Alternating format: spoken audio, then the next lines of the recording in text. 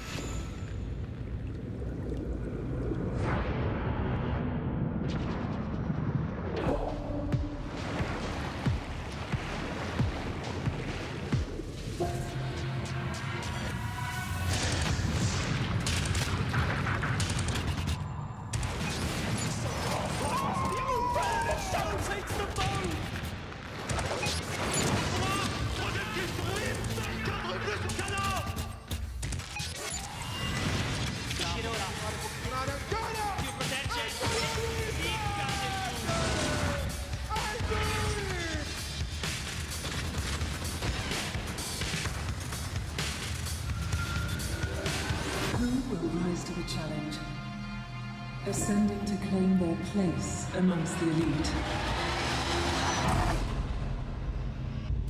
The journey to VCT EMEA has begun.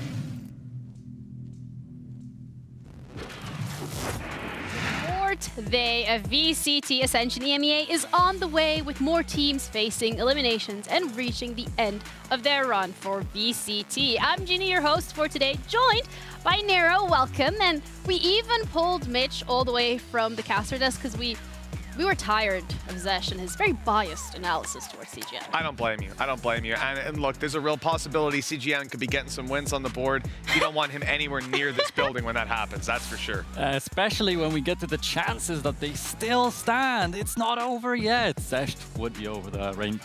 Yeah, he would probably be like absolutely full on Kopi, and we'd get another bet going, which would be pretty cool, but that's not the case. Instead, we're gonna be heading into something a little bit more fun to get the analytical juices flowing, you know? You see if you guys have a good memory, and we're gonna start off by spotting the difference. As I said, they actually haven't seen this yet, and we stole Mitch from the caster desk, so we're gonna see if he's able to spot the difference between Tim and Tom. This could be tough. Okay, first you need to spot the 4 differences, and then you need to tell us which one of these 2 is Tim and which one of these 2 is Tom.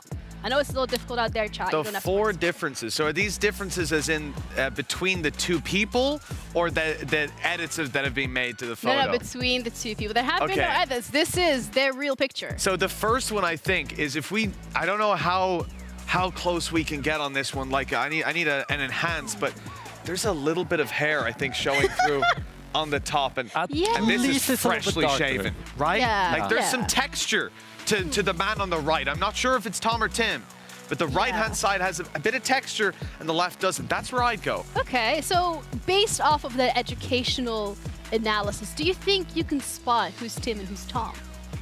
Can you give it a... I feel like I see another Wanna roll difference the here. dice? Like Oh. the, Alright. the shape on the left shape? side here is a Yes. little bit rounder. It is, it is. It's not as pointed. Yes, there definitely seems to be more. I think the aerodynamics, we could say, Yeah. really perfected on this left side. And Tom is a pretty smooth operator, so Okay. that could be him on the left, but I'm not I sure. would agree with that. I would go. I think you're wrong. I think it's Ganda, right? But I guess we're never going to actually find out because instead, we're going to go into a little bit of a recap of what we've seen yesterday. Oh, okay. Ooh, I hope you guys are excited. Well, here on the A stream specifically, we started off yesterday with, I would say, some pretty good bangers. We had Ascend up first, and I mean, that was all the way down the wire. Okay. Ascend, definitely. But talking about mates versus focus, Gentlemates, my opinion about them is a little bit disjointed because before the tournament started, I expected greatness from these players. But then I looked at their domestic finals. Then I looked at mandatory and the play-ins. I was not as convinced. And if Gentlemates are supposed to be close to them in strength, I didn't expect them to do so well right here, but it's working out perfectly. Obviously, shout out to my boy Cadavra on mandatory. Wish we had you here, bro. But yeah, look, the French scene sent a serious representative here in the form of Gentlemates. And I mean, we kicked it off with a lot of power coming out of the side of Logan and Takas, a duo that have been within our scene at the forefront of the EMEA minds for a long time. Or rather, they were a long time ago, and now they've sort of been relegated to that tier 2 level. I mean, there was even a chance we could have seen Takas already in the VCT. Remember, KC got rid of him, and now he's making a case for himself, especially in this series. The one guy who did the best for me was Logan, especially. Yes. And if I think back like 2 years ago to EMEA, we were the best in the Sentinel department. We were looking at Fora, we were looking at Logan right there, especially Safe, now one of the greatest duelists. He was also one of the greatest Sentinels, and Logan was part of that gang. And this time around, he's bringing the heat for sure. Yeah, this was Focus's last chance to really try and stay consistent in that Group B. But unfortunately for them, Gentlemates taking that win does make it a little bit more difficult. Yeah, and I mean, you look, we had a one-sided second map. It's why the highlight package was so short. But when we went all the way to the third map, it was actually traded out 2 rounds, 2 rounds, 2 rounds, back and forth like a game of ping pong.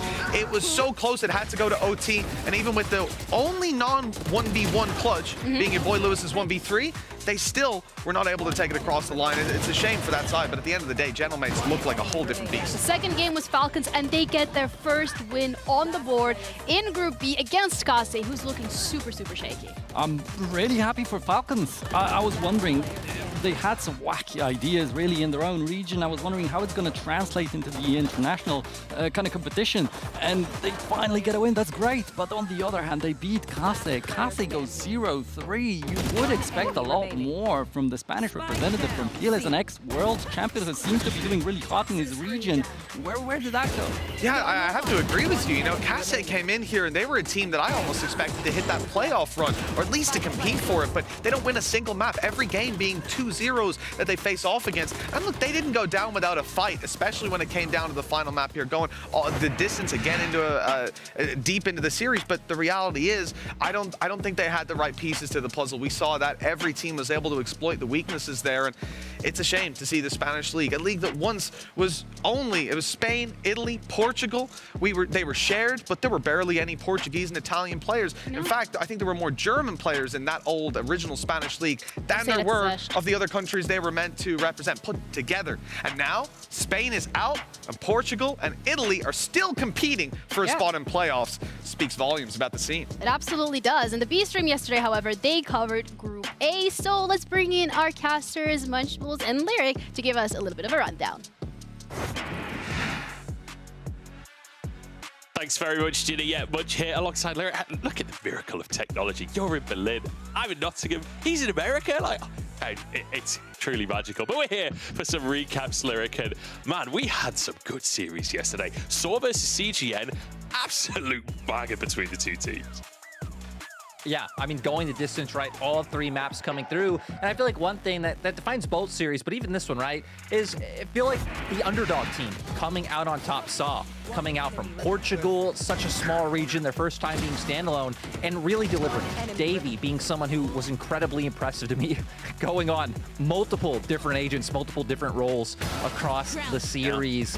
And then, you know, much star duelist, Tamazi stepping up. Yeah, I felt like Tamazi was just consistently absolutely on opponents so good at finding those first kills. 15-7 in first kills versus first deaths over the series. But like I say, Davi, I think really stepping up, not the player that many people were looking at as the star for this team, but I think stepped up in that regard. Almost a 1.5 rating by the end of the series. And crucially, like, these were the underdogs. This Portuguese team was seen as an underdog coming into the series and really giving CGN a run for their money. But then we went into Ascend versus Desire as well. And again, another underdog story coming in. Desire over from Italy, taking Ascend the whole distance.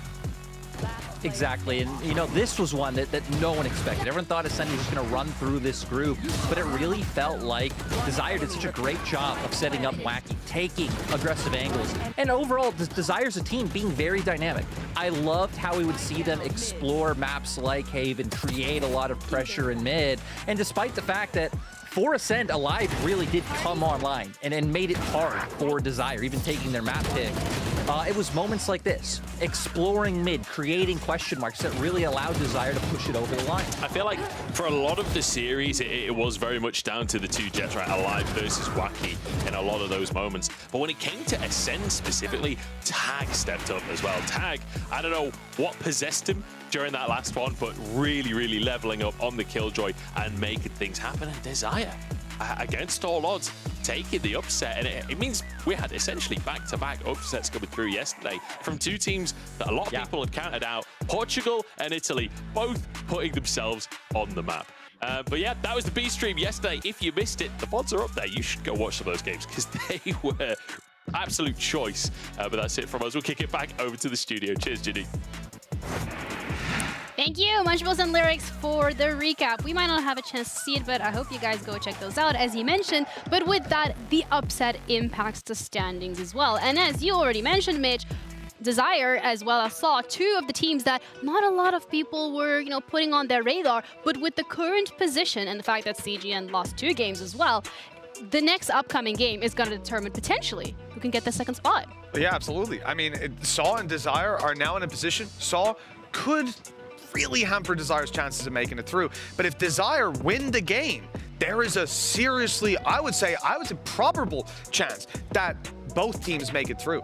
And the reality is, maybe right now, we're not going to see that, but this game will tell us all we need to know. That's absolutely the point that I wanted to touch on too, because Saw is playing against Ascend too. Saw can also win against Ascend. That would make both of these teams go through, but I don't believe that's going to happen. As an East representative, I gotta have step in and defend Ascend right here. They had a set of problems at the start. Yeah. They kind of sorted these problems out a little bit. They were checking their corners a little bit better yesterday. They were working together a little bit better yesterday. Individually, it's looking a little bit better yesterday. But then Desire came in with another set of problems for us, and they were too quick to allow us into that. Group B, however, when we're looking at the standings, this is literally up for the taking. We have Gentlemates Apex coming up later today on the B stream, so please do check that one out because that is going to be absolutely huge. The B stream, however, is going to be starting off with Falcons up against Focus, and it remains the question if Falcons can put a second win on the board. Us here on the A stream, we're going to be starting off with Desire against Saw. That is the matchup that we're looking forward to as well the most here on the A stream, simply because of how that is going to affect the standings in Group A. And we're going to be closing it out with CGN Esports up against Digital Athletics because maybe, CGN, if they win this, potentially they're still in the run for it. Yeah, and I think if Digital Athletics win, it's essentially the end of both of their tournament lives. Like, DA are already in a position where I don't see them coming back in. They haven't played good enough Valorant, simply put, and they don't have enough time to turn it around. Maybe they make a miracle run, who knows? But right now, it's not looking too likely. I think on the other side, the fact that you have Team Falcons kicking off the game, and they, as we have Saw potentially qualifying, if Falcons lose, their chances plummet. Yeah. Well, Focus as well in it to win it, but we're going to be seeing that onto the B stream. So if you're watching us and tuning in from the B stream, stick around for Falcons up against Focus. If you're really looking to see who might be topping Group A, Desire up against Saw, 2 dark horses coming into this competition, join us on the A stream, or if you're already watching us from here, stick around because we're going to be back very shortly.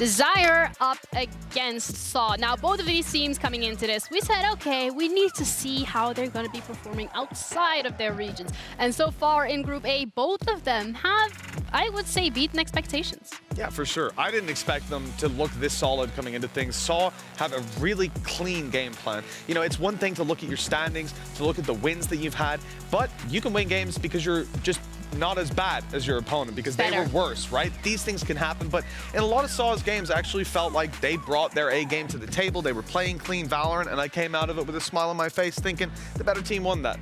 Yeah. I can say if I expected them to do as good as they are doing this far in the tournament for Saw, but I hoped at least. Looking at how they were doing in Portugal, they really seemed like they knew what they were doing in Valorant. They were playing a really structured game. It looked really nice to the eye, basically. And the only thing that was left up there was how is it going to translate to the international scene? And it seems to be doing fine. Yeah, it's doing fine. Desire, though, that's the first thing that we're going to be having a look at, especially Wacky, one of the players standing out this time around, really showing up for the team.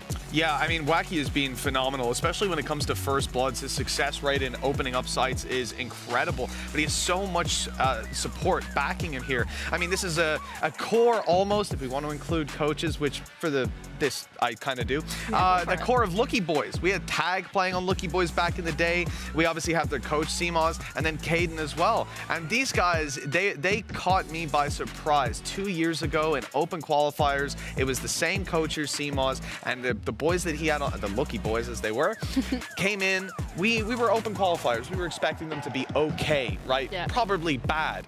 Jumped in and 5 or 6 rounds went by and we just started to realize this team plays good Valorant. It's always such a treat to uncover a gem like that, and great to see that this team, at least the coaching staff and some of the players, have stuck together and been able to plow forward to this level. So close to reaching the VCT dreams.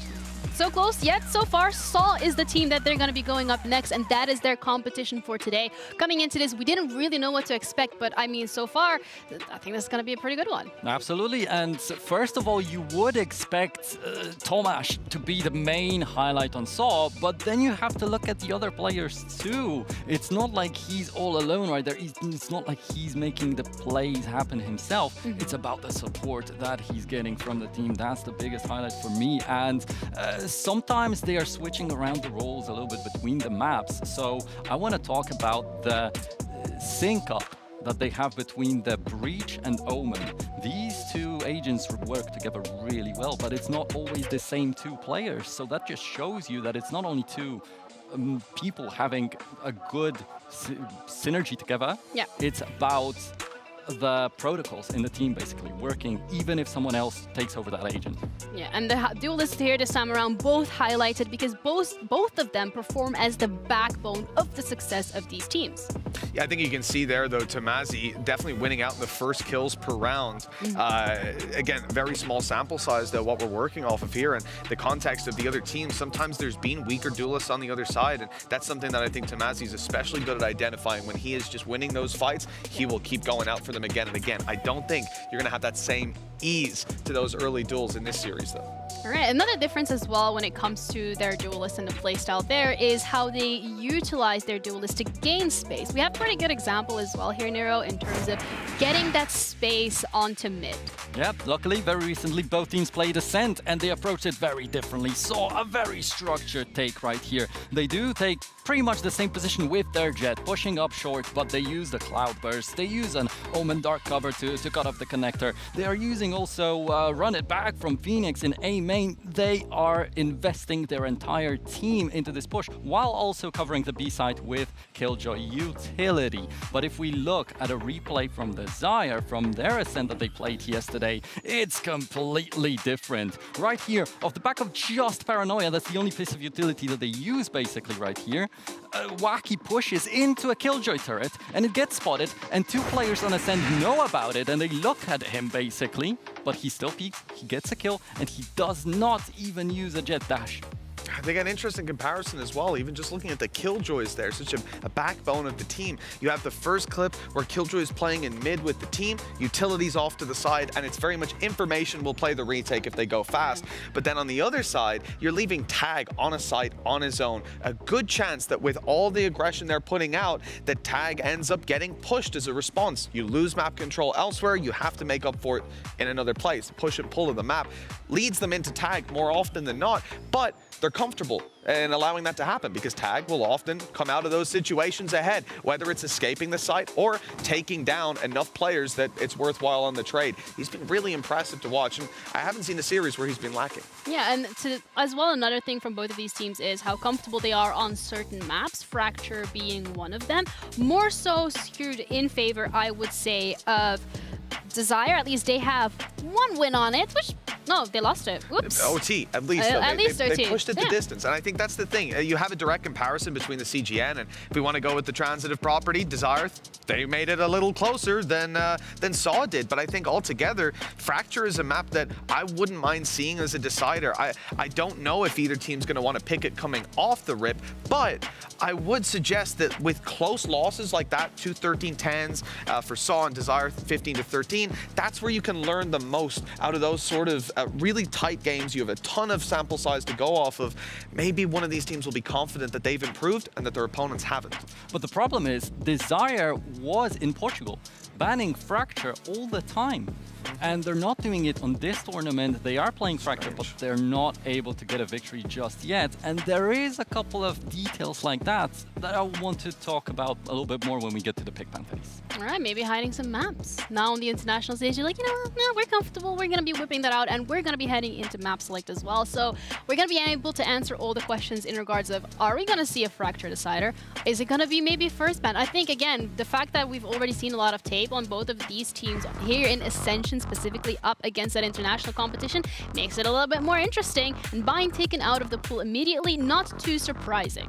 Yeah, Absolutely. so you're not seeing the Fracture ban off rip, and I think this leaves it open a little bit for the pick phase, especially when it comes to Saw. They're the team 2 13-10s, 2 close games. Ascent picked in first. I mean, I'm just excited to see where Saw take this. I think there's a serious punish on the table for This is crazy for me because Desire were banning Fracture. Now they're open to playing it on this tournament.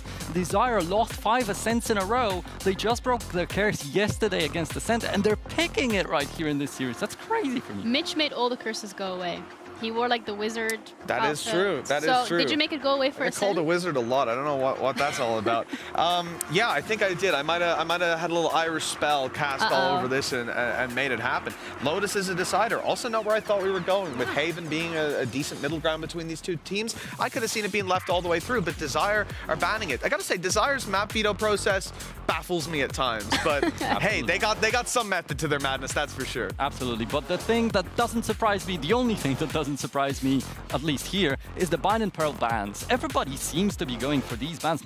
Like, everyone is afraid of playing Pearl, I'm kind of feeling like, from these vetoes that we've seen this far. While they were open to playing Pearl in the regions, a lot of the teams would play Pearl. So what is going on here? I have no idea. Yeah, not a lot of teams liking it. And I think, you know, we're going to see those changes, the one smoke to cover off long. Maybe these things are going to help in the long run. But, you know, one of the exciting things about Ascent up first, for me... Don't say the Odin. I'm going to say it. Don't say the Odin. And you know why? It's because of Fizzy. In the last game, Fizzy was buying the Odin on attack. I can get behind that. We need more risk takers out there. Fizzy, do it for me, man. I need to see that attack side Odin again, because I loved it last time. You're a really good influence, huh? I am. I had Zilv, he locked in a game just before we started today, our observer, and he got bind. I forced him to play Yoru. I forced him to play the Odin, and I don't know because I left before the end of the game, but I imagine he won. I imagine he lost. I witnessed that. It's true. It worked really well at the start. Didn't it? When I was coaching him, it worked. Absolutely. I left the room, he starts losing rounds. That's why you're a caster now. Fizzy, hit me up. We can sort some lineups out. This is why you're a caster now, not a coach. Get the Odin off of these teams. But Ascent specifically, when we're looking at this map, we already kind of highlighted how they utilize the Jets to get that space in mid, and how both of these teams are very different in their approach. Are we expecting any similarities to be coming out? Because we know that they do it, they know that they do it. The similarities. There's definitely another point that I want to highlight on Desire side.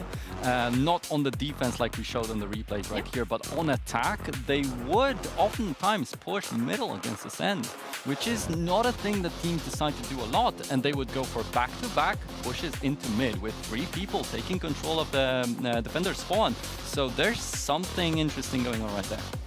Oh, for sure. And I think one of the other things that sort of impresses me that I haven't touched on so far is Davey. I think Davey has probably the deepest agent pool in the sense that he plays so many different roles so well. I think there's a good chance we see him, and we've seen him before on this map on Ascent, play the Jet, but then he's also, in my mind, a Sova player. It was so strong. His utility was near perfect. They had some really interesting ideas as well behind like throwing in a recon to use it in a typical way. Your team is pushing, you pop a recon, but then they would use Hunter's Fury just to clear angles and combine with the recon, often getting kills or at least putting players out of position for a teammate to frag on, which was an interesting use for these guys. Like, especially when we've seen in this tournament in particular, a lot of ult usage that was crazy, like just wasteful, let's say. Oh yeah, but let's leave that for later. I think that's when we want to talk about it. Now, one more thing about Saw on this Ascent. They used the weaknesses of CGN very nicely, in my opinion. They noticed that they are playing without a second initiator, and in a situation where you would use a KO knife or a KO flash to take control of a really small space that you don't usually have to fight for, they wouldn't do it. They would send a drone. And Saw would be really quick to capitalize on that. Tomash would push in with a flash on his Phoenix. They would kind of understand the weaknesses and abuse them really. Are we expecting maybe Phoenix on Ascent? It's been done before, you know? I think so. I think so. I mean, it's hard to go against it, right? Once you pull a comp out like that and it works, I think it's really tough to behind the scenes say, yeah, but don't do it this time. It's very easy to fall into the trap when things shouldn't have worked. That, oh, we won the game, let's do it again, and you'll be punished for it. But I do think in this instance, it's something they can rely on. Right. You mentioned as well a champion pool because it's so big and there are so many agents into it. Would you call it an agent ocean? An agent ocean. Can we make that a thing? Oh, wow. Can we make that a thing? There's a few players that, yeah, I would maybe. I don't hate that as much as I thought. For Davi, Okay. I would do it. Yeah, I think it's worthwhile. He's out there in the Atlantic, man. Yeah, we're throwing some battling. ideas into the mix. I like that. Okay, Agent Ocean. We're going to be heading into Agent Select shortly, so we're going to explore that even further. We've already talked about the Jet, the Phoenix being a possibility. Are we expecting anything else that could be a curveball for both of these teams? Because we've seen them now compete on this international stage in Ascension against different regions, you're expecting Prep to be coming through. So how realistic is it to have hidden maybe a strategy here and there for the last couple of days, and then today you come in here like, surprise, we're going to be topping our group? I think maybe on some other maps, I'm just not sure about Ascent. I think these teams are pretty set in their way with how they like to play it. You can swap in an agent here or there, like seeing your Phoenix come through, which is, to be honest, the only difference I expect is a Phoenix and a KO. Other than that, they've been playing essentially mirror comps, and if those are locked in, that's what we're getting. So if there is any curveball that we could expect, it would have to be Desire due to how badly they were doing on this Ascent this far. You could expect them to come up with something new, but it's not happening. All right, well, those comps are locked and loaded, mirror comps, except for the KO and the Phoenix. We've already touched upon the Phoenix and how it works for Saw, but taking that aggression, taking that playstyle against Desire's competition, how are we expecting that to work out? And you said it yourself, Nero, Desire maybe not the strongest on this map, particularly 0% map wins over the last 3 games, being that, how is it looking to play out? What can they do to stop the Phoenix in the track? Well, Wacky was working really well yesterday, and the interesting thing is, domestically he was doing the best on raids. On this tournament, it seems like Jet is his better agent based on yesterday's series especially, and if he can keep up the performance, that's what could break Saw's kind of setups that they have basically. Their structure that they love to play. we've seen as well that teams have been struggling on that defensive side, and I think for Desire, getting to start out on the attack, this could be somewhere that they can set the pace and gain control of the game. I give them a decent chance. We'll see how I think this first map will actually define the whole series. We'll know exactly what we're getting a couple rounds in. Well, the stakes are high then for both of these teams, and we're ready to be heading into the first map of today. We got Ascent coming up, and also a surprise. It is Bring Your Child to Work Day, because Pavlos brought his child, Vincent. Look at him. Amazing. I mean, this is quite a rich statement from someone who can't even touch the hoop on the child's basketball court. But all right, sure. No way. Okay, you went there. It's brilliant to have you my here. screen. Oh my That had to god. happen. Good thing is we're not watching anything amateur. We're not watching anything junior. Those are basically the best teams from the region that have been just added to the great circuit of regional leagues. Yeah. And I'm more than curious because not only are they the best of their region on the stats pages, but a lot of those players lead on that top 1 space. Look, when you come into this tournament, there would be teams that, for them to reach that Ascension spot, they would have to defy expectations. And from these two teams, we saw just that, right? Taking on teams that you never thought that these two regions would have any business of competing against. They didn't even only compete, they beat them. And now they're in the, challenging position to reach playoffs. And I think that's what's beautiful about them. It really is, because limited kind of talent pool you had to work with at the beginning of the year and bringing out the best possible. I was stupid enough to say this is a farming simulator region for both of them, and I've eaten my words. CGN have done the same. There we go. There's the word we mentioned. RIP CGN, but this is a battle of Portugal and Italy. Desire on attack, Saw on defense, and Ascent is being our first map of this best of 3 series. Mitch said it, that this is likely to be the map to dictate who will come out on top as we get right into the matchup. And we see there's no real focus of the SAW side of things towards B. That double duelist setup always being very, very pressuring over on the side of SAW. As though nothing happened so far, they remain calm and most likely play this A on retake. As you see nobody on side, this is the only thing they can go for. Desire's already on the run-in. Drone has spotted one of the players, but that spike's going down 100%. Yeah, the spike indeed will be going down. Although they're kind of slow and sort of waiting to see if all one of the corners are being cleared out before they take any risks. There is Tag possibly going for a push behind them, but Saw is actually moving into this very quickly. Tomasi right into the fight. Zazie and Fiku coming out on top straight out of the bat, and we haven't even seen Tag come along all the way from short. Now he's only entering the fight, and he'll have to deal with Addicted as he moves into that position. Davi, he's isolated on top, runs out of bullet, has to reload, has to wait for Tag to come in from behind. Addicted deals with it, and now to a 2v2. Setting the pace, taking it slow, has to win that first duel. Saw putting their players together, holding hands. The close in, Zazie on the bottom line. Nice little shot onto Addicted, cleans up. Davi finds another, but he's low. He's got a sheriff, he needs a headshot onto Kaden to finish it. It's a shot through the wall. It's 2 shots and a headshot in the end, and Saw come out on top in round number 1. Oh, they were having that 1 versus 2. And of course, Davi, the man Mitch is highlighted as being so diverse in what he can do, brings it home in absolute crazy fashion. They were pushing very early on into that retake-esque kind of scenario to deny any kind of calm that Desire can collect. None of that happened. And what Davi has done here is a beautiful miracle for SAW, starting it off brilliantly. He was feeling it. He knew it was back there. He saw his nice little coat, the dark blue one that looks so fancy. But this ain't a fashion show. They might be from Italy, but... Fair enough. I feel like a lot of these Zeshtisms are going to... It's a first one, round 2, huh?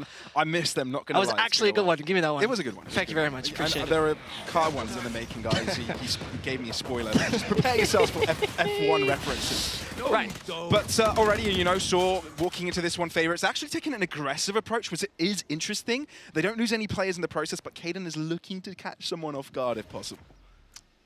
He might be able to do so. He might. I mean, that is what Phoenix is for, right? Yep. Yeah. Easy frag Perfect fan. for corners. I mean, literally, we just maybe need to talk about the fact that they're playing against Classics and Sheriffs and choose the smallest room to push. Give me an insight on these compositions. Oh, wait a minute. Hold on, I'll give you a second. give him a third, maybe no. This is good. It's just, those frags also helped him to get his Sova ult already in round number 3. About the compositions, absolutely. You can trust me. Already? Trust me, bro. Listen, I'm the source. Trust me, bro. Most importantly, about the composition question. about your compositional question.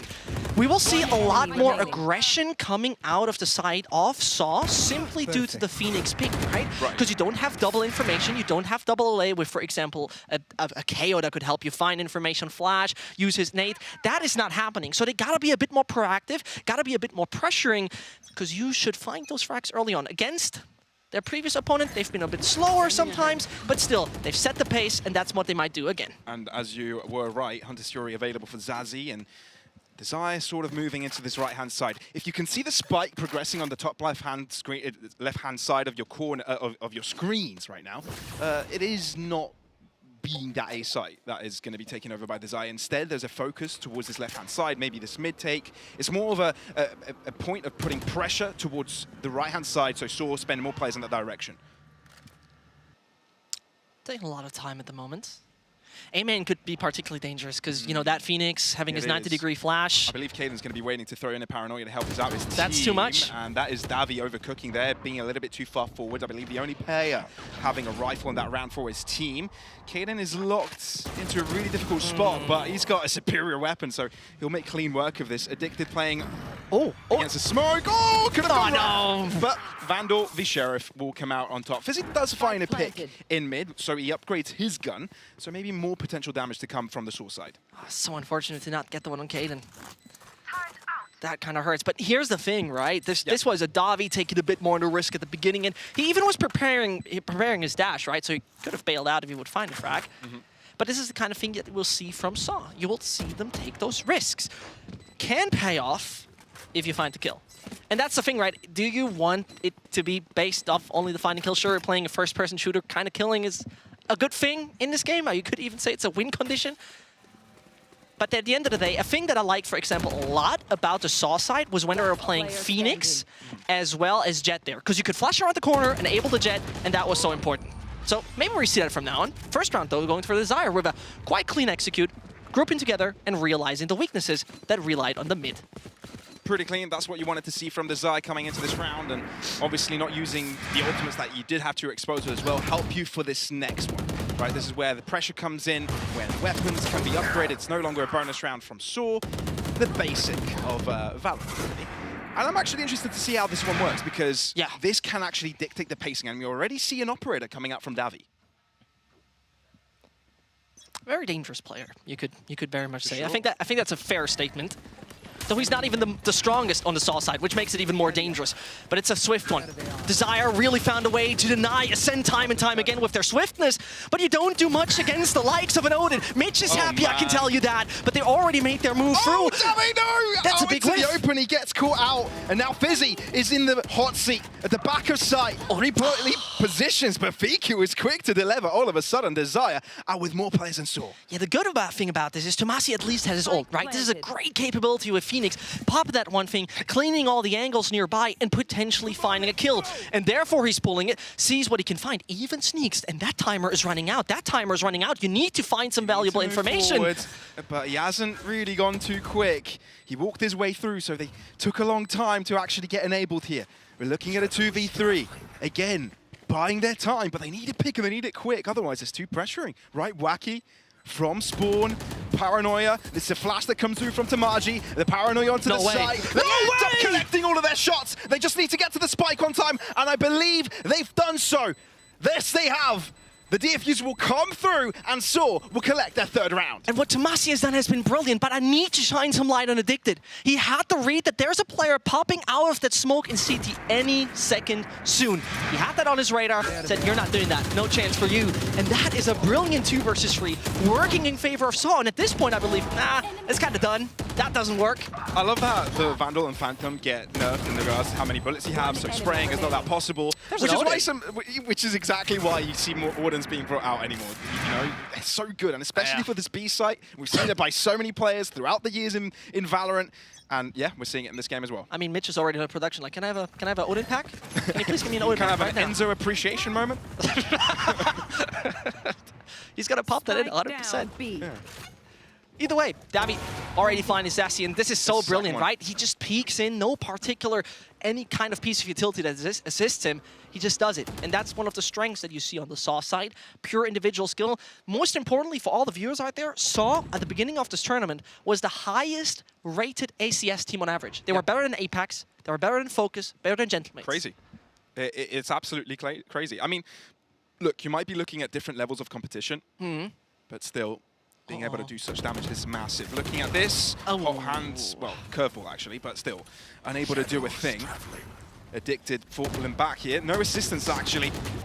Oh no, Paranoia, like aggressive push, it's a pick. Maybe a second, runs away to safety, and Davi is now there to help out.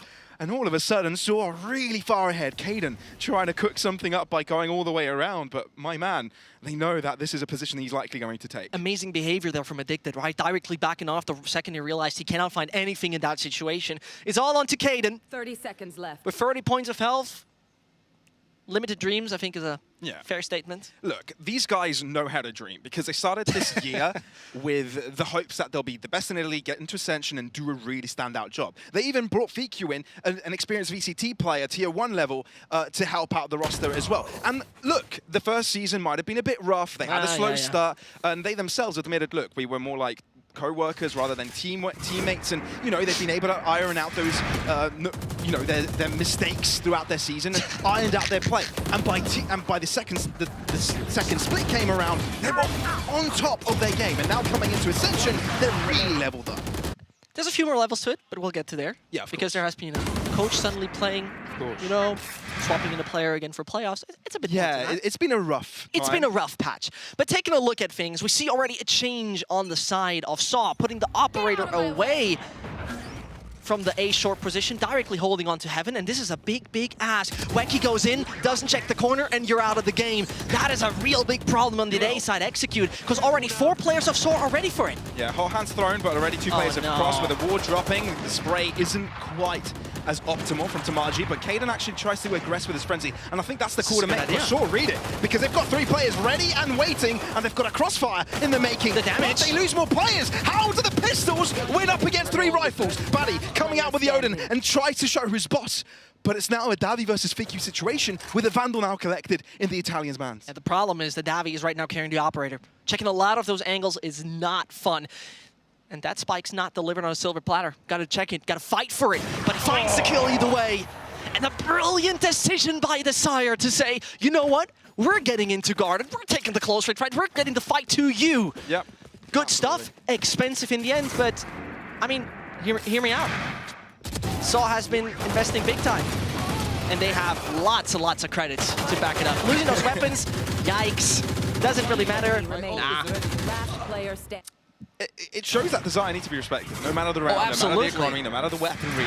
But it's such an awkward play either way, right? But now they draw out a timeout. Obviously, they feel that this game is coming out of hand. Yes, they've got a couple of close ones here and there, but they need to start getting some on the board before it gets too difficult for them. I think the most important part is what Desire has time and time done again against Ascent is just swing middle. Just swing middle. Just do it. They were pushing so much towards Market time and time again, with particularly, you know, it was Wacky, he was daring, pushing a little bit, and even backing off, right? There's none of that from Desire. They're fairly straightforward, which gives Saw a great idea what to do. You never saw them being baited out, being faked out, not having the majority of the players on the right side that is being attacked, and that is a big issue. I think that is a big mistake, where I want to see Desire add that extra layer to their play of being like, oh, you know what, we're contesting mid, psych, we're not even going there. Some of those things I would really like to see from them. Overall, though, Tak not really making up as much as we know from him. Yep. One of the biggest Italian talents in existence. I think Saw being the biggest surprise for many this tournament. 2 wins, 1 against Digital Athletics, 1 against CGN. It's massive. And it would be about time to make it work when we take a look at the ultimate space, but here comes the Phoenix ult coming in. He's denying all that space on B. This is what I love about Phoenix. If he finds even the kill on Tag, that would be crazy. Doesn't do so, and with that music, I'm trapped in a frag movie. Now he goes further, he finds it! Okay, calm down, man. Sorry, I mean, come on, can you listen to this? Music with it. Yeah, I can hear it. It's a banger. It's quite a banger. I feel like come on, you gotta live up to the music. Come on, Pat, please. Yeah, I'm gonna get into the music. Italy. Oh, come on. The moment I was about to get into play-by-play segment about the owl drone just, you know, maneuvering across mid. Really epic, though. Really epic drone. The most epic owl drone I've ever seen in my life. Never seen such an epic Aldrin. Scanning ahead. All right, split across the map. Desire put their hopes towards the right-hand side onto Caden, while the rest of them have got their focus onto taking out the Killjoy utility in B. And again, an opening kill for Saw, right? That is where this wonderful Phoenix ult comes in, used twice already. It's crazy how confident Davi is to push into those mid positions. And you see them being passive overall, right? After that good bit of information gather, passive, remaining calm, found the entry, not much to do. The worst part about it is Tag would have even had the ult, right? That would have been so great for the team. 30 seconds Very impactful. Although Davi repositions and it's in the right angle as well. He might be flashed over, but he's got a second opportunity. So much thrown at him. Dark cover. It's a spray down. Oh, and he's damaged down low. Back to 23 health points. And now full control for Desire on the safe side. And a KO ult is so important at that point in time. Fiku triggering it, denying so much of what Fizzy could do with his ult. This is costing time, a valuable resource in this universe. Yeah, and I feel like Shaw are confident with just waiting out. You know, they have that's the why they're protocols. falling right back up. And they now have to. Hunter's Fury trying to find some info, trying to find some pot shots. Now only waiting, and they cross onto Heaven. The Hunter's Fury doesn't hit a single one. This is problematic. Now they're trying to anti this. There's a lot of chaos on site. Tomasi already finds one, but there's more to come. Right underneath the bottom of Heaven. Now, Wacky hasn't really revealed himself just yet, and this is where all the damage might come in from. Spray down across the wall. It's not even diffuse halfway, is it? It stopped. 10 points of health onto Wacky. Classic shot onto him, and it just is enough to get that spike diffused. Saw on top yet again. Those rounds are tight. Those rounds are damn tight, and we saw from both sides, actually from the Saw, 3 ults used, from Desire even 2. So it's expensive for both. It's not like Desire can come out of it and be like, haha, you've got no more ults left. None of that happened, unfortunately. And that kind of hurts to watch, right? Because the investment of the ult was great, the execute was great, the way they've played it with a man disadvantage, and it was so close for Wacky to do it. It kind of sad they didn't even get for the kill. He felt like he couldn't get his weapon out quick enough to deliver onto Fizzy. Generally. Yeah, he could have gone for the shot there maybe in time, but it didn't quite happen for him. So Desire falling back quite a bit here, so they'll try and play catch-up. Remind you, this is their own map pick. Troublesome. I know it's the only first half and they are on the attack, but you want to have a greater hold over this. Well, sort of already guaranteed 6, already guaranteed to at least be equal as they enter that half-time. So anything from now onwards may be a bonus. Spike left behind, Desire, full control of a mid. Bomb grenade out. And they're pushing over onto the A main. The constant pressure from the Saw side is just annoying. But Caden has an awareness, Caden has an idea. Ooh, flashed over, he knows there's movement in that direction, while the rest of Desire are moving in to tree. Now, Caden does get deleted, but the space that Desire have garnered is immaculate. But Davi, he reads it. He knows how to deal with it. Fiku's going to peek. Are you real? He is. And Davi's no more, but still, the damage must have been done. Spike still under the control of the Italians, but how far can you take this? If you look, Zazie behind you, any second now, you'll have just the stampede of cavalry. And you have to get away, get onto that site, get to safety, and try to control your own castle. The problem about all of this is that, you know, the room take is great. But when you're down by 2, it doesn't really help you. Nothing's impossible, man. These players can do what they can make. Nah, keep dreaming, Pavlos, come on. All right, I'm at least going to try and give them a benefit of a doubt here. So, definitely fumble it, no, but Zazie overswings there, and yeah, he's out. That's a rough one to do by himself, but no, that will not be happening this time around. And so, this actually was a very clean round by them, and it was a full investment round by their opponents. But have you seen again where those entries have been found? Yeah. Deep down the lines of Desire. Constantly putting pressure on the sidelines. And this is where you got to ask yourself, for example, do I fight for the space in front of A main? Do I really go for it? Do I really contest them after they flashed me out?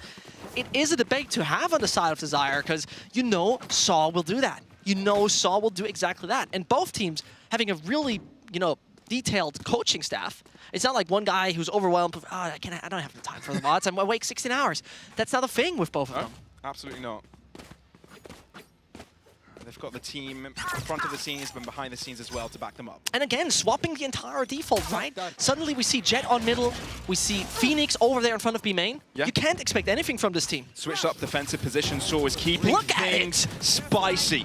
And they even peek out early to catch out Fiku off guard. This is massive, and they're not going to stop relieving that pressure. Wacky is going to be moving a little bit forwards, and Saw have got a nice setup here. Body dropped, but Tamaji is hiding, and he has another curveball to go at it once again. He's got assistance coming in from Market, and Davi delivers, keeping his team on top in numbers. This is unbelievable. They're making this work in a fashion that I could never expected. Man disadvantage.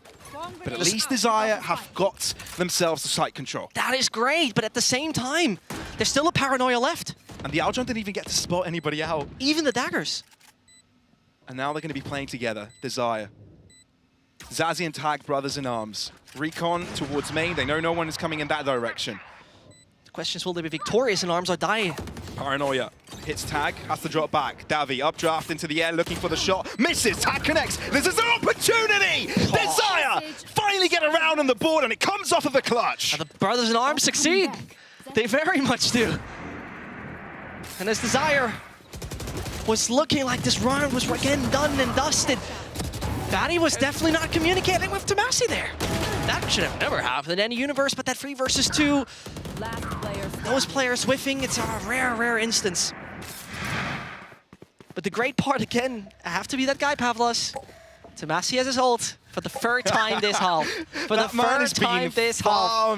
You know, it's not only the extremity control, it's also the orb control. They've been gathering all those time and time again. Look at and the openings Tamaji has had. I'd want to see the stats by the end of this game for how many openings he's been impactful in. Davi looking for a pot shot there, but already it's just a couple of seconds into the round and Desire playing in a 4v5. That's the thing. How often have they been in a 4v5? You don't have your duelist to, you know, push you and grab you into the site. But here's the thing. If they genuinely gravitate towards the B side, we've seen that time and time again, B does fall. B's not as well secured as the A side from time and time again. And the issue that I just see is that they falter right here. The retake could become a bit of a problem. We've seen it in the previous round already. Yeah, it's about the timing from Davi. 1 nanoswarm deleted, 1 enabled, delaying the push from the shadows to the back of the line. Sort of for the info. Busy with a double before the entry happens. Desire on the back foot already. Batty repositions. Odin in hand doesn't even need to see them. He sees across walls with his recon. It's perfect. Now Kaden on the hot seat. But that hot seat is burning. And it's going to burn him whole to crisp, to mere dust. He just has to run away, try and hide. But he might even get shot from that Odin through the wall, because why not? He might even go out in style, goes aggressive. Batty's the one to deal with him. Saw on top, 8-2, 6 rounds of difference. And I think Nero mentioned on the desk, right? This is not a really great map for the side of Desire on paper. It has been actually Ascend who ended their 3-month losing streak on this map. Yeah. Kind of weird, to be honest. It kind of makes sense to me why Desire dropped into it. It's kind of like, all right, confidence boost. We've already managed to beat a really strong team on this map. Let's carry it onwards. But at the same time, if you saw how that unfolded. The thing is that they might fought. Saw has played this map, and I'm not joking, 2 times this year. Yeah, they've been quite hot. They've been holding off on showing a lot of maps throughout the entirety of the year. Best of 1 format does that to you. Yeah, never really had to show all that much coming into this tournament. Quite a benefit for them, really, knowing that they can't be anti-stratted. But look at Desire moving into mid. They've gone in a lot of space. Wacky with the blades coming out on top. But again, Tamaji coming out on top. How is Wacky still alive? Batty deals with him. His recons have been brilliant this game. And Saw are just cleaning house right now. Tag, the only one remaining, but he can't see if he's blind as a bat. So that is going to be another round falling into the hands of the Portuguese. And I just wanted to say, finally they do this mid split on B. Finally they dare to take a strategy out of the book that worked so well against Ascend, but none of that happened over here. Man, I remember last year when the Challengers Leagues were regional leagues and Spain, Italy, and Portugal, I think, were all in a one big package. And, you know, Spain sort of seemed like the god of all gods, and Portugal and Italy didn't have representation. Well, guess what? Desire and Saw look a lot more stronger than the teams currently competing in this side. Listen, last time around when regional leagues fought for a slot in VCT, the Germans won. Okay. Just last time, no, 2 times ago, mate. I think last time around there was back than that. Before that, it was the Turks for Esports. Remember? They've even qualified as champions. That is a different thing. Please, okay, let it be. Stuck in the past, man. Where's your Greek team? Whoa! Yeah, you're right. Okay. You're right. Good. And here, Tamaji, good entry. They've done this time and Classic. time again, and Desire are falling victims to it. but this is a brilliant idea. Kaden finally stops taking the risk, moves over short, and the players are suddenly on side. Swapped roles, it pretty much feels like. But at this point, Wacky is isolated into dealing with the two players rotating over. Do they know he's there? They don't, but it's still traded out. Kaden has yet to upgrade his weapon and is now only putting the spike down. Tamaji, now to challenge. Desire don't really have many positions to hide into because they're challenged from all sides. Make the Tamaji putting on the carry pants, getting a quadra this round, while Tag tries to save his team. He's up against 2, lockdown, low in health, and tries to reposition. Thankfully for him, Fizzy is late to the party, tiptoeing his way through main. How does he isolate? He's going to have to be quick. He's going to have to swing. Odin is going to be low on that time. Recon, that's the first. Can't hide in time. Fizzy finds the backstab, and that is Saw on double digits by halftime. This was brilliantly done here. Saw really showing us why they play double duelist, to take the space early, to be as annoying as possible, and that's how they succeed. Brilliant, brilliant, brilliant stuff. Really got to give it to them. And Desire, you know, just to give a bit of a reference of the Ascent game, insanely more successful in that attack, because Ascent didn't even know how to play against them, really. But the medicine, the antidote to Desire kind of play on attack was just be a bit more proactive. And I mean, also, Tomazi on 18 kills is kind of helpful, I would say. It helps. It's something. I mean, this guy was, for a good reason, coming into this league with, let's say, 290 ACS over 6 months. Can you imagine that? Yeah, no, it's impressive. Very impressive. 290. The best by Crazy. far. Yeah. Imagine averaging that. Yeah. Just I cannot imagine. consistently a god, essentially. Consistently smurfing. I don't know, you could make the argument, you know, is it your own skill or is it your opponent's? But, you know, you're clearly distinguishing yourself up against the best, right? It doesn't really matter. We could all be laughing at that. Yeah, absolutely, absolutely. But this is sure slowing things down straight away with the pistols. We often see those 50-50s, high risk, high rewards type of thing. But for now, they play it slow. Yeah, they've probably been expecting that. What Desire has been doing a little bit, pushing up top mid from time to time. But that didn't happen. Addicted has invested in a paranoia, so he's waiting to use it into short. Could be the right moment for them.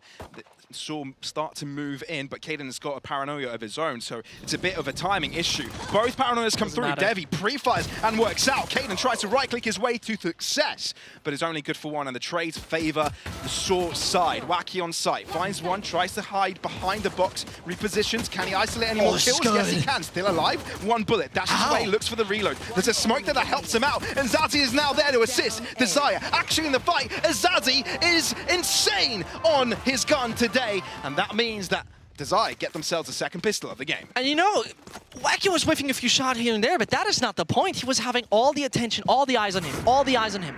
And considering that Desire is so far behind at half-time, this round was absolutely necessary for them to win. Mandatory.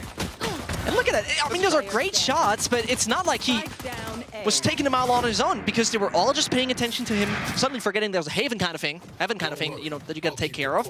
That was not the case. So, I gotta look where they end up. Definitely B main seems to be the aggression they are aiming for. And Mitch is surely happy that Zazie already picked up the Guardian to take some wallbang shots into consideration. That didn't happen, though. Not yet, not yet. What did I say? What did I say? Yeah, he's looking for them. Good man. But this is great. Look, once more, really on AWP focused. Fizzy got that. They want that Killjoy ult as early as possible. Ultra enabled. They're wary of a heavy presence here. Recon actually doing a lot, and Tamaji falls low, likely to be using his hot hands to just replenish his health again. Right here. No idea how he's done that. No idea. No idea how he dodged those. Always been damaged up heavily. 3 players, you know, could be easy pickings from now on. Could be, but the question is, how much will they utilize what happens there in mid, right? Wacky needs to hit that shot from start on. Fiki might have gotten Batty, but this one is the worrisome one. Yeah, could be. Desire need to clean, though. They can't afford to lose too many players. Yeah, okay, they've lost Fiku. Wacky sort of waiting on the cross, and given that Fizzy's low, he's just one shot away from death. But the rotation comes in from Wacky and Zazie, meaning that this is free real estate. He's going to fake it out. He's going to fake it out. There is an alarm bot there. It will illustrate his position unless he takes it out. But again, notifying of someone's presence. Let's see what happens here. The cross comes in from short, and Zazie not quite sure if he wants to hold that angle for now. Wacky The back of sight needs to be accurate. He's taking Can't a few afford pot that. shots here, but actually Saw coming out on top. This is actually really working out You in their can't favor. afford that. And you can't play close distance with a Guardian with so many players nearby. Caden so strong on this Bulldog, yapping away at his opposition. And there's not much time for Saw to plant anymore. Caden saves the day, and Saw come out on, well, and Desire come out on top. Still a worrisome anti-eco. Good stuff from Saw, to be frank, but finally Caden gets a few more kills on the board. So crucial for the confidence. This guy was, for 14 rounds, sitting on 5 kills. That's not really what you want to see. Even though you're playing controller, it's not what you want to Absolutely, yeah. But actually Saw here doing a lot of damage to the economy of Desire, meaning that not many weapons can be afforded into this game. Tamasi first buy run already having Phoenix ult. Bro, Like, we need a counter for how many times Fourth. Tamaji has had so many run it backs in one game. Is this normal? yeah, I mean, This is not normal. Check NPC. either way, look at him. Directly pushing in. They're taking a short, and we're 10 Utilizing seconds it in. whenever he has it up, being as optimal as ever with his ultimate, cleaning up house. First shot goes his way. Of course, he can run it back and be alive for a second time try. It's VQ onto the back of the site. Does magic with his share of being a cowboy, but of course, in cowboy land, there might be some nano swarms by his feet, so not going to be lasting too long. So Saw taking is charge, good. but This is good. it's in on top when it comes to the altitude. But can he Zazi deliver here to close the deal? An absolute key round for Desire, right? Otherwise, we're looking at 11-4. And Spike goes down. The pressure's on for Xazi. 1-1. It really is up to Zazi here to bring his team right back up. What is his play, though? Definitely been hurt. Both teams out of view till Guardian? I think he's trying to destroy the door and take another path then. Okay. Potentially. Fair. Yeah, he's exactly doing that. Davi waiting, he's read it. Davi smart. Too Is there a easy. pre-fire from Zazi? But Davi comes out on top. Quadra for him, and Saw on 11. Too easy to read there. Davi knew what was about to happen. Great approach, great try. It seems like not with Davi. Not with Davi, not with him. Bonus from Desire. Still a long way to go. But they use their strength so brilliantly, right? You have a Phoenix ult. Do I really want to wait it out until my default is set and execute? No, I'm going in there. You can't set yourself up. Forget it. And that is a great part of Saw's game plan, really. 22-11 does not represent the impact that Tamasi has, because you would be like, hold on, what is he saying? He's 22 kills. This is a lot of impact. Yes. But what he does with his Phoenix is so much pressure, so much discomfort. And as Wacky is looking to find his first entry there towards middle, Batty has been spotted. But that is a baited switch, and that is a good baited switch. Yeah, just a little microplay, playing with the attention span of Wacky there. Could have been catastrophic, but tag over stays as welcome. They're That's falling for all the was traps. that a dry peek? Yeah, they're falling for all the traps. He was trying to get the orb and be like, psych, I'm holding you. And Saw actually playing with Desire right now. It's as if they're playing with their food, and the food isn't shooting back. Caden trying to save the day, paranoia thrown. He's going to have to make a hero play here. He's going to be forced to. He's going to feel like he has to. And yeah, he's up against the wall here. Quite literally, 2 players from one side, Tamaji from the other. Caden's trapped in, and Wacky called to action. Oh, cannot see a thing though. Smoke's perfectly placed, and Zazi, 4 points of health. He is in trouble, my boy. Tamaji deals with him, and that's Saw on map points. 16 rounds played, 5th ult. Another ult from Tamaji, you're right. It's crazy, brilliant. it's crazy. No, this man is too good. How many orbs for the Phoenix ult again? 6. 6. And he's going to use it again. I don't know, He's going to use it straight away. He always does. It's ridiculous. Look at them standing. They're out in front of B main. They realize there's not too many ults that can stop them. The only thing that could become a little uncomfortable is the killjoy stuff, but at the end, you are playing the Phoenix thing. The problem, though, Desire most likely are keen to now take the aggression towards B-Con. This could be a pincering move that could work out brilliantly. Joke's over, you're dead. Cries Samaji as he walks forward. Doesn't care about the nanoswarms that he can be brought back to life. He depleted utility with his movement. Might be worth it. Addicted, though, is all the way behind as Desire push through mid. They get punished, though, and Saw's still on top when it comes to these numbers. They cross through mid. Fiku is there to stop them. Find some damage through the smoke, but it's not quite good enough as the cross is permitted. Davi on top tries for a different angle. Not successful, and the cross to the A site permitted for Saw. Wait, Caden's going to go for a hero play? Yep. Really? On He his does. own? I mean, what do you want to do? It's 12-4. You need to do some heroic stuff. Gotta work something out here. No paranoia available. Dark cover, though. Oh, man. And Batty's got everything still. He's got a double shock. He's got a recon. He's only just uses our drone. Yeah, but that thing could be pretty much done and dusted.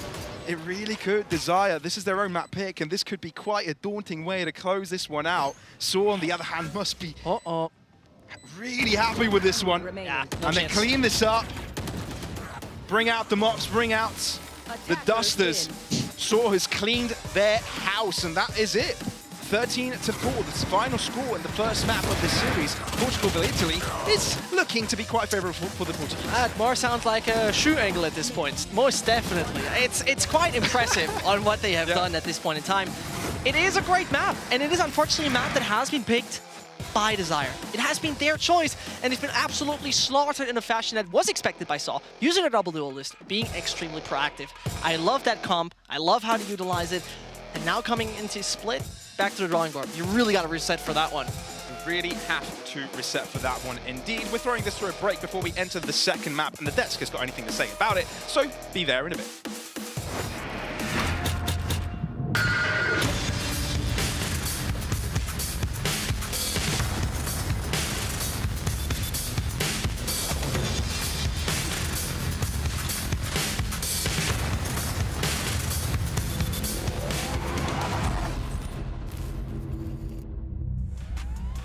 But can't say that.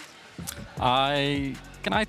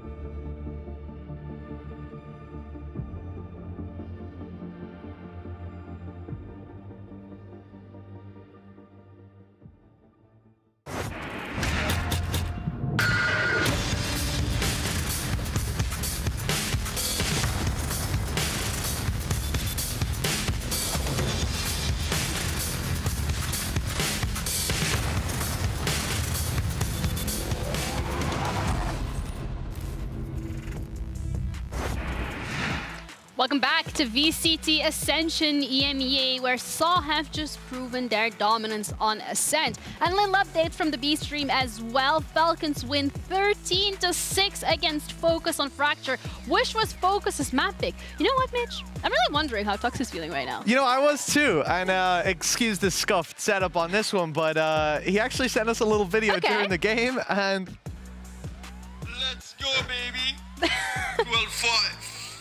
Well, he's pretty happy. Yeah, he's I pretty can happy. understand. You know, CGN is doing better than Falcons, so that's one thing for sure. But this map specifically, coming into Ascent, we said you can expect a little fun thing coming out from SAW. You can have the Phoenix, but Desire, they struggled so hard to find an answer to everything that was thrown at them. Yeah, this is a really tough start to the series for them. I mean, going down 13-4, we often say these are the easiest losses to take because you can just shrug it off. You didn't spend an hour and a half of your life grinding through it, but ultimately, especially when tournament life is on the line, it means so much more. And you think about the next map up being Split. I said there was an opportunity for a punish pick when we were going through those map vetoes. And with Split being picked, this is somewhere that Desire, in this event, only played against CGN, and they got bodied. And Zest will tell you, CGN aren't very good. Yeah, no, they're absolutely not. Yeah, Jenny asked, what could be the curveball that Desire throw right here? I said, Wacky playing as good as he was playing yesterday. Not really the case right here. And actually, at some point, I'm hyping up Tomashi so much. I feel like he's so strong, even domestically, translating it into this tournament too. And I was actually scared that he's going to get overshadowed by Davi at some point, and that tells you something. These two were sweeping the server completely. Yeah, I mean, I'm pretty sure that they felt that. Well, another thing that we're really proud of, well, particularly that Mitch here is really proud of, he is an avid Odin enjoyer. Don't ask me why that's the case, but you know what? He's going to do it instead. Yeah, I can tell you. You know, some of these plays were actually incredible. This one here, you know, you can probably do that with a Phantom. Not too big of a deal. You can even wallbang that from the corner, but there were a couple of super interesting plays that you'll see popping up right about now. The fact that you had Batty just consistently playing that Odin, committing to it 100%. They had some super interesting. I didn't even realize that was a replay. I thought that was us on camera the first time. I didn't know you guys were grabbing those. What the hell? I was enjoying it. As you can see, look at that. He even has a lineup to actually look. Hey.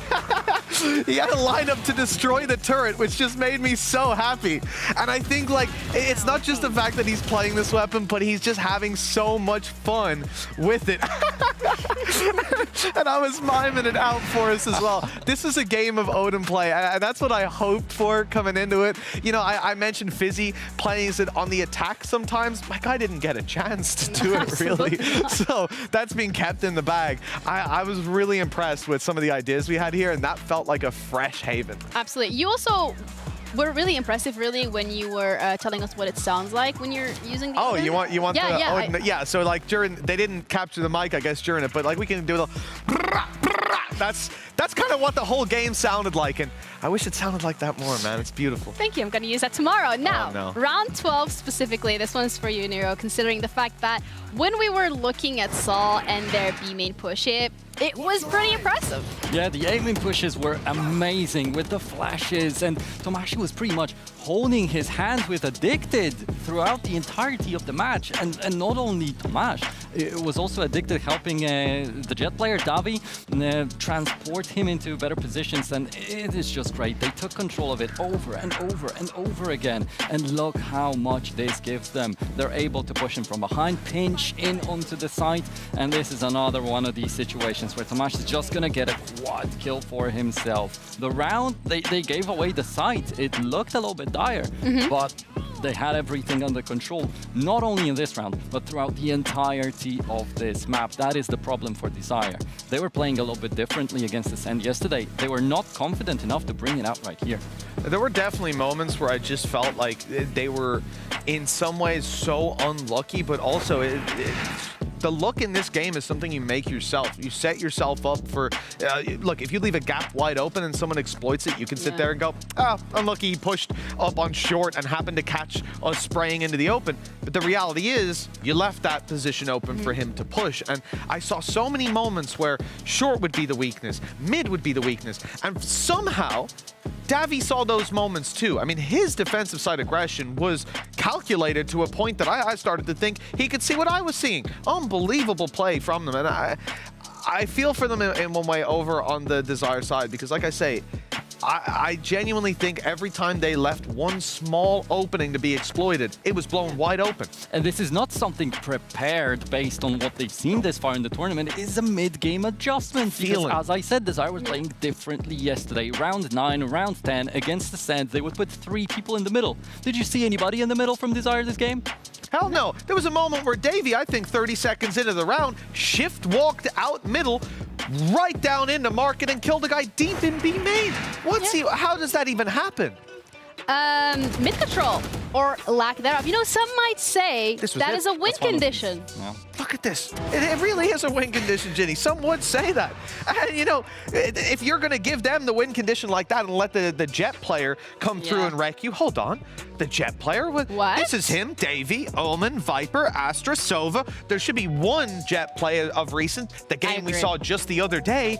But other than that, this guy doesn't even play the agent. I mean, he looked like one of the better Jets in the league. Hell, better than some Turkish Jets we've got here. And yet, it's not even his main agent. Like I said, in my mind, he played a better Sova from the other day where we got to see a plethora of agents from him. But even that is not his main agent. This guy's unbelievable with the depth he brings. Exactly. The Sova is also fresh and is also impressed us this far in the tournament. So it seems like his new picks are the better ones. I don't know. I don't know if I should say the better ones because he's just that good. He's just that good. I mean, you know, the Agent Ocean. We're going to run with that for Davius specifically because this man can do no wrong, whatever agent you give him. But it's going to be on split. They need to replicate their success, but also Desire, they're going to fight back to try and push this to the third mapper. Okay, Mitch, you want to see Odin. You potentially could see a lot of Odin on Lotus on the last Yes, definitely. And why would we get there?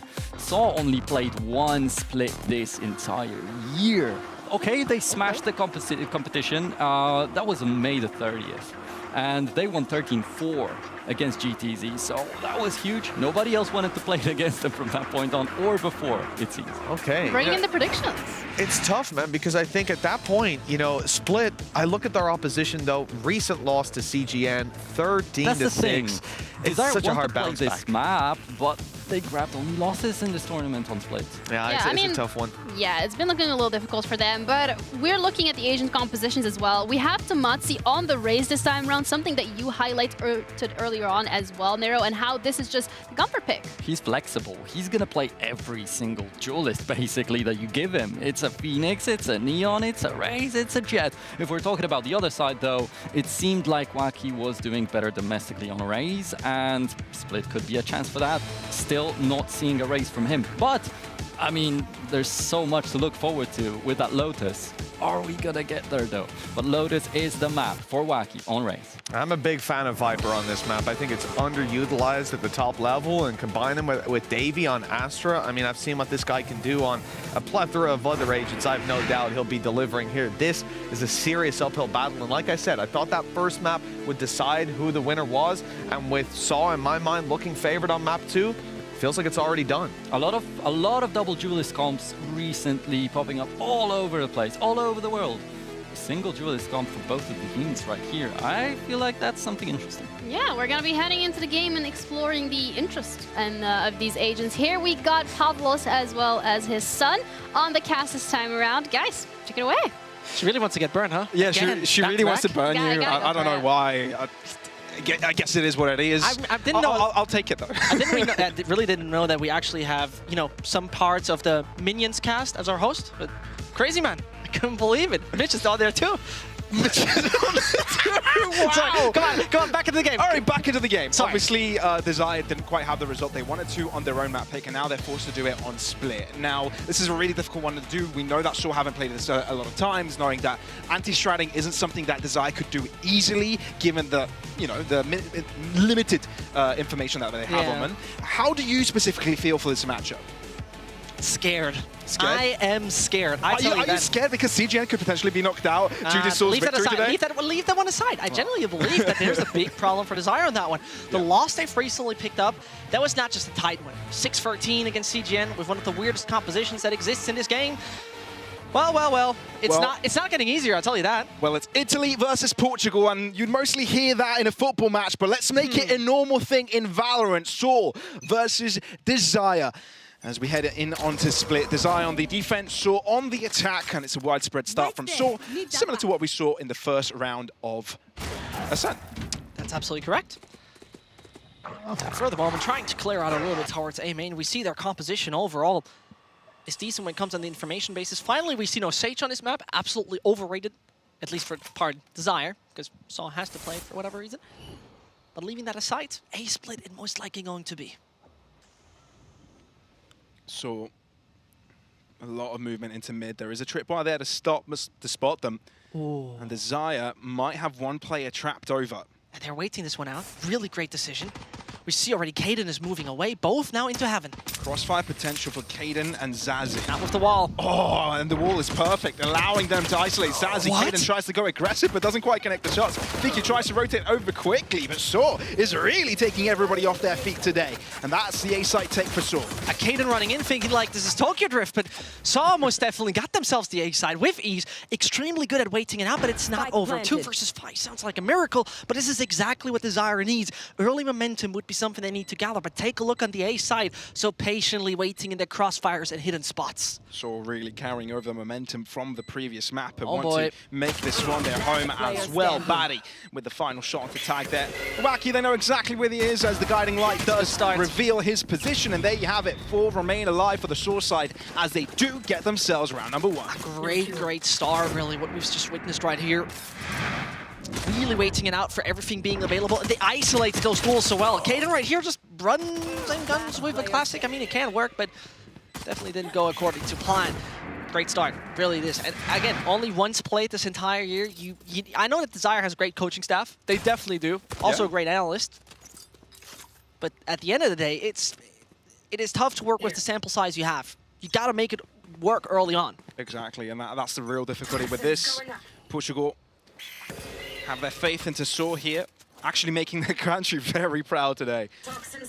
And it should give Desire quite a clear idea. First of all, there was the bird coming in early in front of A main, that the camera is into B main, so you can kind of rule out things, but the dog might just keep them glued, and this is the case. Xazi is the one rotating into vents. The A side is pretty much empty. Free real estate. Yeah, you know, Desire forced to take a risk there early, hoping that it would be a B execute, but that really is not the case. You actually see Batty, you know, roaming over to mid. Obviously, not much to lose. He's got only a ghost in his hand, so he's happy to go for that rotation when the site is taken over by Saw. But Saw is so slow, actually, to push over that Desire have managed to rotate most of their players into this heaven position. They might just reconsider their options, and they very much do. They realized with the Omen smoke in, they want to force us in a close-range fight. Now they're coming out themselves, going to realize A is empty. Yeah. The acting place is going to be B. I like what Desire doing, finding strength in numbers, but the fact that they take so much time to do it means that Saw themselves have got time to wrap around towards B. Yeah. And with 30 seconds remaining, only one defending there, it's VQ. Oh, he got to be a hero.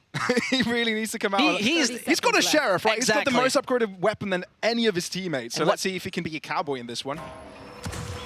He has to drop back, forced out, smoked. So he's got to find himself the backline of the CT side, while the rest of his team try to regroup over towards main. Well, it could be kind of nasty if they really find a great pincering move there. 10 seconds seconds left. till the plant. Spike I'm not quite sure if planted. I'm watching CGN right here, but to be very frank, this You might be is saying CGN goodbye when Saw end up winning this game. Zazie finds a pick there, Never but mind. it's a little bit too little, too late. I hope. VQ exits CT. Fizzy there to close out tag, and there you have it. Saw 2-0 on the board. I don't want Desire to respect Saw at all. I don't want them to respect them, literally. Because the thing is, if you leave them those options time and time again, I mean, sure, you have Xazi who can give you information with his bird and also with his little dog. It does not necessarily help you on denying that space, right? You want to see that early. And that's what I'm really, really keen. For example, right here, we're going to see Desire setting themselves up with Breach and Omen towards middle. But is this directly going to be the antidote towards this mid push that seems to come in from Saw? That is what I'm worried about. Let's wait and see if that indeed is the answer. Bomb buddy out. Kaden pressured. back of the line. You can actually see how far forwards Davi's pushed up. You don't usually see an Asher frontline, and he ends up on top with a kill. Why not? Can he get away with his life? Yes, he can. What? Caden damage to half, doesn't take the fight as a Data cover now conceals Davi's position, and he's out. He's out, and the rest of the team enter the A site. Now, Desire do get a lot of info towards this left-hand side. Yeah, but the problem is they're only having 2 players ready there. That Tripwire got to do some magic work, because it got to be Tack who really has to stop them at that point in time. But again, Saw, all Slow. quiet, all slow, but the reinforcements arrive. Desire has a chance at this. Slow but careful, right? Organized. Oh, he missed the Tripwire trip. was slightly higher, so it doesn't get shut down. They have to break it as they do enter the side of Heaven. Guiding light onto the site. The cross comes forwards to Margie. Blast back into sight. Went to Desire challenge. They need to save out Tag. They need to help him. That's a good start. But can he hold on all by himself? The answer is yes. Zazie has come in as well to assist. And all of a sudden, Saw are in trouble. Tag triples up, addicted, 30 seconds alone, left. isolated. Nowhere to run, nowhere to hide. He's got to do it with 25 seconds. Caden Tag, low in health, but don't want to take the fight. Addicted turns around, but Wacky is there to retrieve him. And Desire find their first round in this game. Exactly what was needed. Exactly what Desire was seeking for. Now, you don't want to end up in this momentum cycle again and again. No, absolutely not. Desire stopped it early on, even though they had Madness and Monster. I don't know. I mean, I play Astra, but I don't play it like that. Great stuff, though. Great entry found. Look, it's unorthodox. But it is something to look out for this entire game, right? How often will we see Desire succeed on the backlines of A when enemies are pushing their mid-round, right? Again, Saw setting themselves up towards middle, trying to see what they can achieve there. I mean, early on they realized B-Heaven is not that well fortified. Maybe something they can use a bit more. Well, a one-way place early and mid, dropping back, and They tried the one-way. Yeah, you tried it for a second, but it's not one-way for long. That's what I want to see. That's the disrespect I've been talking about. And it's the type of disrespect we didn't get to see Desire perform in that previous map, right? The No. Desk pointed it out. It was the other way not around. enough of mid pushes coming their way, not enough of extremity control. And they get challenged for it now. Desire, though, have found themselves numbers advantage, and they may be challenged towards B as Saw look to entry. Zazie does peek through, and he finds that there's presence there. And there's so much defensive forces waiting in front of the B side. The thing, though, is Desire, except that little bird that was flown into B main, doesn't have too much information. And this could be a really pivotal part in the next bits of this round. Saw, no expectations that there's anyone towards A. Nothing thrown in that direction. The big part is obviously the Madness advantage they can really use for themselves. 3 players still holding that B site. VQ got to find the kill or get out of there. You don't want to give it away, but they're starting the rotation away. Saw had been absent from the map for so long that Desire think it's an A site hit, but no. Davi takes down his opposing Wacky. And that means that there's a clear chance. Aftershock denying the plant, so there's an opportunity for Desire to stop this plant happening in its tracks. But with the slows, with the smokes, it's impossible to penetrate. And it's going to be really annoying, particularly considering that it's going to be Fizzy who's going to lurk around. Desire need to decide where they need to control first, because Fizzy is also there ready for a backstab. It's not fun. Crossfire setup with Addicted, peeking with a guiding light, misses all of his shots, but the spray ends up working as he backs out. Fizzy, again, the guarantee from behind. They cannot deal with so many innovations, and that means that Saw came out on top with 3 players alive. And it was the one bird of Xazi mid-round that didn't spot anything. And they make that decision. We're going to rotate offside. It's not going to be B, guys. And that mistake was so crucial. That hurts to watch. Because everything was aligned perfectly. Every piece was in its right position. What happened at the end of the day, slight misses and also kind of overreacting play on the information gathering. It's sad to watch, because it could have been all Desires. They were in the right position, but it's not enough. And this is something Saw used quite well for themselves. You see that they're not an over-aggressive team. They can be, as we've witnessed previously, but they absolutely don't need to. Well, for now, they are being a little bit aggressive. Paint Chill, Snake Bite, Wacky gets out. Zazie gets a pick? Okay, sure. Should have been the other way around, right? Yeah, I thought was so. a grenade, then a snake bite. Well, the resurrection brings him back to life, so back to even Steven. But Still, mid taken over by Desire. They're actually being quite proactive here, and it might work out for them, given that Saul is going to be greeting them, but who's going to win it out? There's a lot of more firepower on the Portuguese side. Ping swing out. Do they expect so many players to be nearby? Saw so far out on top. They go over Zealous as they peek through. Seeker's right after them. They're going to run. They don't want to be out exposed into the open in mid, and Saul sees the opportunity to move into B. And this is where he needed a wacky performance, but he doesn't hit a single dagger, and he doesn't continue with his sidearm. It's going to be a 4-1. There's no way around it, Pavlos. This is going to be a disgusting 4-1, except Tak is pulling out a heroic performance. That was a nice shot. Sure, but... He saw his opponent jump up, and that was a flick. Mine. Oh, did Davi see him? Nah. He heard him. Oh, but now he's heard him for sure. Saw. Okay, starting to see quite an amp up in pressure here, an amp up in pace, similar to what we saw in that first map. Right. Okay, so now we're talking another buy round, right? Now we need to see that either that disrespect continues, because you have to be honest, in all those buy rounds, we didn't see too much of the A aggression coming in from the side of Saw. Maybe they swapped them up as a great adaptation, but they don't do so. Pretty much looking once more like B main is their focus, same for middle. And now it is the question that lies there, particularly with Wacky going full glass cannon. The man got to hit the shot, or is out of the server. One of the two. Pretty much, yeah. So it's going to be interesting to see how much they contest it, because there's nothing alike happening at the moment. They play it slow, they play it passive, one way at least. That's great. But that's it. And this is the thing, right? Saw is flourishing with all this time. Because take a look, if they decide to go B, what is really stopping them? Yeah. What kind of stopping power exists? Nearly nothing. And all the time they wait, Desire use a scouting utility, their Trailblazers, their guiding lights. Yeah, they're having the timing. They have the absolute timing. The side is for them. And that just hurts to watch. Another time where Desire has to go for the retake. And on an ability perspective, Pavlos, there's not this silver lining. At least they've got all of their players alive. Yeah, great. But nowhere forward. Samaji peeks through, trying to play whack-a-mole against a player that... He goes on. They don't even know they're playing whack-a-mole against Tag. Beautifully done to try and bring them back to at least something more fathomable, but within the Viper's pit, it's so difficult to sneak them out of there. Try to get them out of place. They don't really have the utility to do so either. They've got to be lucky with their spray shots. They don't even have garage covered either. Nah, this is near impossible. You got to hit those shots right here with all those players back in the pit. You're looking for a blessing at this point. That's good. Gives them the kill, but they run out of time. Then they've got to move in. Spray shots not going their way, and they back away from it. They give up. No victory sound and alarms for Desire here. It's all for Saw. And even though they lose all of their players, it's still their round 5-1. Kind of forgot to run away. It's part of the game, but all good. Yeah, at least they don't give the ult orbs to their opposing team. There has to be some sort of timeout coming in soon. Because, yeah, there we go. Oh, you read it, man. Nice. You saw it again, though. It is the stopping power not being in the hands of Desire. How do you stop them from the explosiveness that exists in the setup of Saw? This is a big issue that lies right now in there, right? Oh, man. I think for Desire, the main thought here is, like, bring that performance you brought against Ascend the other day. Yep. Right? Yep. Because obviously Ascend is a team poised to probably take it all. They're probably amongst the highest competitors together with Apex. And Desire managed to take them out in a best of 3. But this is not the same Desire. What happened? But one thing that is extraordinary is how Saw realizes what weaknesses are in the opponent's compositions and playstyles.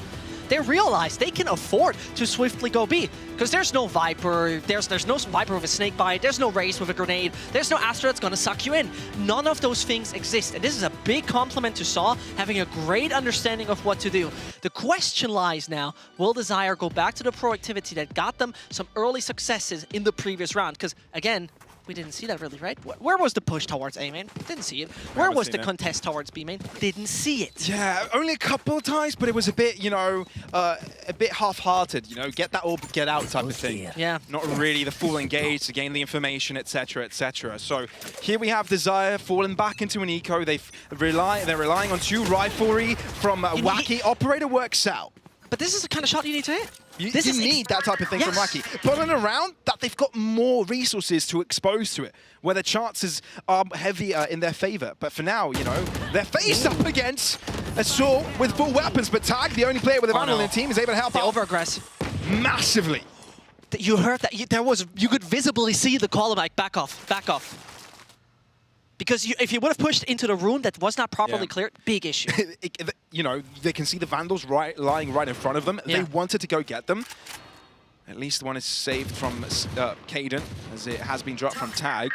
Here. So chance is increasing for Desire, but yet again, Zazie and Fikyu only with the Sheriffs. And the one called to action right now is Wacky.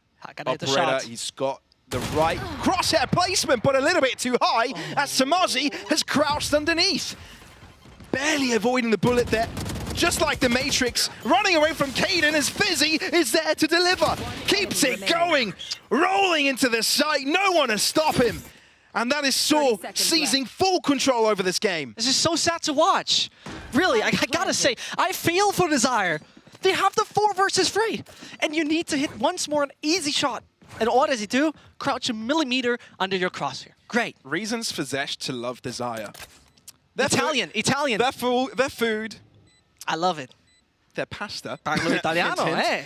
Ferrari. No. Oh.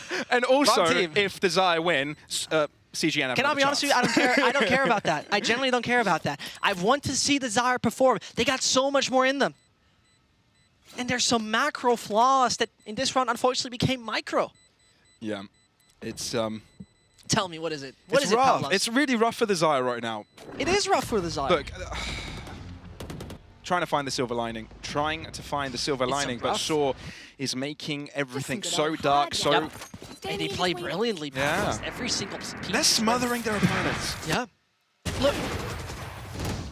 Like, this is the kind of frag you need. Again, this is the kind of frag you need. This... No, you can't come on! You can't miss that. Who's doing those replays? Who needs to break my heart here? Andy? Is that you? I'm going to talk to that Andy guy. Either way, Right. Desire... You like him. Anyway. I guess I believe so. He does a great job with the replays, no doubt about it. Most importantly, might be a bit more of a risk taken. Finally, Wacky taking an aggressive entrance towards the main. You were saying? You were yeah, saying, I gotta come Vincent? again. Come again? Sure, another time, but for now... Zazie in the open. Okay, they're taking. They know that they need to bring their team back when it comes to these numbers, but right now this is overzealous. With Zazzy's positioning into Garage, there's an opportunity to find more information, but he just sticks around too long. Yeah. He doesn't actually push past that smoke. Yeah. Although he pings it. No, guarding light. Okay, he knows Garage is clear, but this needs to cause alarms for Desire. They need to place their players towards the right-hand side of the map. And quickly. They're not doing that. I feel like Batty is baiting so much. Desire is always falling for the sky flashes and being like, we're here. But look at that. The A side is empty. It's free. The only one standing there is Tag. And once more, I gotta ask him to put his cape on and perform that miracle. Okay, Tag. It's all on you, son. We're looking at you, man. What do you got for us? Tip your fedora and show us what you've got. Oh, dear Lord, Pavlos. I mean, Cypher's hat isn't really fedora, but Go on, you just get what I do mean. your thing, do Slow your thing. down. They haven't quite cleared him out yet. Surely the site isn't clear, they're thinking, right? Duck cover placed in front of him, and That's assistance from his teammates. Rolling Thunder, Did he- but it actually causes trouble to Tag. He can't clutch out now because he's completely concussed. Addicted walking forwards. This might be Tag's demise, and it really is! Desire! They fumbled the ball. They drop it at the opportune moment. And Saw will take full advantage. 2 players more than their opposition. Full control over the site. And Desire's winning case scenario is no more. Right there. All corners covered. Crossfire setups galore. Yeah. And Zazie surprised by Tamaji's peak. Kaden, what can you do? Bring the magic, man. VQ, bring your team right back up. There we Great go. paranoia. There we go. VQ with a double. Oh, it might be possible. David saved the day, and he gets eliminated out of nowhere. And there is time. Desire have got it. The diffuse is theirs. Okay, hold on. Surely. There is. Surely It works. And it is. Desire finally get another round. How do you do that?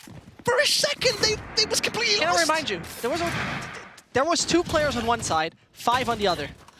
This was a 2 versus 5 that this team has thrown away. And if this is not giving you that magic momentum, if this is not giving you this feeling of relief, then I don't know, Pavlos. Look, they needed this round. They absolutely needed absolutely. it. So far, it's been Saw playing flawlessly, Desire sort of making mistakes, but it was Saw being able to, you know, take advantage of them.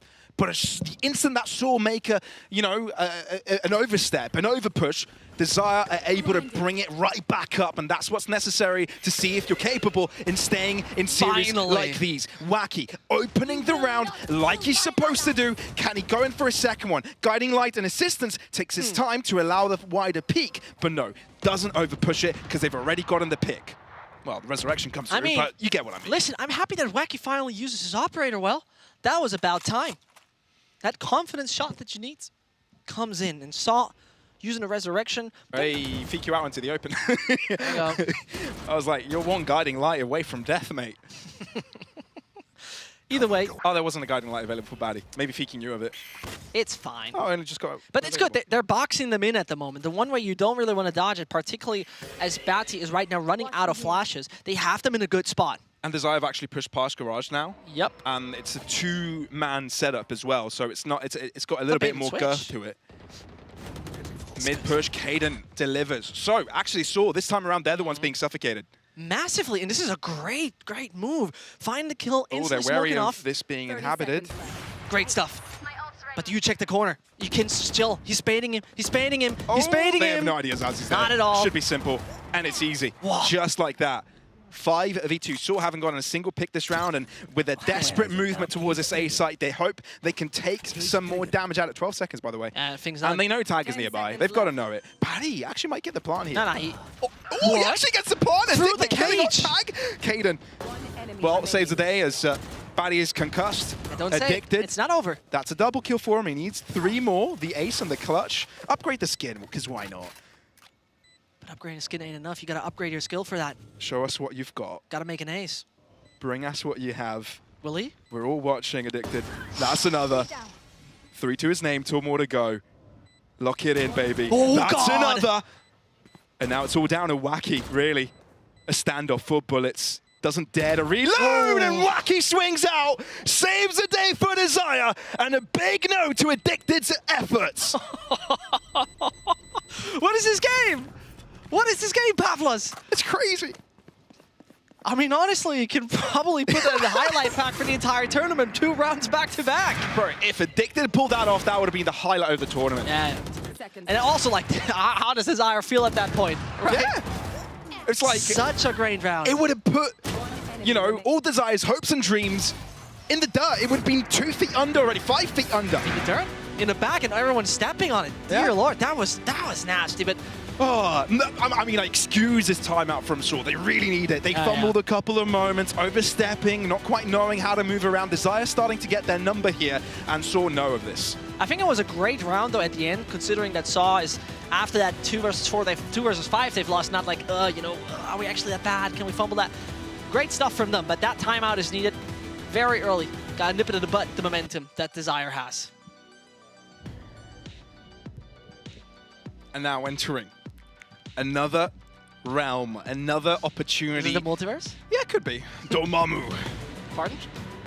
Upcoming at the bargain? No, Doctor What? Strange. Dormammu. Nah, oh, I'm good, man. I'm good with that. Whatever. Is that whatever? What is that? Doctor Strange. You don't know Doctor There's Strange some from the anime, Marvel or- universe? Oh my God! Wow. Okay. That hurts. An illiterate. An illiterate. Yeah, I have to be honest. I have to be honest. For anyone out there knowing the reference, you're the real thing. I'm not. Good. Enough of that nonsense. Let's take a look at the aggression that might just come out of Desire or not. Early bird into B main is telling you nothing is going on there. Crucial, actually, to see Fiku swapping sides directly into the A spawn side of things. And that bird is at least giving you crucial information. Players mid spotted. The dog is coming out to find a bit of information, and that could be fast from Tomasi. He knows the players drop down. He knows B heaven is basically clear. I'm just racking up my brain here. How does Spider-Man not know who Doctor Strange is? Oh, come anyway, on, just let's watch the carry game. on. Onto the game. Tamaji moving forwards. Showstopper. Enabled. Can he find anyone? I think he's struggling to find anybody. He finally gets Zazzy. Ooh. Doubles up as well before he even gets to 10 points of health. And he might get replenished by Batty right now as the site's taken over by Saw. Yeah, information was there, but they couldn't defend the room they had. And this against the buy that was incomplete on the Saw side of things, but a 3 versus 5. We've witnessed that Desire can take those things back if they really want to. but it's not going to be an easy ask at all. Desire definitely on the back foot here, and they've, you know, Fizzy is there as a He's so caveat. annoying. One enemy remaining. And it might not even come down to it. It definitely isn't coming down to him. Wacky, they know of him. Knock, knock. Fizzy is there. And there you have it. 7-3. Shaw regain composure after their timeout. Successful. Yeah, such a crucial timeout in the end because they were not falling in any situation where they're like, we have no space, what do they do? Pop the right ult, being annoying enough, and a bit of an issue from Desire on giving up that space that early on. Also, operator positioning, unfortunately, not right in this round, but sometimes you have to gamble a little bit. The good, well, the bad part, actually, to be honest, is Desire has hardly any funds left. We got the daggers, which are great. I think that money could at least buy someone a weapon, but that's just me, Wacky. And so we might end up in a 3 versus a 3-9 scoreline. But first of all, got to see what those daggers do. Yeah, not much. His knees got yapped up by a dog. So, yeah, that definitely doesn't help. We got the rabies injection. yeah, okay, sure. He's going to need that, you know, but this is Valorant. Not necessary here. Just a few seconds. And you got to heal by Sky. All right, Desire, start to move in. And actually, Zazie taking out straight away. no, Wacky can't connect his shots. And Batty takes full advantage of it. Kanan with a shorty underneath the smoke. That's one. If he had more bullets in the chamber, it would have been possible. But no, only 2 permitted in that shorty. And the rest follow suit. Shaw continue their streak. It's so hard to watch. That is tough to watch. Desire, who seem to be on the right track, really struggle at the moment. 3-9 it's most likely going to be. I mean, they have the rifles out right now, so this is like the silver lining for this particular round. And as we all know, when the final round of the half comes up, you try some fancy, freaky stuff. And as we're seeing, though... Wait, 3 operators, they're definitely going to sell them, right? Hold on. So it's definitely going to sell the 3 operators, right? There's no way sticking to 3 operators! No, it's a classic strat. Sentinels 2020. Oh, right, it's the final round. They've got Vandals and stuff. Okay, no, sorry. I did not see it was the final round. Fikyu, in the meantime, really wants to challenge all those operators. Finds one with Damasi in front of him. And a revive is also coming in. Oh, my God. They listen to you, Pavlos. They explain it. There's the rifle. But it's smart. They're holding all the angles, but they're expecting their opponents to push A main, B main, all those things. This was very intelligent from them to hold those angles and swap back to the rifles in the later of the round. Oh, could have worked, you see? It could have worked yet again, right? Yeah. As harsh as that sounds, good thing is Wacky on the other side. Could have been quite the reel, couldn't it? Could have been quite the clip, but not coming to fruition at this time around. Kaden, they're pushing past. Batty's read it. Guiding light coming through. Zazzy's so close, though. Can they read that they are so closely positioned? So Zazzy's out. Kaden follows suit, and there you have it. Shaw, read Desire like a book. Page by page, round by round, and Damaji wants to obliterate them. Oh, showstopper, short of the mark, tag nearby. Wacky delivering, turning the tides around. A stampede. And tag holds on. 5 points of health, and Fizzy forced to drop a Viper Spear in within it. Switches weapon. Tag turns it around with 1 point of health. Saves the day for Desire and finds a 4th round at the end of this half. That's kind of crazy to think of that. But I think the most important learning from this round, it is Wacky sometimes with a rifle who does the miracle. Desire just needed this one. This was the one that gives them a little bit more room to breathe, because winning the pistol, follow up, you're on 6-8. If you're then having the right kind of strat book and right kind of ideas, you win the first buy, you're on 7-8, your opponent has bad money, 8-8. Kind of quick maths, you know, but you get the idea? You get the idea? Yeah, I get it. That's all that matters. So let's take a look at it. The sad part to just, you know, come back to what has happened between Desire and CGN, it was not a tight game. On both halves, they only got 3 rounds. That's kind of heartbreaking, because it's not like, yeah, now they're attack, now they're going to work. They really got to show us what they can do. Because against CGN, it wasn't the case. Sure, they have that funky comp, but Saw on the defensive side, I have to say, that Viper in combination with Astra, hard to break through. So going for a mid-crunch here. You literally can't go A. There's a wall and a wall, but they decide for B anyway, and this is a great move. A wall, another wall. But right now, it's a sea of players onto this B site that Desire have placed there, and there might be a current of tag coming in from behind to catch you off guard, unawares. You can see Batty checking that angle, so tag doesn't have the element of surprise anymore. Instead, he drops slow, and Saw turn their attention towards B, knowing that they can play with a numbers advantage. Instead, Desire return their favor onto spawn. They make the decision to go into spawn, take another way around, but they gotta find the kills early. But Saw collapsing onto this quickly, finding the higher level, and Kaden ends up falling. Davi doubles up. Desire can't hold on anymore. All to the hands of Tag, and he's just too far away. They can just stick onto the defuse. Batty's giving it the benefit of the doubt, giving him some time to follow suit. Oh, that's another tag. Wait a minute! They've given Tag a possibility here. Running out of time, they've got to remain on the trigger. Oh my God! He's done the case! Cold as ice! And that's the pistol round for Desire. That man was bleeding out of every hole with 5 HP. And dear Lord, he didn't have a stand a chance. But suddenly he finds all 3 on that defuse. It's a miracle. And this is the miracle that they need. Saw respected Tag too much. They should have stuck the defuse, but no. Tag seizes the opportunity, and he makes it work, man. Yalla. Yalla. There it is, literally. Yalla. It is time for Desire to put that gear in. And it's so nice to watch. This is the kind of rounds you need. You're down on the ground, you've lost your first map in such a miserable fashion. My camera is destroyed. And this gets you back in the game. It really does. Now, you need to find yourself level with Saw. You need to start finding that lead, getting round by round. And this second round will definitely help you get there, but this is not all. You need a second map, right? You need the first map to begin with to get you all the way towards Lotus. Let's see if we're going to be seeing that. Wacky entering first, addicted to the back of it. Oh no, It's Fizzy to come out on top. Excuse me? Look how they're isolated they are. This is a big issue. This is where the Viper comes in. Desire able to bring it right back up, diffuse the situation and don't let it get any worse. Talking about diffusing, that's not a job of Saw. And with the weapons at hand, not really an easy ask. No, definitely not. But with this game, Pavlos, everything seems possible. Literally. Everything's possible.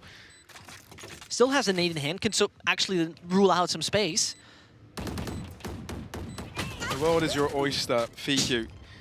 There you go, delivering it to Davi. It's too tough, man. Tamaji, give us your sheriff magic. Come on, let's see what you've got. Nope, nothing.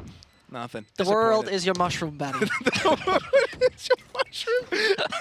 Okay, look at that oyster. It's a saying. It's a saying.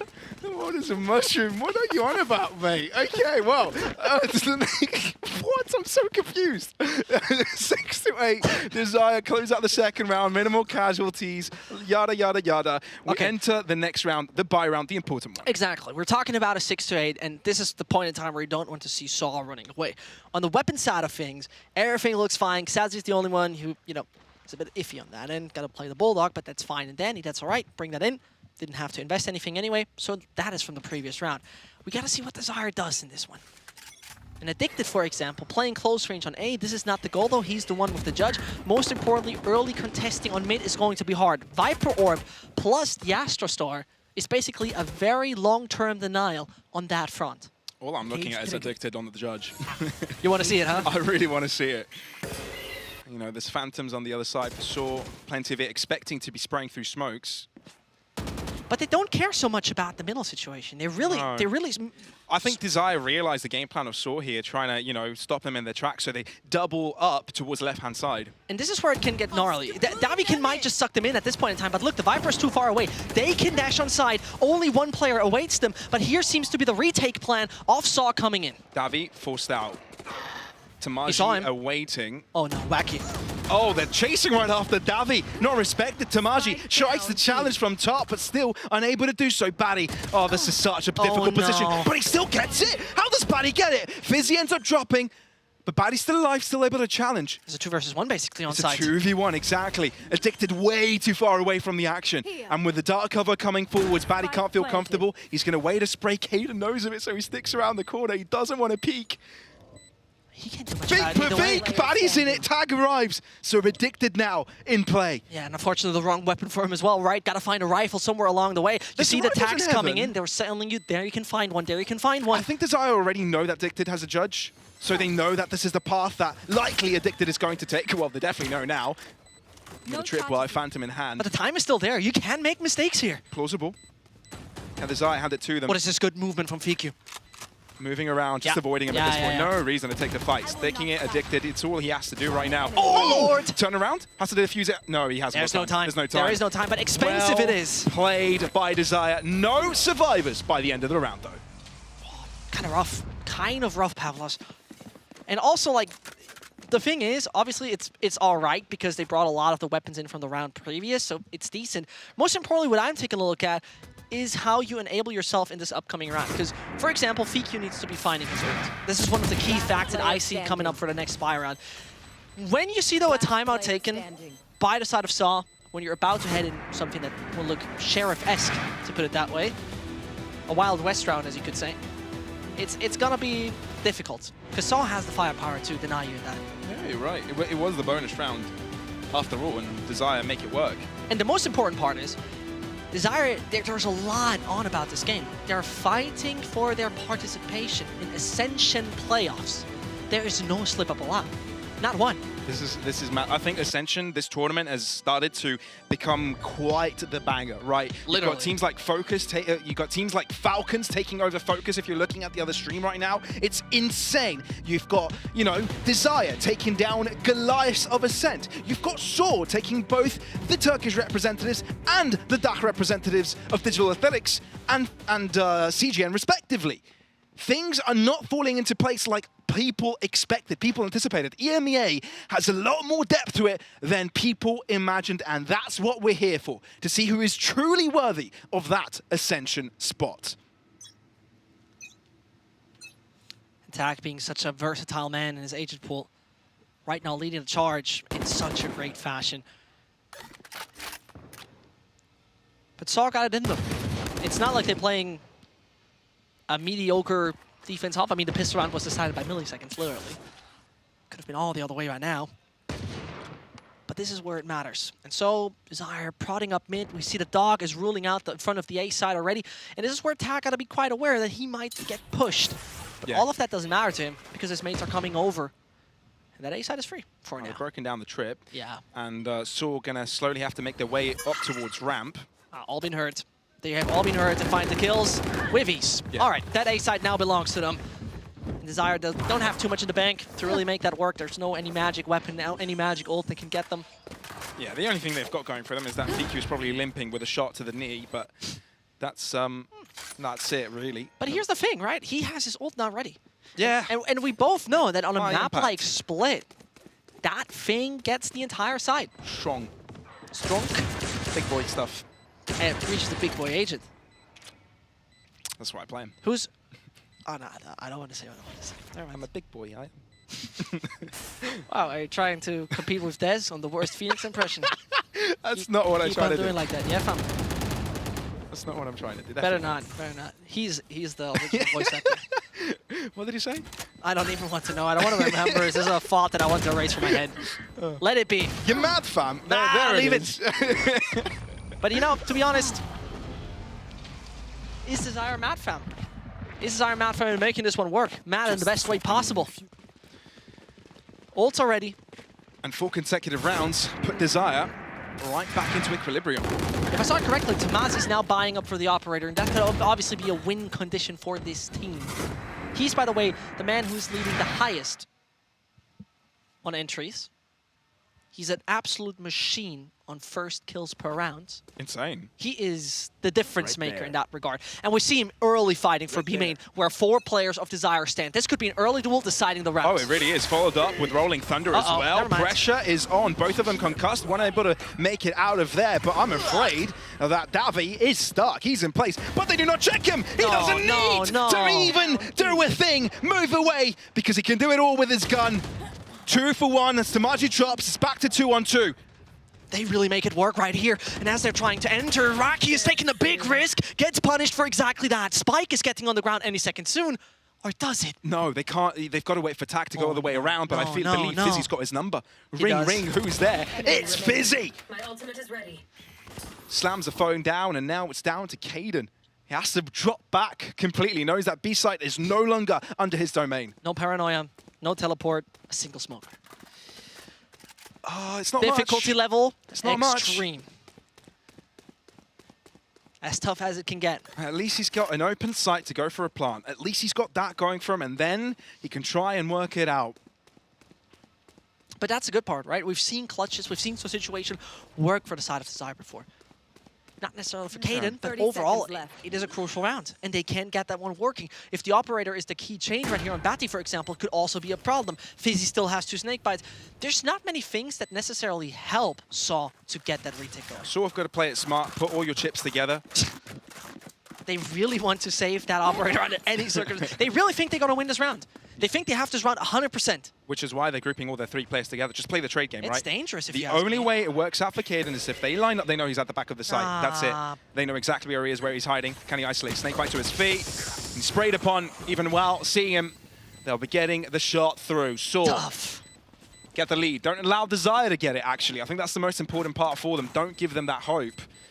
And there you go. All fine. Across that line. All good. 9-8. Kind of weird that it didn't give Batty the refuse considering he's running off of ult, but Oh, okay, different yeah. story. This is the kind of thing that loses your rounds.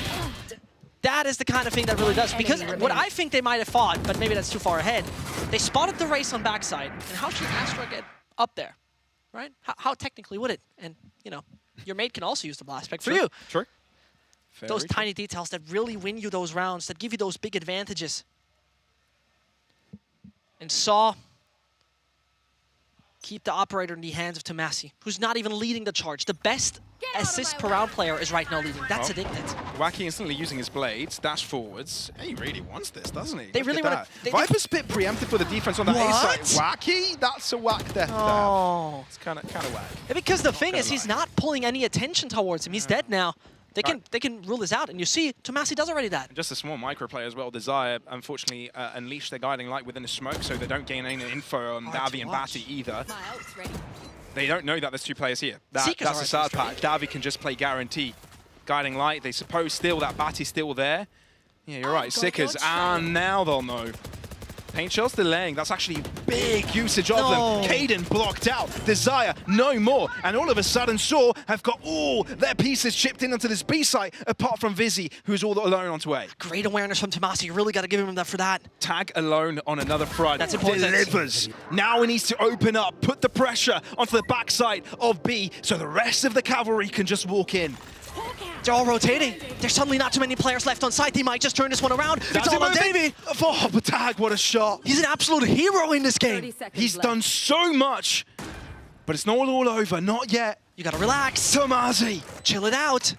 can't find the shot, and he doesn't expect That's Tag to be there. unbelievable. Give this man the ace. Give him the penta, but no, not this time around. Fizzy. He's still going to play in this. 45 points of health. Oh, Fiku's going all the way around the world. There's no way Fizzy will expect this. They're just biding their time right now. Snakebite to the back of the site, but that's not where Zazie is hiding. No, to the right-hand side corner, Lord. finds a shot. Does he know that Fiku's on the high ground? Poison Orb goes down, but that's Fiku delivering.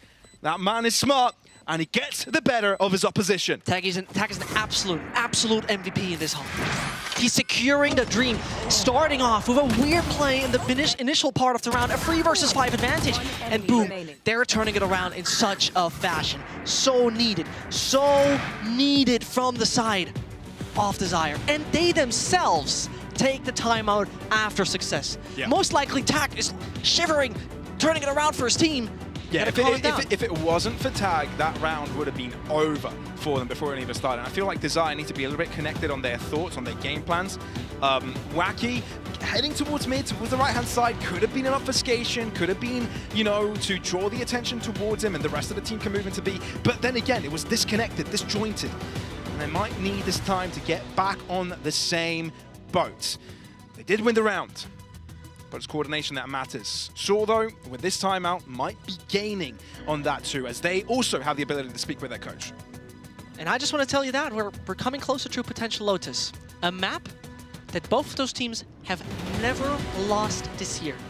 Not once. How many times have they played each? 7 and 6. 7. Oh, they're so quite the. It's not just a info. one-time thing where like, aha, we found the win in the best of 5. Absolutely. It actually is. Impressive. It is. And Desire is swapping it up.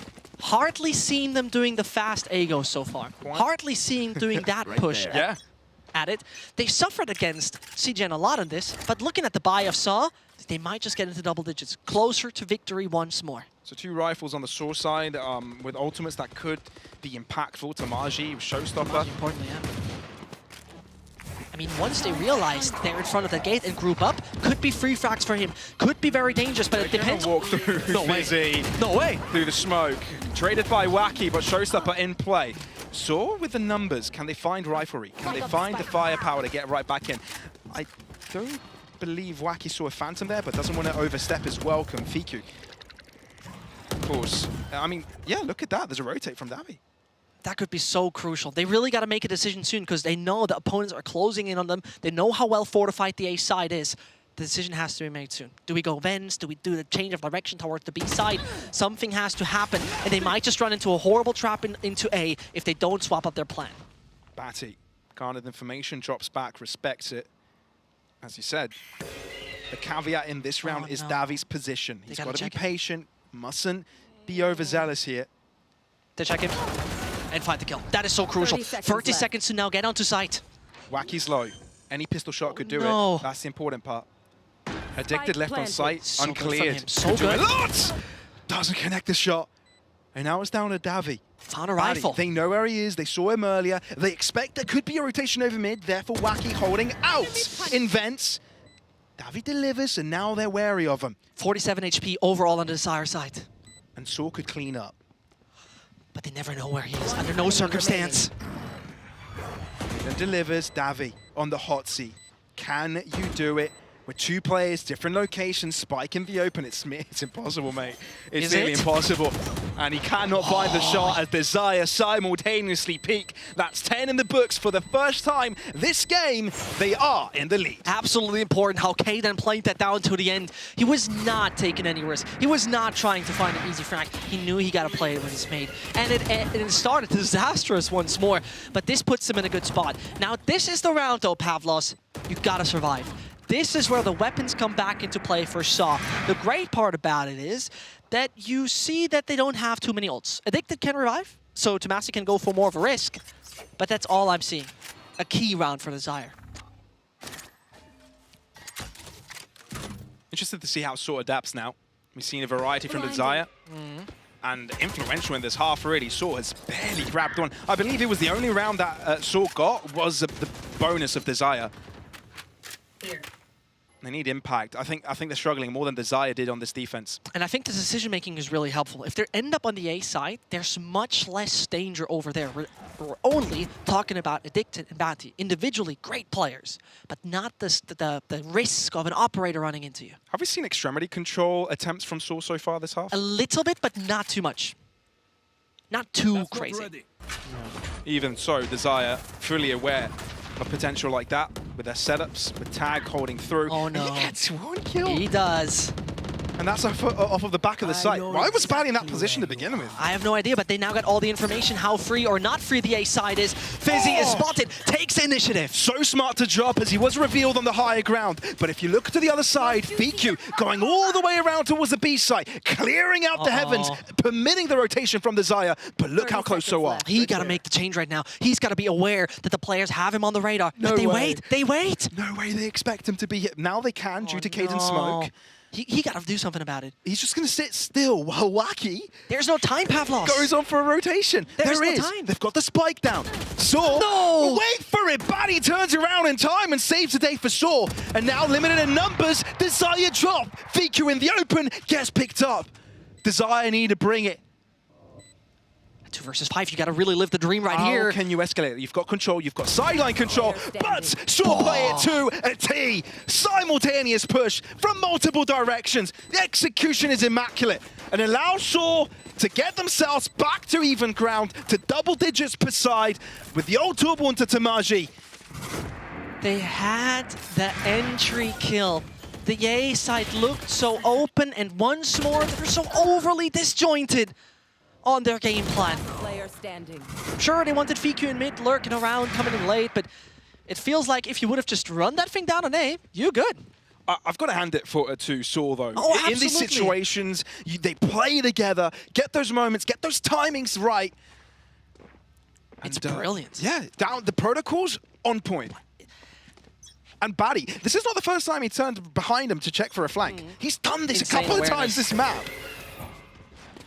But here we go into a 10-10. Next one, there's no real money left on the Desire side, and they're going fast, they're going swift, they want to find the kills. They know that Kaden's there, but he doesn't check it entirely! Are you kidding me? Tamaji, a little bit slow to clear it all out, and Kaden takes full advantage of it. Onto the B side they go. Davi trapped within his own smoke. Oh, finds a headshot onto Zazie, and now Fizzy's there to help. How long can he survive? Classic out, right clicks, looks for it. Batty there to help again, tagging on the high ground. This is so messy, but who comes out on top? Batty alone, and Tag there to guarantee it. Desire on top, on 11. This game doesn't miss. Okay, this entire run, I'm like, okay, who's winning? Like, who's winning? Like who's actually winning? It's like an eval bar going up and down. It's a pendulum swinging. Yeah, it's like, okay, he got that kill, which looked very iffy. And then Davey is thinking Sazi, but does not find the kill. And then says he's the last man alive, and then you find the wreck through the smoke. It's like, come on, man. There's a fight bottom, there's a fight in heaven, there's a fight in spawn. This is one of the craziest rounds we've seen. And Desire comes out on top. You've got to keep up with it. And I feel like Desire thrive in these situations. Make it messy, make it hard for Sort of Think, make it hard for them to drop into protocols. That's kind of interesting. They really deny mid early on, though, in this round. You saw using their Viper. This is not a space that has been used too often, sometimes. But it's been important for Desire's rotations. Yeah, for also their true. flanks. Yep, valid point. But they're taking their time, their sweet, sweet time. This reserve ammo, by the way, is active in this patch, so yeah, absolutely. You really got to split up who shoots how many shots. Right, you're going to use 5 shots here. I'm going to use 5 shots here. Got some spare ammo left? You got a Mac for me? But here we go. They're right now trying to rule out what is actually happening towards the B side. We saw the bird trying to gain a bit of information. We see Davey is moving away. The side of Saw does not know what's happening to B. This could help the A push a lot. But Tomasi is there on ramp, and we know he can be damn annoying. Yeah, that slow orb. Oh, a little bit late to throw it. Wacky is able to walk into the site. Oh, Tamaji next to be challenged. That's a rare whiff. Shot through, blast pack, but look, Wacky's still on the case and addicted. Able to reposition, able to thrive. Paint Shaw's closing up as well. Tamaji is doing all that is necessary to put Shaw back on even ground. Kaden. Okay, this is okay. We'll try to save it all, though. Not much time to work with. At least he's got Spike in his hands. Oh, it doesn't have ult, though, to go to the other side of the map. He's going to have to save. He's realizing I gotta do something. I gotta do something. I gotta do something. Yeah, he does. He does. No, he's dropping back. Saves. He realized even if he gets a couple of kills, he doesn't have the time to guarantee it, which, you know, respected. And seeing that the funds on the Desire side of things, not looking too grand, is it? Okay, why are you jiggling then? Why are you jiggling then? Come on, man. Either way, stepping into things.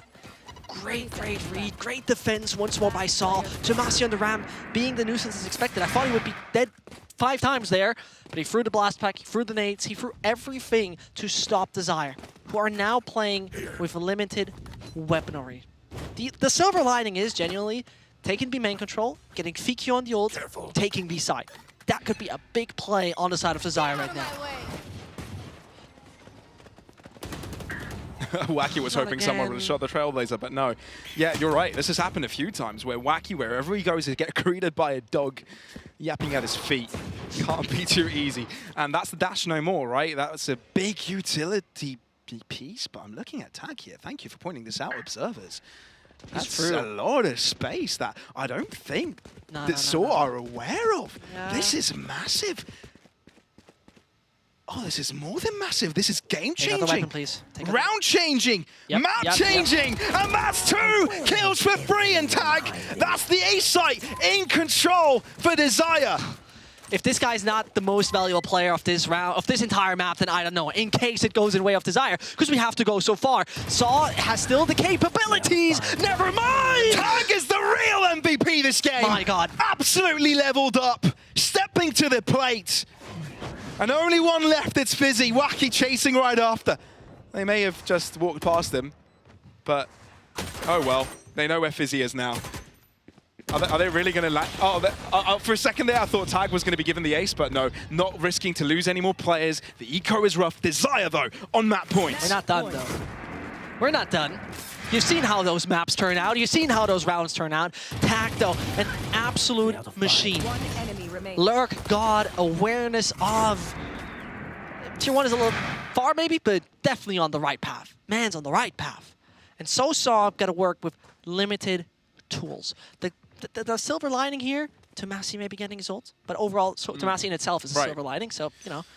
Ooh, things are getting rough, man. They We're do. potentially looking at They a do. third map or overtime already. This is proving to be quite the match. Italy v Portugal. Again, I'm going to say it. You say these two teams, you say these country names out loud and you think it's a football match, but let's make this the norm for Valorant. Tag seeks another one of those lurks again, but they're much more aware of what could happen on the A side. They don't want to repeat that mistake. All of them are waiting in front of the gates of B, and they will enter that soon and swift. Yep, waiting it out. That is crucial. Now the ult comes in. Heaven is denied. They will 100% get on site, Pavlos. There's no doubt about that. I'm just concerned that Desire used a lot at the same time, right? They're not really spreading it out across the entirety of this round. And it might be costly on this retake. Saw have been pretty good at these, and they've got Seekers and a Cosmic Divide of their own. The last thing he wants is now Tomasi with a frag, because then he got his ult ready. But they got to lock down that side. So many entrances that Saw can come from right now.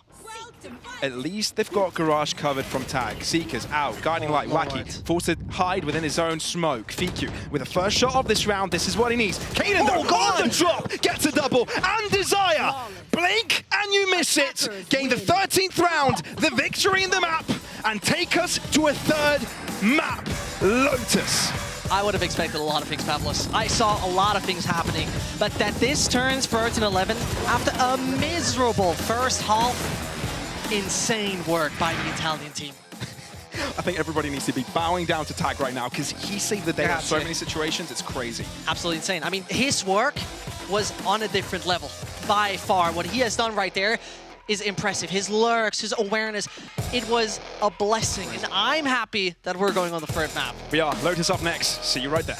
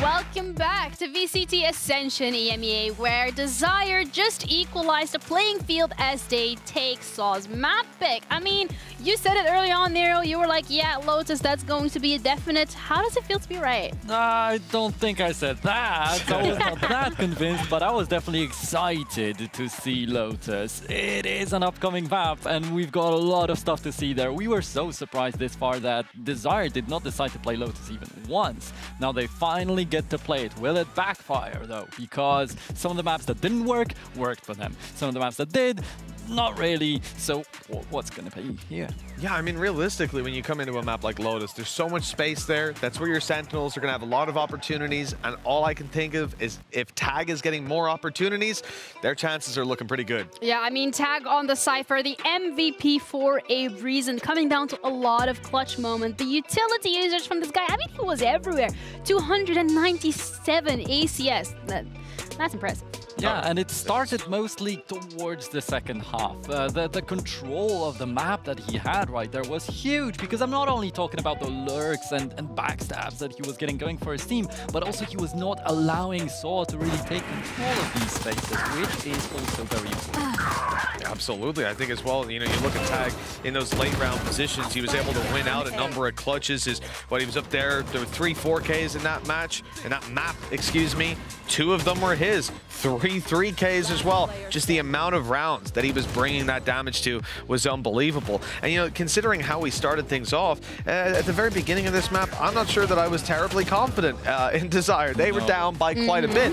And this is one of the maps where I'll take VCT Ascension so far without this map in consideration. So coming into this, split was exactly 50-50 attacker and defender win rate in this tournament so far. So of all the maps here, this is not the one where I expected them to flip to the other side and all of a sudden become awakened. Yeah, absolutely. Round 5 as well being a really good highlight off of that, because Desire they didn't start off in the best positions. Yeah, and it was starting to get worse and worse. And Zesh said, I do not want Desire to respect Saw at all. I want them to play aggressively to get some control, because they were just waiting for a slaughter to happen to them for the entirety of the first half of the map. But they decided to play aggressively finally, and it didn't really work out all that well. They did have some weaponry for support right here. They do have a Guardian, they do have a Bulldog, they do have the Jet Knives, but they just fall back. They give up again, and they are continuing to get slaughtered in this first half of the map. But later on, it turned around completely. We did not expect that at all.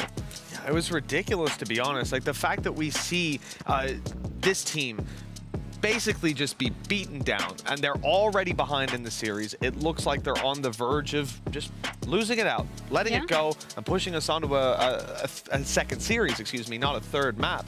But it really did feel like there was a tangible point in this game where things just went their way. Yeah, it was at the beginning not really looking good, but eventually they did manage to find a turn, and Tag was a very big part of that. And one round that we wanted to highlight was round 13, which is when Saw was actually pushing onto mid. Tag was able to spot that out, and that was a turning point in the game, what felt like it. Yeah, it is the first round of the second half, but from the second half, Desire kind of came back to life in this match. They push into side B right here. They decide to play normally, but what happens now is Tag going through the sewers. He spots out 3 people pushing in from behind. That's huge. That's a lot of information. So the rest of the team can adjust to that, and soon you are going to see them going further into the defender spawn.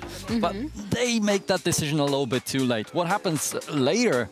Tag loses the rest of his team, but he is still in the sewers area. He rotates all over the map and comes in from heaven. Everybody's low on the other side. He's low too, but he manages to win a 1v3 to clutch that pistol round. And this is the turning point for the map. From that point on, they start getting back into this match that was supposed to already be over. But Mitch, you said this time in the tournament we're seeing a lot of balance between defense and offense on split. This far though, Desire themselves, they have been doing a little bit better in the last 90 days on the attacking side of this map. So they used it here. They absolutely did, yeah. And, you know, pistol rounds can give you a little injection of rounds, but they're generally not going to change the tide altogether. I do think the context of how he won that 12 HP, like you're saying, with 2 of them were low, he came in, insta-dinked one of them, lit them down, and managed to pick them off. I also think it's the only angle he could have come from where he would have even a chance of winning, and he needed headshot angles. Otherwise, they were going to connect that one shot and take him down. But from that point, you could see that the morale completely shifted. They were ready to go. But at the same time, do you even know where he's going to come from? He was spotting you from the sewer so long ago. You have no idea where he is. Yeah, and 100%. he was doing that a lot of the times. He was pushing all the way to enemy spawn and then starting the round from there. deciding whether he wants to go back. Sneaky, Or- sneaky. That's where it gets super exciting because on a map like Split, it's actually really hard to make that playstyle work. But on Lotus, like I say, much more open space and many more gaps that will be left open by your opponents. I mean, Tomasi bringing out another duelist. This time around, it's going to be the Neon. We've seen the Jet, the Raze, the Neon. Keep them coming. Yeah. The reality is, Saw have gone for, you know, they haven't gone for the Killjoy. They haven't gone for your Cypher either. But I'm talking about leaving gaps for Tag to exploit. On the defensive side, he could find a lot of space. That's a scary position to be in, something that they've definitely thought about. So we're potentially going to be seeing aggressive pushes out from Saw to try and get space early on and shut down Tag in his, footsteps. You would imagine so, and I think especially with a Neon in here, like this is definitely screaming early round aggression. You're wanting to get that control, you're wanting to take the fight to your opponents. At the same time, Desire are going to be more than capable of sitting back and adapting with the utility they've got. Caden, for example, playing in here on the Astra, it's just global util. Even on defensive side, he can help out his teammates across the map, which is a luxury Davey maybe doesn't have. But it's something new for them. I start to understand why they were not deciding to go for this Lotus this far, because they switched their comp completely. Sazi was playing Smokes this far, now it's Caden. Sazi was playing Fade, they switched that Fade to a Sky, and they also had a Breach. Now Feku not on the Breach, he's on the Viper. Yeah, well, match is ready, and this is the final one for both of these teams to decide which one could top the Group A. We're going to be heading over to our casters. We have Zesh and Pavlos ready. Guys, take it away.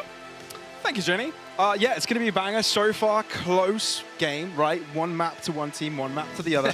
It's Lotus. It's showtime. It's super interesting, right? Because as mentioned on the desk, new composition from Desire.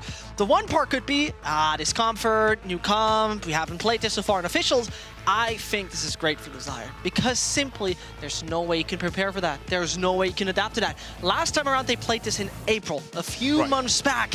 So it is a very good option actually for the guys of Desire to, have this kind of fresh input, have kind of fresh idea. So potentially rolling the momentum onwards from the previous map that they were able to get success on and maybe close it out here. That would be quite the upset, the reverse sweep, and keeping their hopes alive in this tournament, to playoffs, etc. Same for CGN, really. So I'm going to keep on bringing that up. It's because the reason? I mean, if there's chances for your hope. Yeah, there's chances. I want to keep you hoping. Anyway, into the match we go. It is Lotus, Saw on defense, Desire on attack.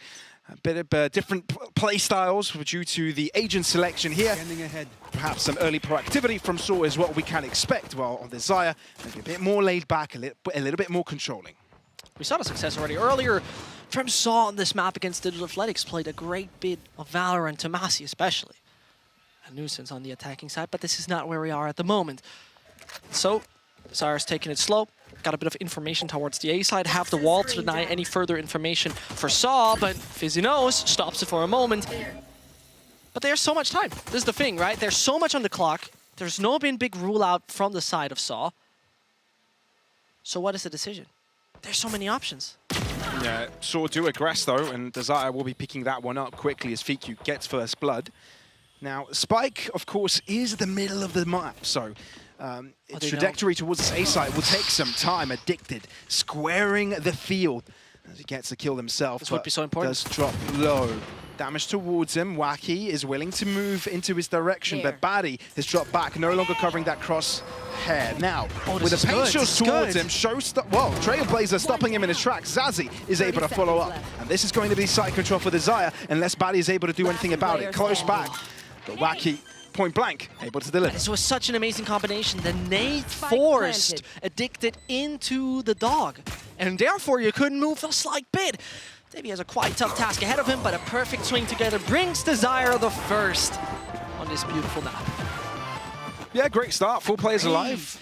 That's exactly what they want. And you saw the diversity in positions, meaning that you don't directly need to go for that one push. They really hoped that the side of Saw was taking a bit more proactive stance towards A in the mid-round, got the reward for that. And it feels like, Saw and Desire, the first map, it felt like they were taking some 50-50 fights. That Saw end up coming out on top of. It's those gunfights that they were able to get early picks. But this time around, it's Desire winning out those fights. The momentum has definitely shifted in that favor in this way. Let's see if that continues. For this one, We may be seeing some aggression come out from Tamaji. He's got a frenzy in his hands, but quickly retrieves a bullet of lead between the two eyes, so that's going to be painful still. Davi, though, he finds a Vandal, and that's 3 kills to his name already! Make it 4! He's turned it all around! They know where Kaden is, and the spike hasn't been collected. Incredible stuff from Davi, drawing it all back in his favor. And this is supposed to be a round that should have been clean for Desire, but they get caught off by the pace brought back from him. And the spike only now put into his hold. Kaden drops back, and no one has stopped him from entering the C site. But there's a plethora of players on this Portuguese side to try and get this retake in their favor. Desire chose the arena, but Saw chose the fate. And that leaves Kaden with not too many options. At the same time, the beautiful amount of clutches and magical moments that we've witnessed so far in this game could make it possible. Saw, as we see, have at least picked up 2 rifles. Spatty got to work with the classic. If you're Kaden right now... Is he taking a long... Yeah. I was thinking there may have been a chance he went all the way to C, but instead the back of B. It's a great plant, though. There's so many options towards C-Link they can use here, but he's rather going proactive. Oh, wait a minute. He would have hoped that he'd be isolating players here, but instead he's greeted by more presence. Does he stick around? Goes for the swing. Overzealous. And that's where Fizzy jumps up. But this round was entirely off of Davi's success. He wasn't sure if maybe someone pushed for Gandalf or something, but all right, swinging that. I respect the confidence. I respect the confidence. If it was the best move, it's a different decision. Either way, it's a 1 versus 3, not much you can do. That right here, though, so hard to watch. Nobody was checking such an obvious position that they've had. And well, his individual performance was absolutely miraculous. Leaving us now with a 1 versus 1, a 1-2-1. And I'm kind of shocked. I'll be honest with you. I'm sort of shocked, but at the same time, it pretty much is the state of the game, right? How many chaotic games, how many chaotic rounds we saw towards the end to split. I think this game could represent exactly that. In the meantime, can I just tell you that Davi has the operator ready? Yep. On an Omen. 3rd round. Why not? Fizzy. Delivering double kills. So the fact that they were able to win the last round, that's the miraculous round. For this one, they're just playing cleanup. Toxins going up. And it's so crazy to see that we end up on the map that both teams have not lost this year at all. Not once. Crazy. So this is the first loss for any of them. Coming into this, they're coming in as quite the strength, right? Lotus is where the wits of both of these teams will really get challenged. And the streak of success for one will end and the other continue. Davi, on the other hand, operator delivers. He's blinded, but shoots it either way. And there you go. Desire, you know, they still have spike control. That's important. They can maybe attempt a push onto B, and that's what they're going for, really. But there's 2 players lying in wait, and obviously, with the Vandals and the set of utility Batty has waiting to assist Fizzy on the swing is all that they need. Knowing of their presence, fault line comes through. And Desire forced to chill for just another minute. I mean, the good part is there's only 2 players awaiting them on the B side. If they find the kills, the spike is going to be down, and then could get a bit problematic, and there they go. Here they start. Damage dealt. But Kaden down. 10 seconds left. Again, the spike would be awesome. Yeah! He does. He gets it. All right. Right, not too bad. 2 kills, a spike plant. That's some extra cash in the bag. But other than that, it's all carrying on onwards. I suppose they'll be putting that orb onto the Viper, but either way, they're starting to chain rounds together. It's going to be really interesting to see throughout this course of the match how much freedom Tomasi will have. In his entire career, he played Neon a bit over 30 times. His average on Neon is 300 ACS. I'm not joking. Okay. 300. It's a big boy number. It's quite impressive, actually. It is. It's 300. It just took a while for me to process. But yeah, you said it so casually. I was like, oh, that's a casual number. But then it's like 300? I wish I would get that in my matchmaking games, but that's a different discussion. Wow. Now, seeing the things as they right now try to unfold. Desire once more daring to take that A aggression. Met by aggression, Wacky. He got stunned for a second. Tamaji pushes, and he's quicker to the trigger. Now he's being burnt up alive, avoids it. Trailblazer not quite after him, but Fiku still delivers. And now we're back to 4-on-4. With the scales have evened out and Desire double back. And this A position will be so often fought in the beginning of the round, something we need to look at in the future rounds. But for now, that 4 versus 4 is fine for Desire. Tomasi is out of it. That's great. Both lost their duelist, an expected duel. But let's see how much stopping power is, because Fizzy is playing I've got your one of the best weapons you can play on that C side. You can shoot for every single wall. You do not want to peek. Nope, not at all. Snakebite with an Odin, they know of it. The spray down comes through, that's a free one. If he kept on shooting, it would have been a second. But no, they're going to be happy for this one for now, as Swords still have the numbers advantage. Desire, take B site control. Yeah, Fnatic defined that kind of meta, and now once more this weapon is so crucial, but for the moment... Addicted on the hot seat. Exactly. Nicely done for the first one. Tag doesn't follow up quickly enough and gets dealt with the same fate his teammate had a second ago. Amazing movement that we've just witnessed right here. And Desire seems once more to have a slow start into the attacking half. Zazie needs a masterpiece of a clutch to pull this across the finishing line. He's up against 4. The only thing he's got going for him is the spike plant. Guiding light, speak out, pre-fired by Fizzy, but it's Batty's shot to finish the deal. So, not only do they win this round, but they survive with 4 players. And this is something that I need to watch out in the future rounds. Fizzy with that Odin on C, it's not easy to work against it. First of all, you have the smoke plus the snake bite, right? You're getting a lot of damage for that. And most importantly, if you decide to go C, he's gonna fall back, or if you decide to go for door, why shouldn't he shoot all those 100 beautiful bullets in that mag of an Odin? Perfect usage of it, perfect usage. And this leaves them with hardly any weapons, a Guardian picked up by Tag, understandable with his performance that he should do so. Fiku also getting an upgrade to the Bulldog. But what is their game plan outside of that A aggression in the early round? For example, right here, it seems like they're seeking a bit more towards C. They don't know. There was a good smoke! Oh, this is such an intelligent smoke! And there we go. He's out. He hides from the bird to not be spotted. And the double shadow step allows him to just get out of there. Back to safety. That's smart. That's just smart, period. That's why you see Davi on the operator. Yeah. On Omen. And a great adjustment, also putting the Odin on a different spot. Not making it too predictable, not making it too easy. For sure. Obscuring vision. Always transitioning. Such a great piece. And as he finds another through the smoke. That was through the smoke, wasn't There's it? no And chance. Batty within it takes full advantage of the paranoia. One Fizzy enemy remaining. readjusted on the B site, also impactful there. And that's a spike in their hands. Yeah, Batty sees it. Yeah, there it is, guys. Fiku, blind as a bat. He will drop from the skies, and there you have it, Saw on 4. And they start to extend that lead. But not only that, the ult economy is looking very spicy on the Saw side of things. 4 players, 1 or 2 ults orbs away with the kind of caliber those ults are. Look, that is not going to be fun. But most importantly, it is down to the side of Desire to finally adjust their game plan to maybe a bit more of an early aggression. We're going to see if that's going to happen. Once more, they're going to fight A. The problem, my dear Pavlos, Yes, my dear Zesht. there's an operator waiting on the other side. Not only did they readjust the Odins, they readjust the operators. And that operator is also 8-1 so far. No, he's been hitting his shots, Davi has, for sure. But with the guiding light, Davi doesn't care. He's right where he's required. Showstopper, say no more. Literally, say no more, just shut up. Portuguese. That's it. Portuguese anti-air turret hitting perfectly. Honestly, you don't stand a chance, but Kaden could make a difference in Yeah, this. he's stuck. Never mind. 2 levels to that stun, but wait, where did Tag come from? Different question. Why are you asking where attack from? We always know that he appears out of nowhere. They've taken over. Made it. He was sneaking onto A side. No, this is fully doable. Hunter Shuri is going to not only deny the lockdown, he's going to get a kill as well. I think he's not going to deny, but it doesn't matter anyway. Yeah, I guess deny the spike plant is what he tried to go for. But still, you cannot afford any mistakes. Batty has his ult. They can play this safe, Pavlos. They can retake this with ease. And Tag can't save the day this time around. There's just too much going on. Zazie shot through the wall. That's disgusting. Oh, That is man. disgusting. Knowing that you've got impending doom coming your way, being teased that you're able to survive for another second. But no, your fate is sealed. Done.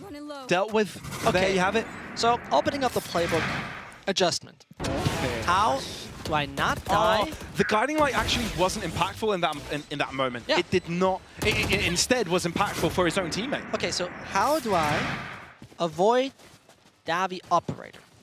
New quest unlocked. New main quest unlocked. Yeah. Okay, there's How a do you find timeout. out? Their time. I mean, not going to lie, the timeout on the previous map really got the momentum flowing back in their favor. They readjusted. It made sense. I think this is now their moment to start reading Saw. You know, calm down, figure out their setups, figure out their style.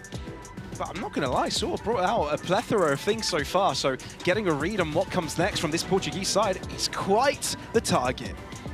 It very much is. It very much is, Pavlos. And I think it is great to see that they dare different kind of things. They're not making it too obvious. Davi, by the way, he doesn't have the highest pick rate in regards of the operator, right? Particularly in this tournament. You see him, you know, so far in like 9% of the rounds with an operator over the entire game, so over the entire tournament. So it's not a big deal. It's not like it's that standout thing for him in general. But today, this guy's fragging. This guy's more loving than life. fragging, brother. Davi's enjoying himself. Look, Tamaji had the spotlight in map number 1. I think Davi wants a piece of that now. I mean, but he has done that quite well also against Digital Athletics. He really pulled that operator play off and was pretty much stiffing everyone on that Turkish side in the previous game. So he might just pull it off once more, but Desire needs a change in plans. And as they're heading for a bit more of a diverse play, 2-1-2, they're seeking where they can find an entry without long-range doors. Yeah, and Desire don't want anything to do with the aggression towards the right-hand side. Does he really do that? That's a very aggressive position, isn't it? Nasty boy. Man's just walking forwards. Man's just creepy crawling inwards. And he gets another kill. And he's out. All right, never mind. Sorry, Pavlos. Shouldn't have doubted 1 second. Never doubt Davi. And new lesson. Today's lesson. There's like 2 things. Snakebite, delaying the push. Yes, the Trailblazer catches out Fizzy, but you can't be confident pushing through. Oh, can he pass? Ooh, wacky. He passed. And they don't know he's here. No, he don't. They don't. No. And this is where you don't have any Sentinel that could alarm you. That could be a key play, Pavlos. Wacky. Oh. Tiptoeing his way behind. That Batty has knows. awareness. Does he really know?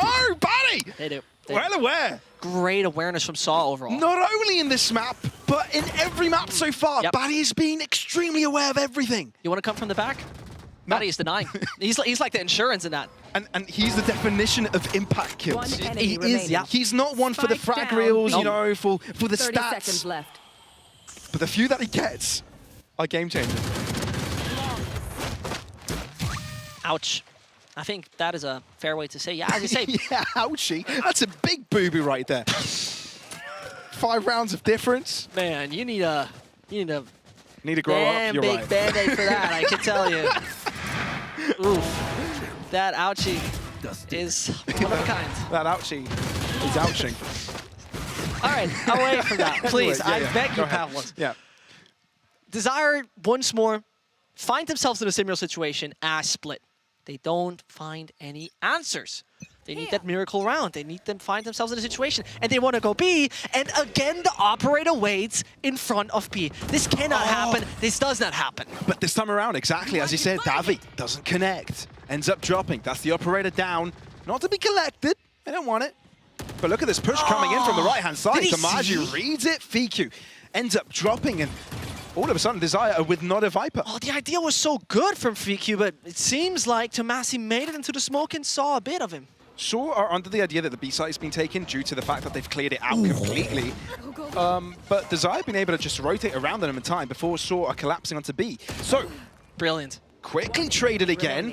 Zazie on site delivering, and Desire now on top. Not going to the side where the Odin is. Check. That's already very good. Taking out the operator. Check. Yeah. So with Davi, then avoid Fizzy. Right, and this is when you then have an entire roster. But kill Fizzy is the next one in the step, I believe. Yeah, that's just incoming. Is it though? Is it though, Pavlos? No, not like this. Okay, fair enough. Kaden delivers where it's needed. There we go, though. As expected. First buy after the timeout, finally getting things working. Could have also been backfiring. Because that operator, you know, Davey, whiffing is a rare instance for this guy. But actually, this is where you see how much... but it is also like a very mechanical thing, because your shoulder peeking into it, sneaking, is where your shoulder shows first to what your operator sees. Yeah, true, but it also requires you to be at a longer distance than your opponent. Oh, no, totally. Right from that angle. And I feel that distance wasn't quite longer, therefore it might have not been spotted quicker. Yes, a very minute mechanical thing. Yeah. In the meantime, Saw, once we're taking the A control, But this time it doesn't matter for Desire. They've said, okay, you know what? We're not doing this anymore. We are caring about B and C This much is more. ultra aggressive from Mikey. I don't remember the last time he's been placed in that position in this particular map. And now with a Viper Spit dropping on top of the spike plant, Desire should be clean to close this out. Although Fizzy does have a Viper Spit of his own. Yeah, and this is particularly disgusting when you have the Odin, but for now, all the extremities need to be saved. Wacky might have been stunned up, but he had reinforcements of Kaden. Traded. Still 4v4. Oh, man, he's going to try and zap them. Try through the smoke. Instead, Addicted sprays through. Taggers no more, and it's still a 3v3. All of the Desire players are so down low, and they quickly can be picked up. All down to FIQ. It's a spray to do it in the end. FIQ holding on. But Fizzy, Shorty, point blank, shows the opposing Viper who's boss. I can't believe it. I honestly can't. In what a fashion. The green goo all over the side of B, and they're fighting in the pits. The chaos goof, I like to call it. This is very true. Confusing for the players, for the observers, for everybody watching. But he played that well because he knew the opponent was like on OHP, and he just goes for wallbang after wallbang after wallbang after wallbang. And Fizzy is like, I'll leave the spike for a second. Boom. Kind of crazy to also see Tomasi only down on 5 kills, but we're talking about DATH, right? It's 7-2. You're winning by a good margin. If you're a Desire, you're definitely scratching your head right now. That was the best situation they've had on a take so far, right? They had everything going their way, and it just doesn't work out. Nope. But careful here, there's a very aggressive play happening. That Wacky's able to challenge, but Tomasi just pops off. I'm out. Man just put his carry shoes on. Would have thought a backpack would be better for that, but sure, if you got shoes, brother. Never mind. Sonic shoes, maybe? Because he's just speeding his way throughout the map. All right, enough of that, because he's been taken out. They're throwing. Yeah. They're throwing. They're actually throwing. They're actually throwing. Literally. Most importantly, though. Oh, no. Desire with significantly worse weapons, losing a long-range duel against the Odin, winning against nothing else than a Sheriff against the Neon. Crazy. Hunter Fury only finding a tag onto one. Okay, this is getting out of hand. Hold on. What's going on, Zesht? Just for a reminder for all the beautiful viewers out there, Tomasi got a 2K at the beginning of the round, 5 versus 3 entry type of thing. Yeah. I wouldn't be surprised if Mo, the coach of Saw, calls for a timeout. No, he's got to do ridiculous, rough guys. talking. You get 2 kills, you should not push anymore. You should just drop back. Play the numbers game. It's 5v3 for goodness sake. But yeah, no, it's sometimes it happens this way. And good on Desire for hitting their shots, right? Super important. They get it done. But they got delivered. I mean, no, Desire just saying right now, you can't walk over us like that. You've got to respect us more than that. And I wouldn't be surprised if they call for the timeout instantly, because obviously we're getting towards the end of the half. Yeah. So there's only allowed one timeout half, so might as well use it. Last player standing. Spike planted. Thrifty. Oh, okay. Well, good on Desire. They close up the gap. No timeout. Okay. No timeout. They mean it. Maybe they had the stern talking to from one of the players.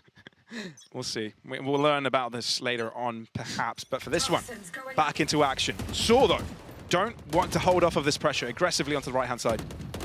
They still do, but Desire doesn't really care. Because you see the C and B setup, similar all time around. You have the Viper there with the Odin. That is what Fizzy does. Desire don't need to challenge. He already took early damage, though. So he definitely backs off. Fizzy usually gets good time on Snakebite TM. With the Odin, he can be super strong. Baddie is called to action. If they now execute, they're going to run into a stun plus Snakebite, but they wait it out. Wacky, Blast Pack jumps over it. Oh, but Fizzy reads it! No way, man. And the transfer of the spray is right on point. Tag finds himself the trade, but Baddie's right there to help out. And Davi, even though he finds himself to the back of the site, he's quickly eliminated. You are divided. They again had a big advantage, Pavlos. And again, it's gone. And the Cosmic Divide splits the site in 2. He's waiting for Tamaji to push through. They're trying to set up a crossfire setup. They peek through, and they don't know of it. Now they do. FIQ to the back of site. Man's dead. Oh, they know exactly where Kaden is. Is FIQ there? Oh, no! Spray down through the smoke. Tamaji finding the trade back onto Kaden. And now we're looking at a duel. It's a standoff. And Tamaji patiently waits within the nebula. Walking around, who finds the advantage? It's all about timing, all about positioning. And FIQ doesn't want to move, doesn't want to budge. Tamaji expects a repositioning of his opponent. Oh, did he spot out Shoda there? Tamaji turns around, and FIQ gets the better of him. And as anticipated, it's timing to fall into FIQ's hands and allow Desire to close up the gap and get a 4th round of their own. they fight tooth and nail. And take a look at this, right? This is where they suddenly decide, okay, you know what? Why don't we run through a smoke, a stun, and also like a snake bite? Yeah. And they succeed. Like, oh, I can't believe what I'm witnessing. And the rotations from the Source side was so quick. Everything was fine. Everyone was there. Round they one. got 2 picks. Everything was going into Source favor, but Desire held their own. That was a Tomasi clutch you were hoping for. Didn't happen. And this time around, look at the pace. Changing things up. It's going to be Davey, who's moving over towards C, has now the rifle back in his hands. And Desire with a 7-5, with the start they had, could be super, super happy if they get this final round. First of all, though, need to see that they retake the space in front of A, because this seems what they'll be going for. Yeah, I think this is what Desire have been really struggling with, this space right here. The past few rounds, they've been avoiding it. But this time around, there's no avoiding it. They want to take it. Showstopper enabled quickly. Now the fuse is running out, therefore he's going to have to pull the trigger quickly. Goes for a pot shot, doesn't quite work out as no one is there. But the Aldro now to try and spot out as many. He didn't spot out a single player. They saw right now, have no idea how many players, what the scale of this attack looks like.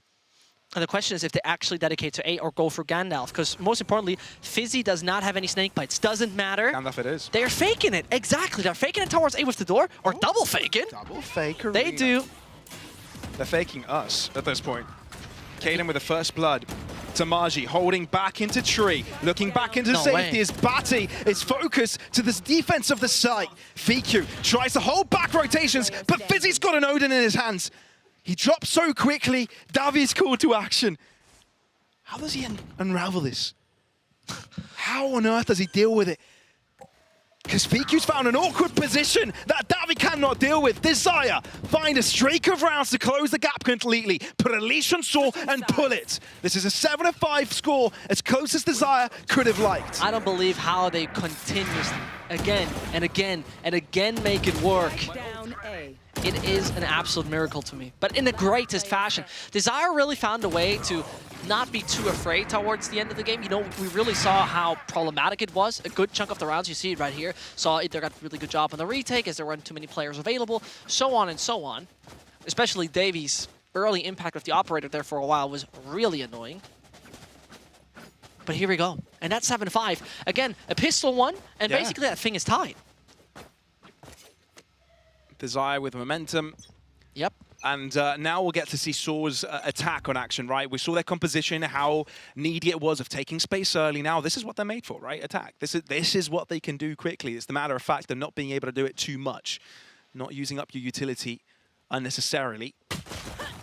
And that's no utility used and a first pick. That's exactly what Saw wanted. Yeah, that is exactly what Saw wanted. You as Xazi are like, look, not the best decision to gain info like that. But they full commit on the rotation in this one, whilst Gandalf is still an open option. The fact that they haven't heard anything else, they're double guessing themselves, Desire are, and drop 2 players back into the defense of B and C, meaning that Tag is alone in this area. He's confident though. No armor, a sheriff, 0 credits. He wants that fight. Yeah, I don't think he can afford to have it with multiple players. I think he's only just spotted someone, maybe.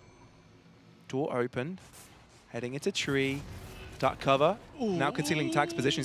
He's really gonna peek it. With a toxic screen going his way, he finds one headshot, nearly a second, but no, he's cleaned up before he's given that chance. The A site is under Source control. That's a little too much he even got there in my eyes, considering how many players are there. But most importantly, that spike's going on the ground. Batty still got a good chunk of utility. Same for Addicted. This retake is going to be tough, but Wacky with a nade, Kaden with a star, and also the smoker on Fiku. That's a lot of vision blocking. They need to take it area by area.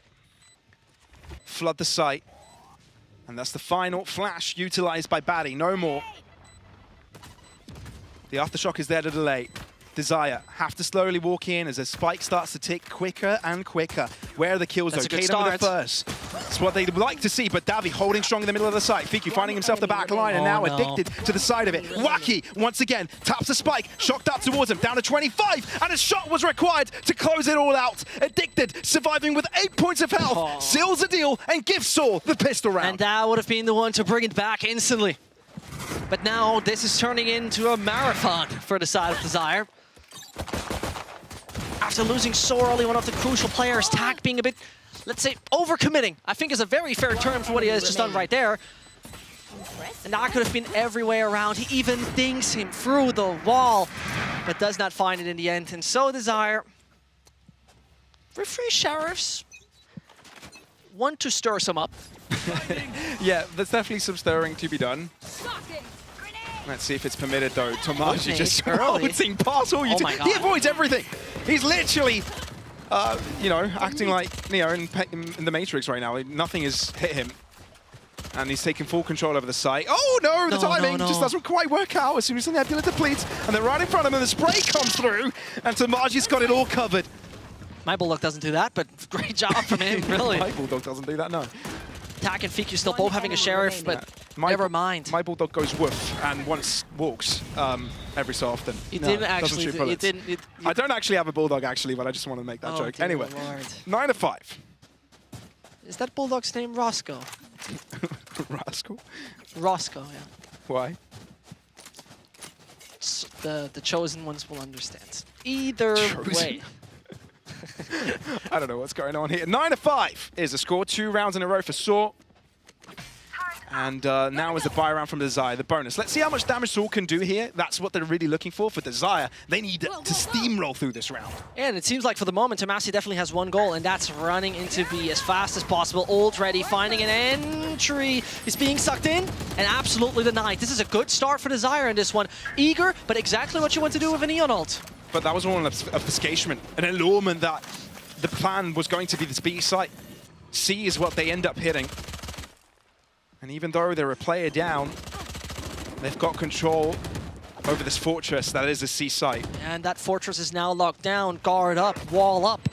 And they're waiting there on the towers to see anyone starting that besiegement. All players playing out from Sands, while one, specifically Batty, going all the way around. But they're allowing them on site, and Batty with that lurk has to hit a good timing, because if all of his teammates die, this is going to be a problem. They know of him, they're actually going to go after him. Spike touch, but not guaranteed. Wait a minute, Batty's joining the fray. He hasn't quite come on site yet. Let's turn our attention towards him. That's when he gets a kill. And he's got a fault line, he's got an aftershock, he's got everything to delay this. He just needs to stay alive, addicted, finding a shot. Shots through Sands.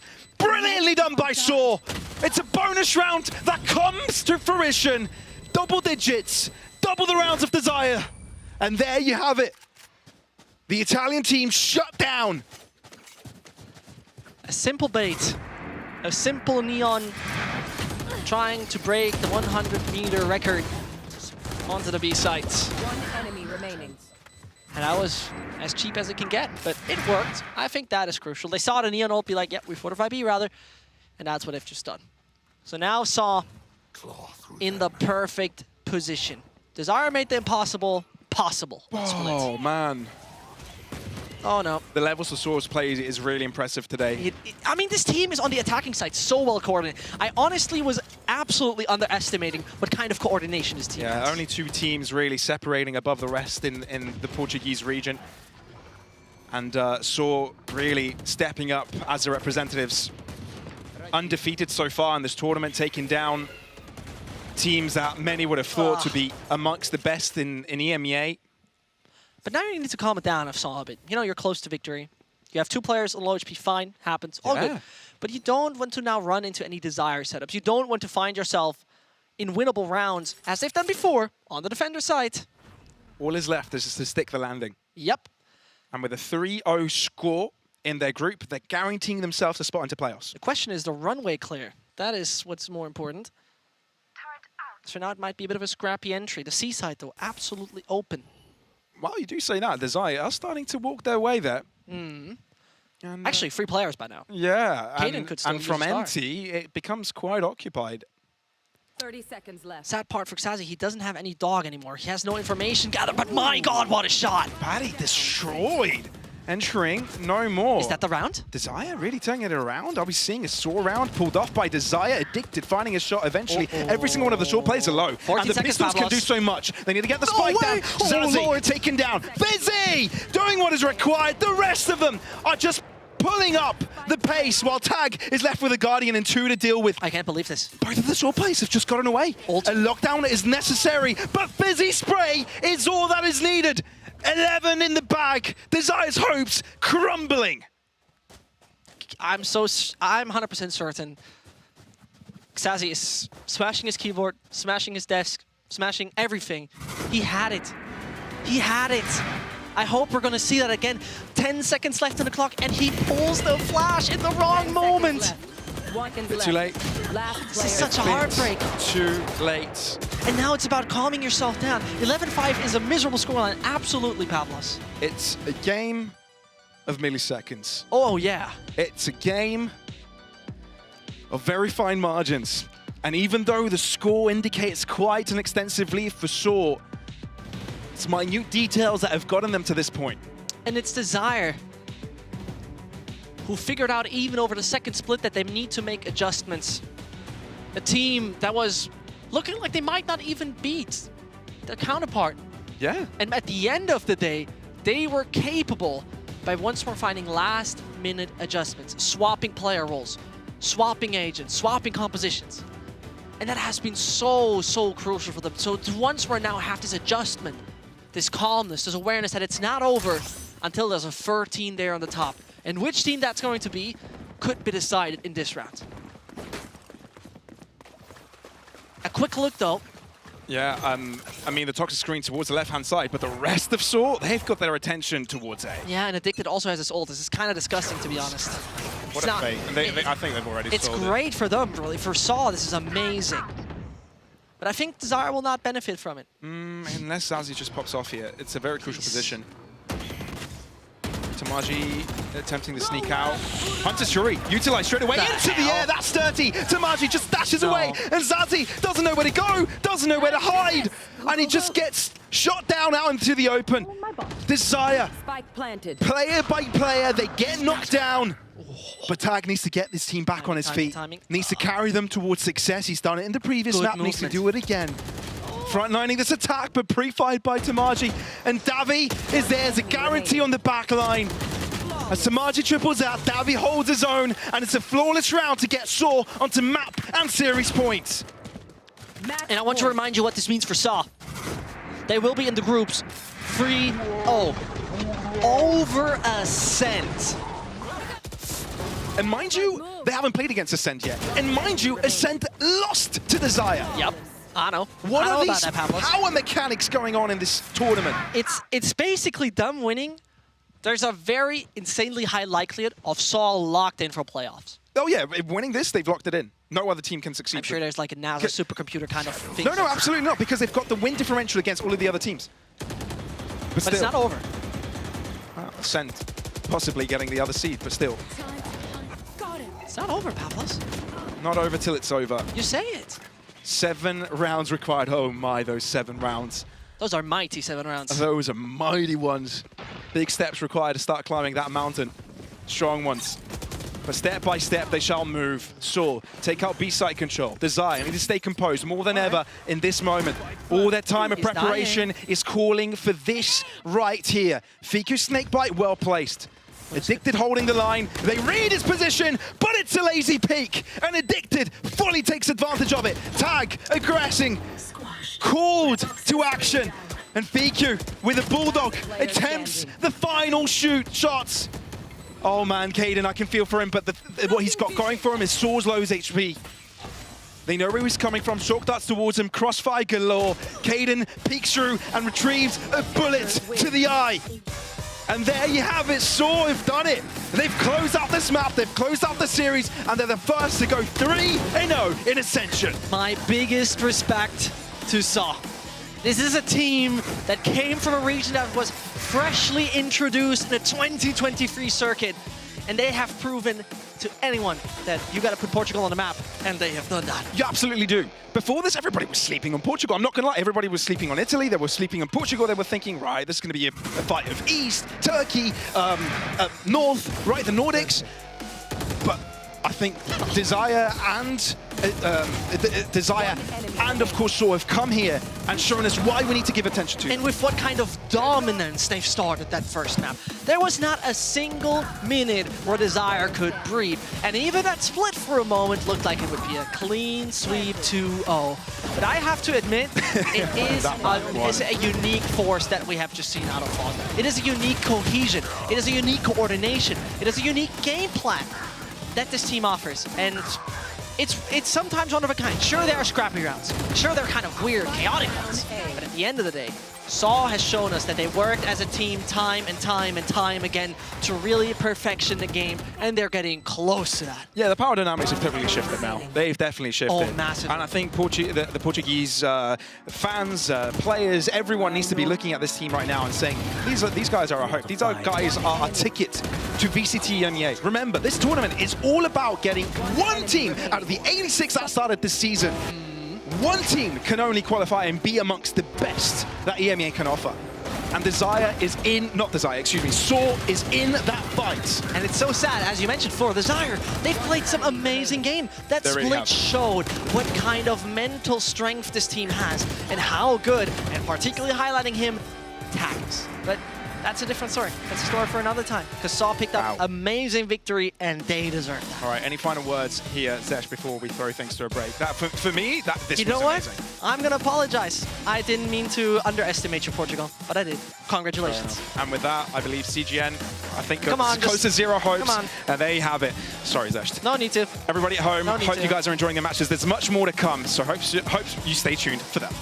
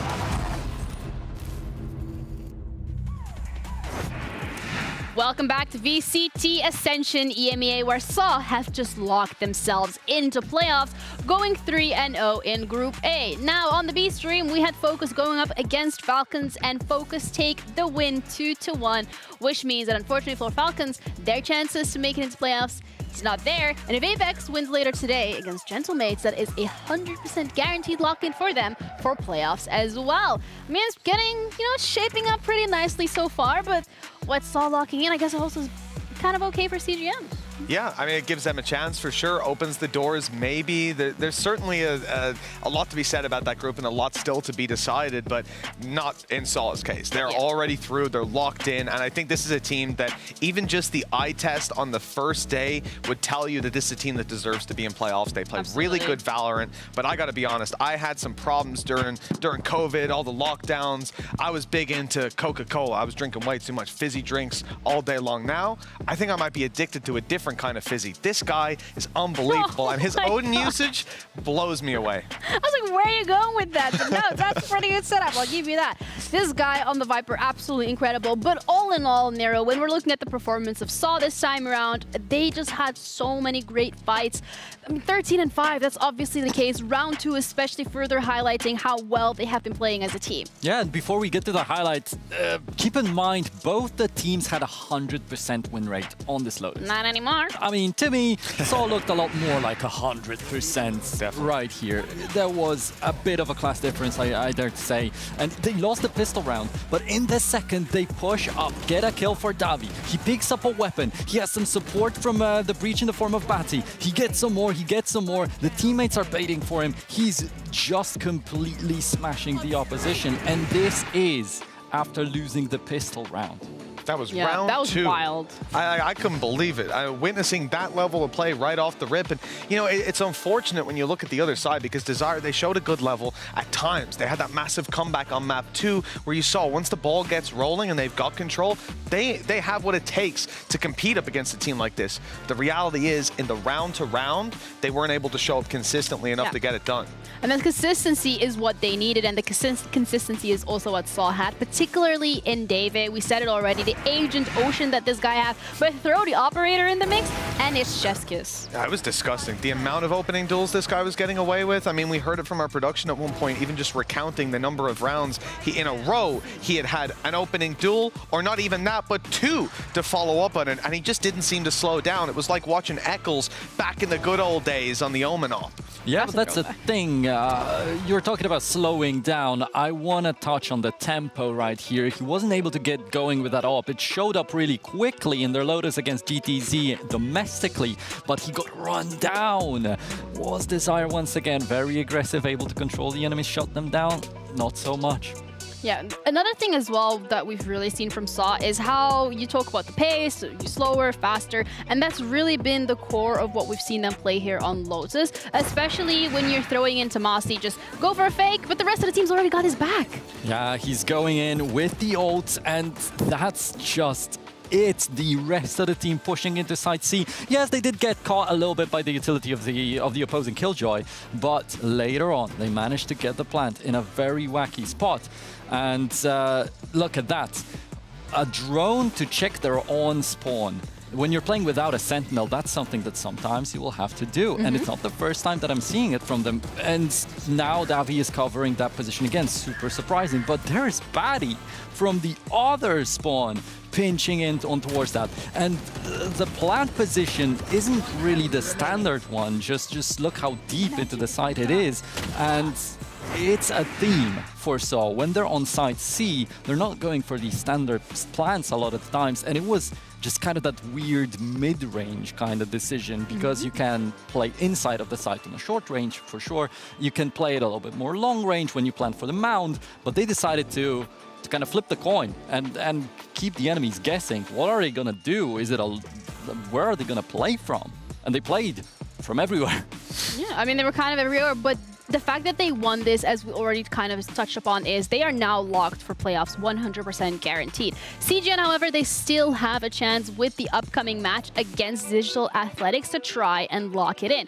We've seen what CGN can do, and it's not been up to, I would say, expectations so far, but still as a roster, as a 5-man, they got talent on there. They definitely do. They have individual ability, I think tons of it, and we've seen for sure that this is a team that can surprise you. I mean, we heard from Zesht many things. Don't listen to most of them. Yeah, I was gonna say. One or two were, you know, somewhat on point. And I think it came down to the fact that these guys will just try to put you on the back foot. They'll make you uncomfortable, and they do a fantastic job of that. As well, I have to say, I haven't seen Element hit even close to the peak that I know this guy is capable of reaching, that we all know from way back in the day from Monkey Business. So I'm excited to see him as the tournament develops, and hopefully he heats up on the stage. For sure. We need a little bit more from Element for him to be that explosive kind of player. Like, he was hyped up to be on this event, but then the rest of the team got some spotlight for themselves. In the first day, if I remember correctly, Shazion was doing really nicely. Benny on the stage, he's impressed a lot of us this far. He's a very heroic kind of a player.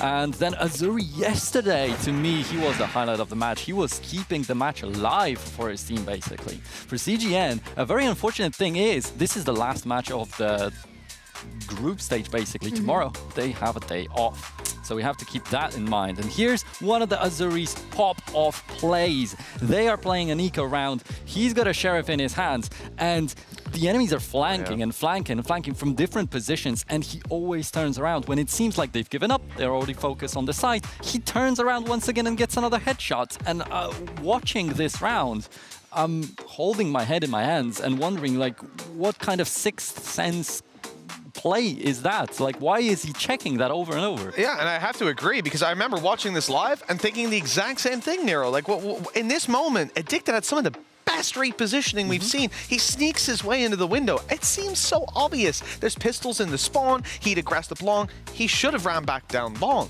Should have went back to the site, played with his teammates. He tried to make a play. And in fact, I think most of the time that play would have been successful. But like you're saying, the spidey sense coming out was the difference maker. On the other side, Ruxic. Yeah, that's a scary player to be looking at as well. I mean, we've already highlighted Digital Athletics, and we know a lot of talent comes out of Turkey, and Ruxic definitely being one of those players. So this is a matchup to genuinely keep our eyes out for. But all in all, from Digital Athletics, it feels like as much as we want that individual talent to come and shine through, it's not really so far been the case, because they are at the bottom of their group for a reason.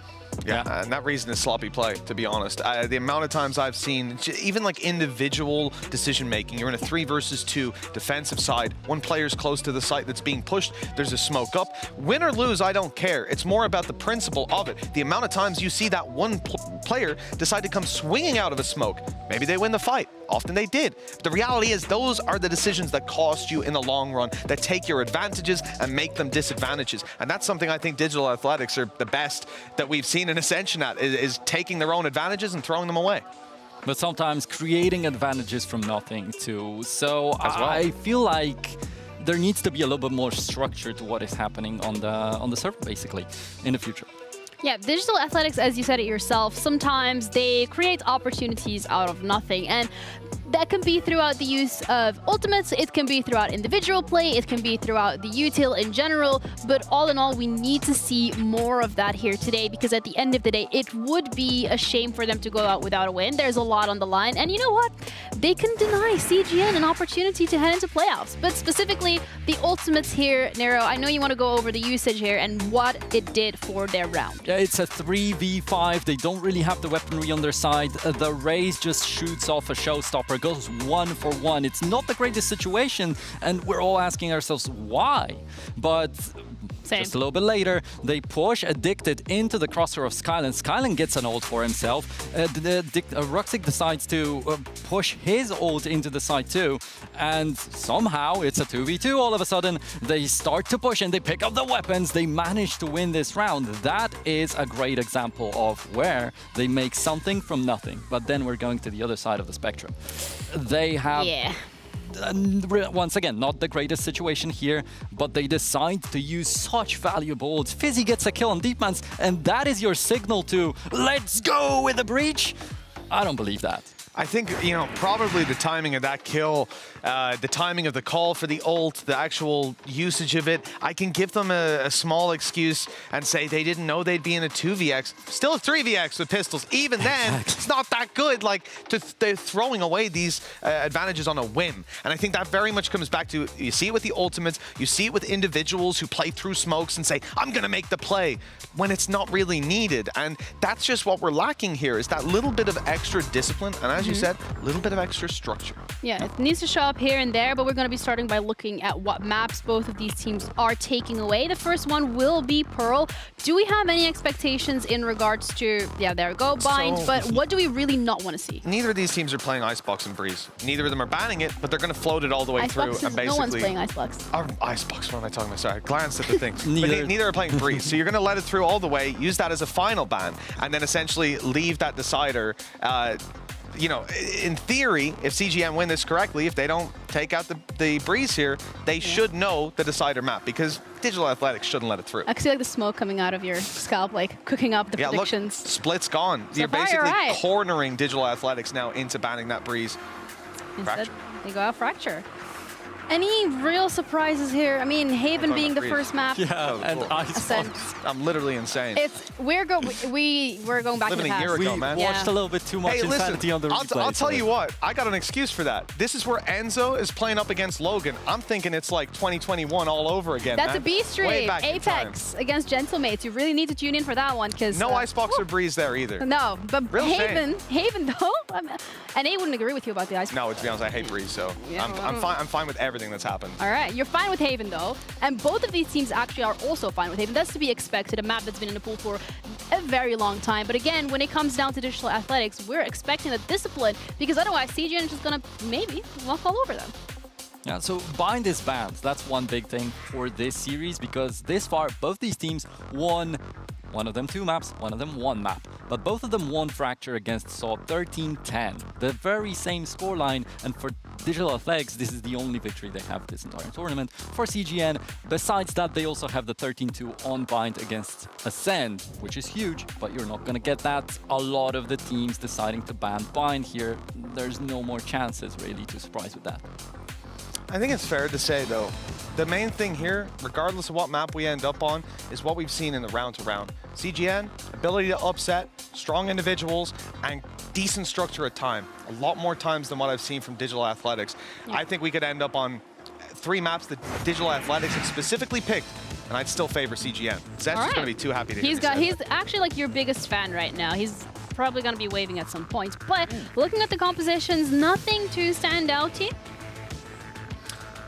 So what are we looking at? Over on the side of CGN, if I'm not mistaken, I'm doubting myself now after how we've gone so far, they're usually playing the Killjoy here, and they've decided to drop that. And I think that's going to present a ton of challenges for them potentially moving forward, because just locking down the control for the majority of teams has been based around your KJ. On a map like this with so much open space, it's a red flag. Yeah, but it seems like they want to pick up the aggression, and I feel like for both of these teams, it's going to go down to the individuals. It's going to go down to who's feeling it better a little bit on the server. And off the back of that, then maybe they can find a little bit more structure. Maybe they can catch breath, calm down when the game starts. But I feel like both of them need momentum. Both of them do, and when the game starts, well, that's literally right now. We have our casters ready, and it's gonna be Des and Ace, my favorites. We're gonna be heading over to them to cover Haven for this first matchup of today between CGN and Digital Athletics. Hi guys, how's it going? Hi, Ginny. Hello. You're our favourite too as well, we promise. Thank you. Yeah, You say wink, that to all wink, the hosts. sure. I say that to all the hosts, Ginny. I got you there. We know. Enjoy the game, guys. Shall do. Thank you very much, Ginny. Big game then, Tim, as well Yeah, for it is. CGN. It is. Look, it looks all but done, but there is still a chance where they can force a three-way tie and get that second spot. It's a very far removed possibility, but that is no excuse to not give it your best shot. There's two things that I always say, and they're both applicable here. One, you can only focus on what you can do. And right now, CGN, that's win. Simple as that. That puts you in the mix. Don't think about the other results. Don't think about what else you need. Go out and win. Do your bit. And then hope that the rest falls in. I'm playing my part. Exactly Literally that. The other thing that I always say that's very true here again is regardless of what you think is or isn't on the line, winning is a habit. Go out and win your games. Take the opportunity to play the official match. It's not like a scrim. This is real. Go out and keep that winning mentality. Make it a habit. Simple as that. And you're against a team who haven't really made a habit of winning, unfortunately, Tim. Not yet. They are down. They are at the bottom of the table. They are already, I'm pretty sure, guaranteed out at this point. So for Digital Athletics, our team from Turkey, they're the prize for CGN here. They want to make sure this is a win, but it's also a chance for the Turkish team to leave a little bit of a mark on CGN and deny them that chance of fighting for a top 2 spot. Heading into our pistol round then, no messing about. We're going to have the push immediately coming through mid-window for CGN as they try to push out towards the A site. They might actually have a bit of joy here and find themselves in a man advantage situation as they push around, but they've got to be careful of the flank. And here it comes. It's big from Masic as he manages to find 1 and 2. What a great start from Digital Athletic. Beautifully positioned because the desk were literally just talking about this. Mitch was saying it feels like a critical error to not have the killjoy, and my God, as Masic showed that was absolutely a critical mistake. Always nets the ace, but almost, sorry, nets the ace, but Vince is there to get a couple back. Very close there to be, well, they were torn asunder by a single man. And this is the problem. You see in the Killjoy on side, you're inviting a team like Digital Athletics to come charging at you and really shut you out the game. Yeah, it was great from Masic there. I love the push around the back. I think CGN actually overlooked it a little bit, maybe. We saw that big push up to mid-window, and then it was only the last second that they were kind of like, what if we've got the swing round behind us here? They turn around, and it was just too late. Masic was already positioned and just made full advantage of that situation. So 4-1, great start. It's put Digital Athletics in a good position here for the next couple of rounds at least. The Jet has already got inside of sewers. It means control has been established by the large part for Digital Athletics. They're the ones coming in with the guns, and they posted up in some good positions. Masic already coming out, by the way, with the Marshall on side, looking to do a little bit of work. And, well, they are picking them apart, it feels, step by step, down to a 3 versus 2. Masic with the A site locked down and a push through mid coming in here for the attackers. Yep, just using that economy advantage that they've got in round 2 and putting those weapons to great use. But this is still definitely doable from Vince and Shazion. We've got to remember we had some big moments from Vince when we cast them the other day, Des, in exactly these sorts of situations. He was one of those swing players, able to get a couple of kills and turn things on its head, but not here. Turn him on its head, he's going to get hit in the head by Ruxic as he manages to find the second as well. It's another good round from Digital Athletics. Another multi-kill as well. Masic in the first, Ruxic in the second. A 3K for himself and a diffuser stick on top of it as well. Those two are flying. Blaze Storm is online after a couple of rounds. Like, how do you slow them down at this point? And I know that we touched on the first round Killjoy issue. They dealt with it pretty well there. I think they acknowledged that Digital Athletics would come pushing into those more aggressive spots. And sure enough, 2 came out of garage, tried to get the flank on mid. But by then, the 2 CGN players were long gone off towards the C site. So at least they're adapting and acknowledging, okay, That's a weak point we've got inside of our comp. That's how the other side is likely to respond. Here's what we need to be doing to counter that ourselves. It's kind of a game of chess, always thinking 2 or 3 steps ahead. Yep, looks like CGN are maybe going to make a play in towards C-Long, probably looking to capture that orb to begin with, just trying to grab that map control, move on in, get that, and then they can make their mind up from there. Now then, Guiding Light is going to be taken out, which just gives a little bit of space for Ruxic to move back. He's going to put his smoke out as well to play behind, and right now, C-Long is in the possession of CGN, and they make use of it. They're going to find a kill onto Masic. Yeah, he's getting a little bit confident there as well with the blades out, like throwing them down long. But Element was just ready for him. They've now got control of side as well, in for a scouting look. There is the breach on the other side with a judge in hand as well. Skylar looking to do a bit of work. A spray comes on in. Out comes the concussion. Surely they know that he's close, and Benny is just there ready and waiting. This round looking much more like a CGN affair. Yeah, CGN just seem to have settled in a bit more now. So, you know, we see it quite often in FPS as teams come out of the blocks fast and maybe the other team isn't always quite ready for it, and it just takes them a round or two to warm up, to waken up. But CGN certainly looking more alive. As you said, the key, I think, at the beginning there, just shutting down Masic, taking the ult off the board and allowing them to progress along C-Long. They've got themselves established. Spike is down, and it is all up to Deepmans and Chachan now. It's going to be Deepmans taken down by Benny, and that leaves us in a 1 versus 5. Just multi-kills galore. 4K in round 1, 3K in round 2, 3K in round 3. It just keeps on building up. Now Chachan can try and do what he wants here, but naturally they're watching him on long, take him out for free, and get away just in case that spike did end up going off anywhere near them, which I'm pretty sure it will not. Into the next round, and CGN are on the board. It's perfect time for a flawless round for CGN as well, mentally. You know, you've lost your first 2, you're a little bit behind in the economy. Look at that beautiful shot to take Masic out and just take that ult off the board as well, up above the smoke. Just fantastically preempted, really, and just using that long angle to get the job done. Absolutely. Alrighty. Now we've kind of seen a little bit of what either side can do. Starting to see what's going to change up. And in this round, straight away, Tim, your eyes should surely be drawn towards Masic, who has got hold of that op. Posting himself in towards sewers, interestingly, so not normally the go-to spot. Going to wait and see if anyone does dare push him. The answer so far is no. A slower approach being taken by CGN this time around, collecting the information, playing behind smokes. Much more composed. Masic now looking to hold down A-Long instead. As you say, just moving himself out. I'm not sure if he's aware of the player just up at the top there. He's got the raise just opposite sort of sandbags on the other side, just looking to play out of that little hole, just looking to peek down long. But as you say, the attackers are the ones that are going to have to take the initiative, and that's exactly what Element does. Manages to take down Ruxic, and there's the kill we were waiting for. Masic managing to use that operator, finds the raise, but the kills keep coming, and CGN are favoured with them at the minute. Oh, the paranoia connects beautifully as well. Scarlett with nothing to do there. And Masic at this point, you're probably asking the question, is it worth going in for these fights, or just hold and keep hold of the op? At 1 versus 3, I suppose you're always going to feel like it's possible. It only takes that 1 or 2 to level things up. But as you say, it is a real choice of utility versus opportunity here. And he's going to get caught in a crossfire if he comes out of here. Nobody's going to wait for the exit. Nobody's going to overstep their mark there. They know that they don't need to push forward. They can just hold their positions. I think Masic is just happy to sort of maybe go hunting for a deep flank, but he's going to try and keep himself alive.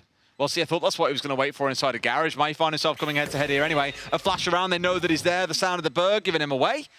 They know that if they go swinging around here, they're in a risk. He misses the shot and loses the op. Not ideal. I imagine we'll then see Element picking that one up for himself, potentially going into the next round to try and counter. No, leaving it on the ground. Fair enough. Masic, as you said, it's easy to look at it both ways. You know, you go in, you get a kill or 2. He's probably not going to create a position that late in the round whereby he's able to win it out. But maybe he can grab himself an ult point. Maybe he can grab himself 2. But as you say, you know, you've got to weigh that up against what's been lost as well. The op's gone. He's had to go for the downgrade now, and it maybe just starts putting Digital Athletics on the back foot a little bit. It's risk and reward, Des. It can pay off. In this case, it hasn't. For sure. Flash straight into mid as well. Hoping to find someone trying to press out aggressively, but Digital Athletics, they've kind of settled into themselves a little bit here.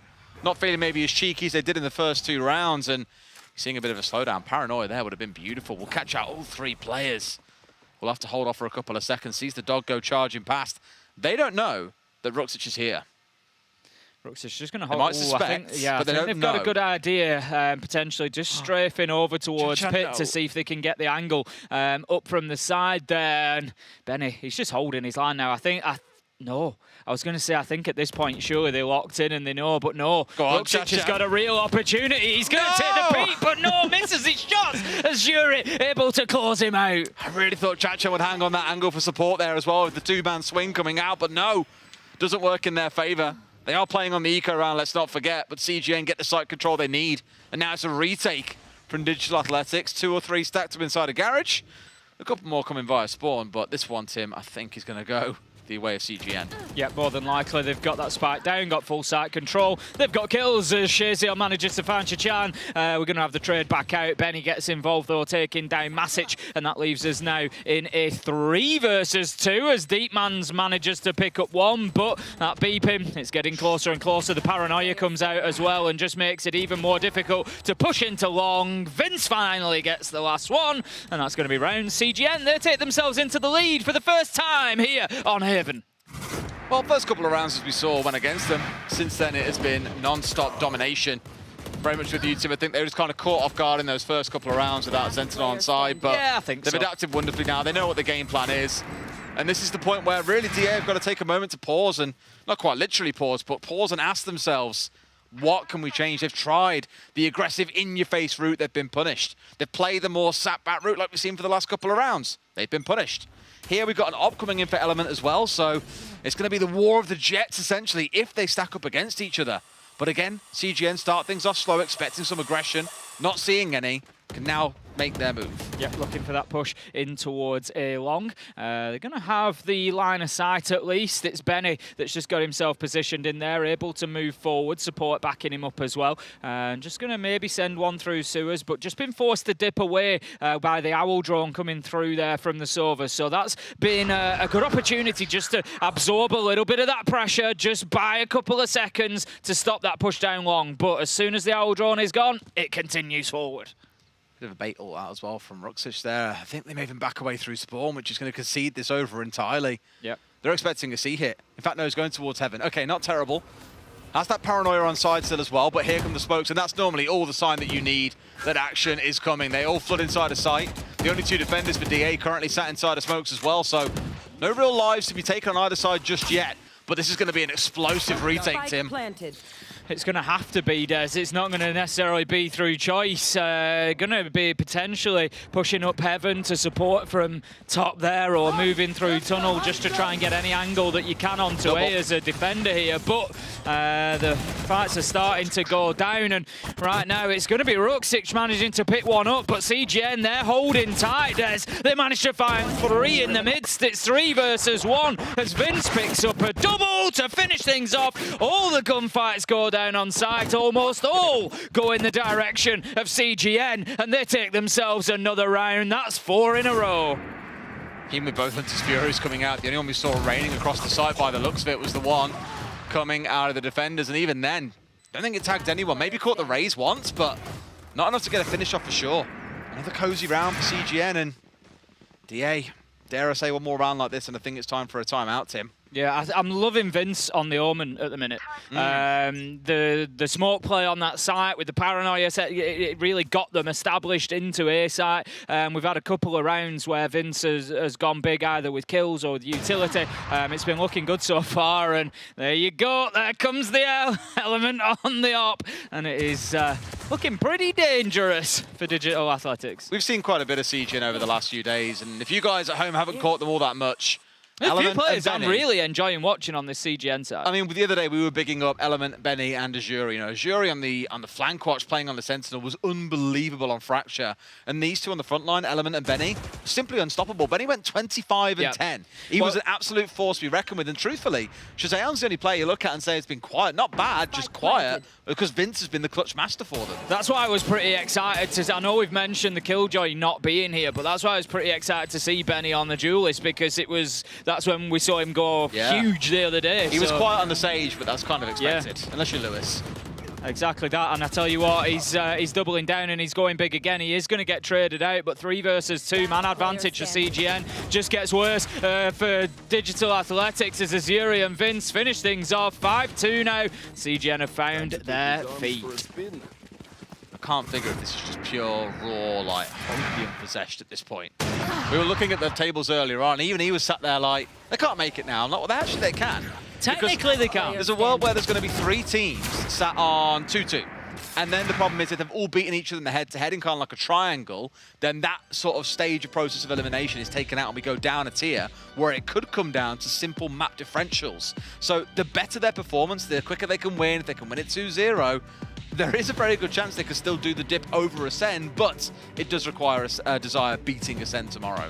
As I said at the beginning, Des, all you can focus on, forget about the table. If you're CGN, obviously we can't forget about the table, but if you're CGN, forget about the table, forget about Ascend, forget about anybody else, forget about that, just focus on getting your win and getting it as quickly as you can. As you say, win as many rounds as quickly as you can, get it done and give yourself basically the best opportunity. And you can see how CGN have won 5 rounds. They've now got a huge bank to play behind as well. They can lose a couple of rounds here and still have enough for several full buys on the go. Whereas on the other side, I know DA obviously are at full loss bonus at this point, having lost 5 rounds in a row. But that Ops on side once again. Last time he got utterly deleted. Big point to keep an eye on for this round, I think, is going to be the Killjoy ultimate for Chachan. That's very close to coming online. We've got 4 ults that they're playing against, but if he can get that lockdown ult ready, we've also got Rolling Thunder for Sky as well. That could be a big combination that could really help them sort of play into and against those ultimates on the other side. I really thought for a second the message was fine him bouncing back, but enough cover, I guess. I thought for a second his head might pop out of the smoke, but nope. Just keep himself in one piece and in absolute safety. You see those passive angles being held by DA as well. That seems to be the game plan once again, is how can we slow things down? And CGN still playing for that aggression that they assumed might come out. Look towards spawn. You know, there's 2 players still sat there just holding at this point. Still waiting to kind of see, okay, what information have we got here? Is there anyone holding C-Long? Is there anyone inside a garage? Where do we push to? Well, this is it. You've always got to remember as well that a lack of information, a lack of intel, and I'll clarify that by saying when you've sent something in there, like the Trailblazer, goes in, doesn't see anybody, that's information in itself. It kind of tells you, if you've checked properly, it tells you that nobody's playing in that area. So maybe there's space that can be taken. As it is, they're going to try and take space in Cedars. Look at the power going in there, but it's Ruxic able to stand up to it. Chachan as well manages to get the kill. That puts the lockdown online. So that is, again, something to keep in mind. Kills keep coming for this round, though. 2 versus 1. And it is looking pretty good for Digital Athletics to potentially come away with. But you just get the feeling it's doable, but not when he steps into the line of sight of Masic. Just saw Match just full sprinting then from A-Long as well. Just ready to get involved and get the flank on, which is always a risk, because if you lose the 1v1 on site there, or even the one on long, and then it becomes the 1v1 for Shazam, there's every chance that he can win it out. Still, Digital Athletics get it done. And I thought for a second it was really, and it was, to be fair, really smart from CGN. It's not often that you see a Jet wielding an op pop the ultimate. Normally you wait for the next round and you lose the op and you use it somewhere like here. But I think in that case, using it and bringing it out was more to be almost a bit of bait. Normally you see an op hold down long, for example. If you hear the Blade Storm get called out, you assume they're not going to be pushing down C long, and for a second it looked to work. But DA were just there, ready and able to respond. Great work as well by Ruxic, who managed to cause a bit of disruption, got himself concussed, and still got out alive. Yeah, I mean, ultimately, Digital Athletics there have soaked up a couple of ults. They've still won the round, and they've kept theirs on the board. So this is a decent position, but Element's going to find himself in a decent position as he moves around the corner, headshot onto Ruxic, and that's going to be a strong opener for CGN as they aggress on, take the space, get C-site, and start planting the spike. Shuri's just waiting here. There's 2 players, a prize, waiting outside for him. And here we go, they push in, but no. The drone actually just a little bit behind the breach on the swing there. Skylar's lucky to walk away with a kill, but then there's a couple more from down below. As the fighting spills over in towards Garage. Now 2 more are pushing from back spawn on the side of DA. But Spike's down, they've got the long range. Masic just got to work absolute wonders here if they're going to make this work.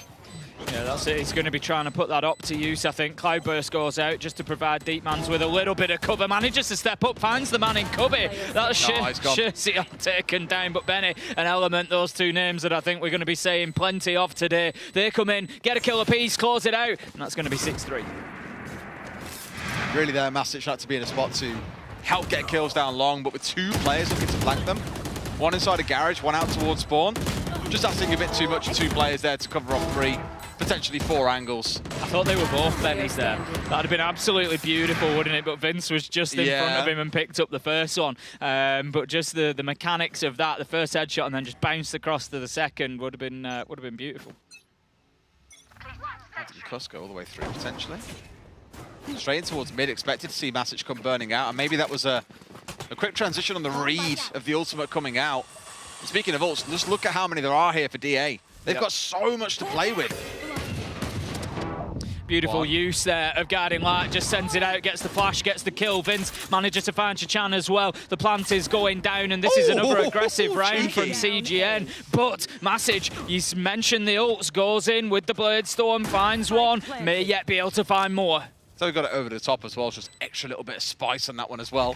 But it's only a momentary delay. Spike does go down. Now they've got to find a way to pull this one back. They have the Rolling Thunder. Don't think they want to commit it fully necessarily here unless they get a numbers advantage, which they've now started to build. Vince bringing it back on their side, down to a 2 versus 2. Masic managing to get 2 out of the ult and then moves to the pistol and gets a third. Finds himself now 1v1. There is time here, Des. This is winnable, but no, just changing.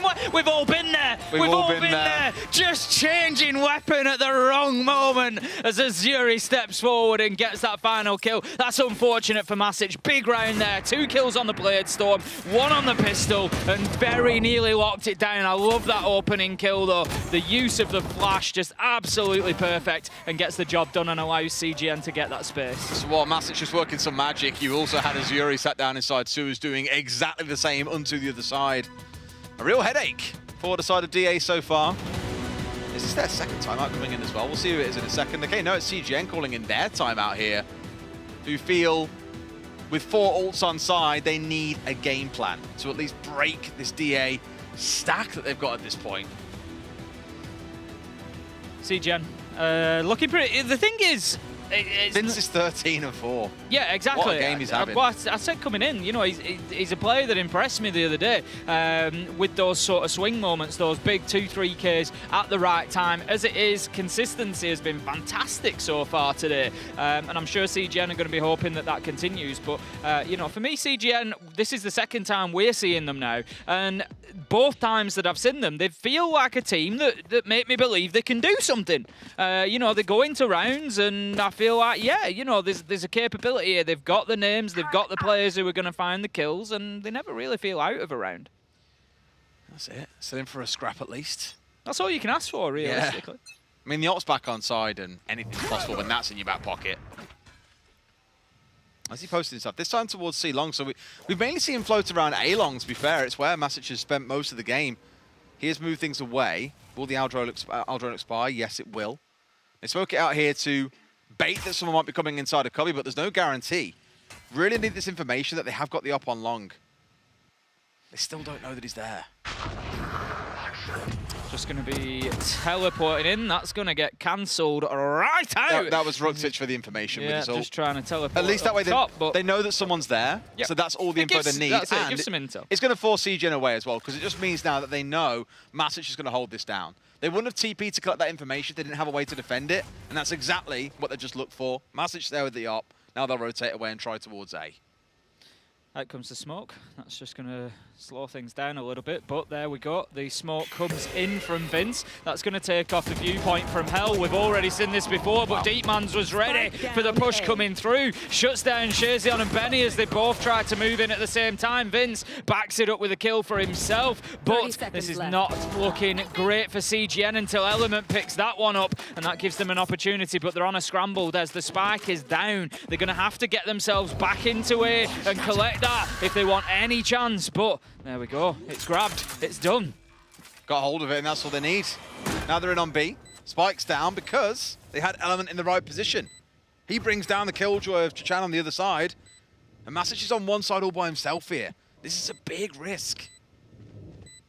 Another big play from Vince there, just getting it right at the right time to get that spike back, get it planted, and give CGN a chance to win this. And as I'm saying, he's done one thing right, he does another, finds a headshot, and that gives them the manpower advantage as well. Time is running out for Digital Athletics. Skyline manages to get one, cannot find two. Element closes it out. CGN 8-3. I'm not sure if the stats team can hear me on this one, actually, but I'd love to find out after the map how many rounds have had 3K pluses in them. 30 seconds left. I'm pretty sure at least 90% of them so far, bar maybe one or two, we've had 3Ks, 4Ks in.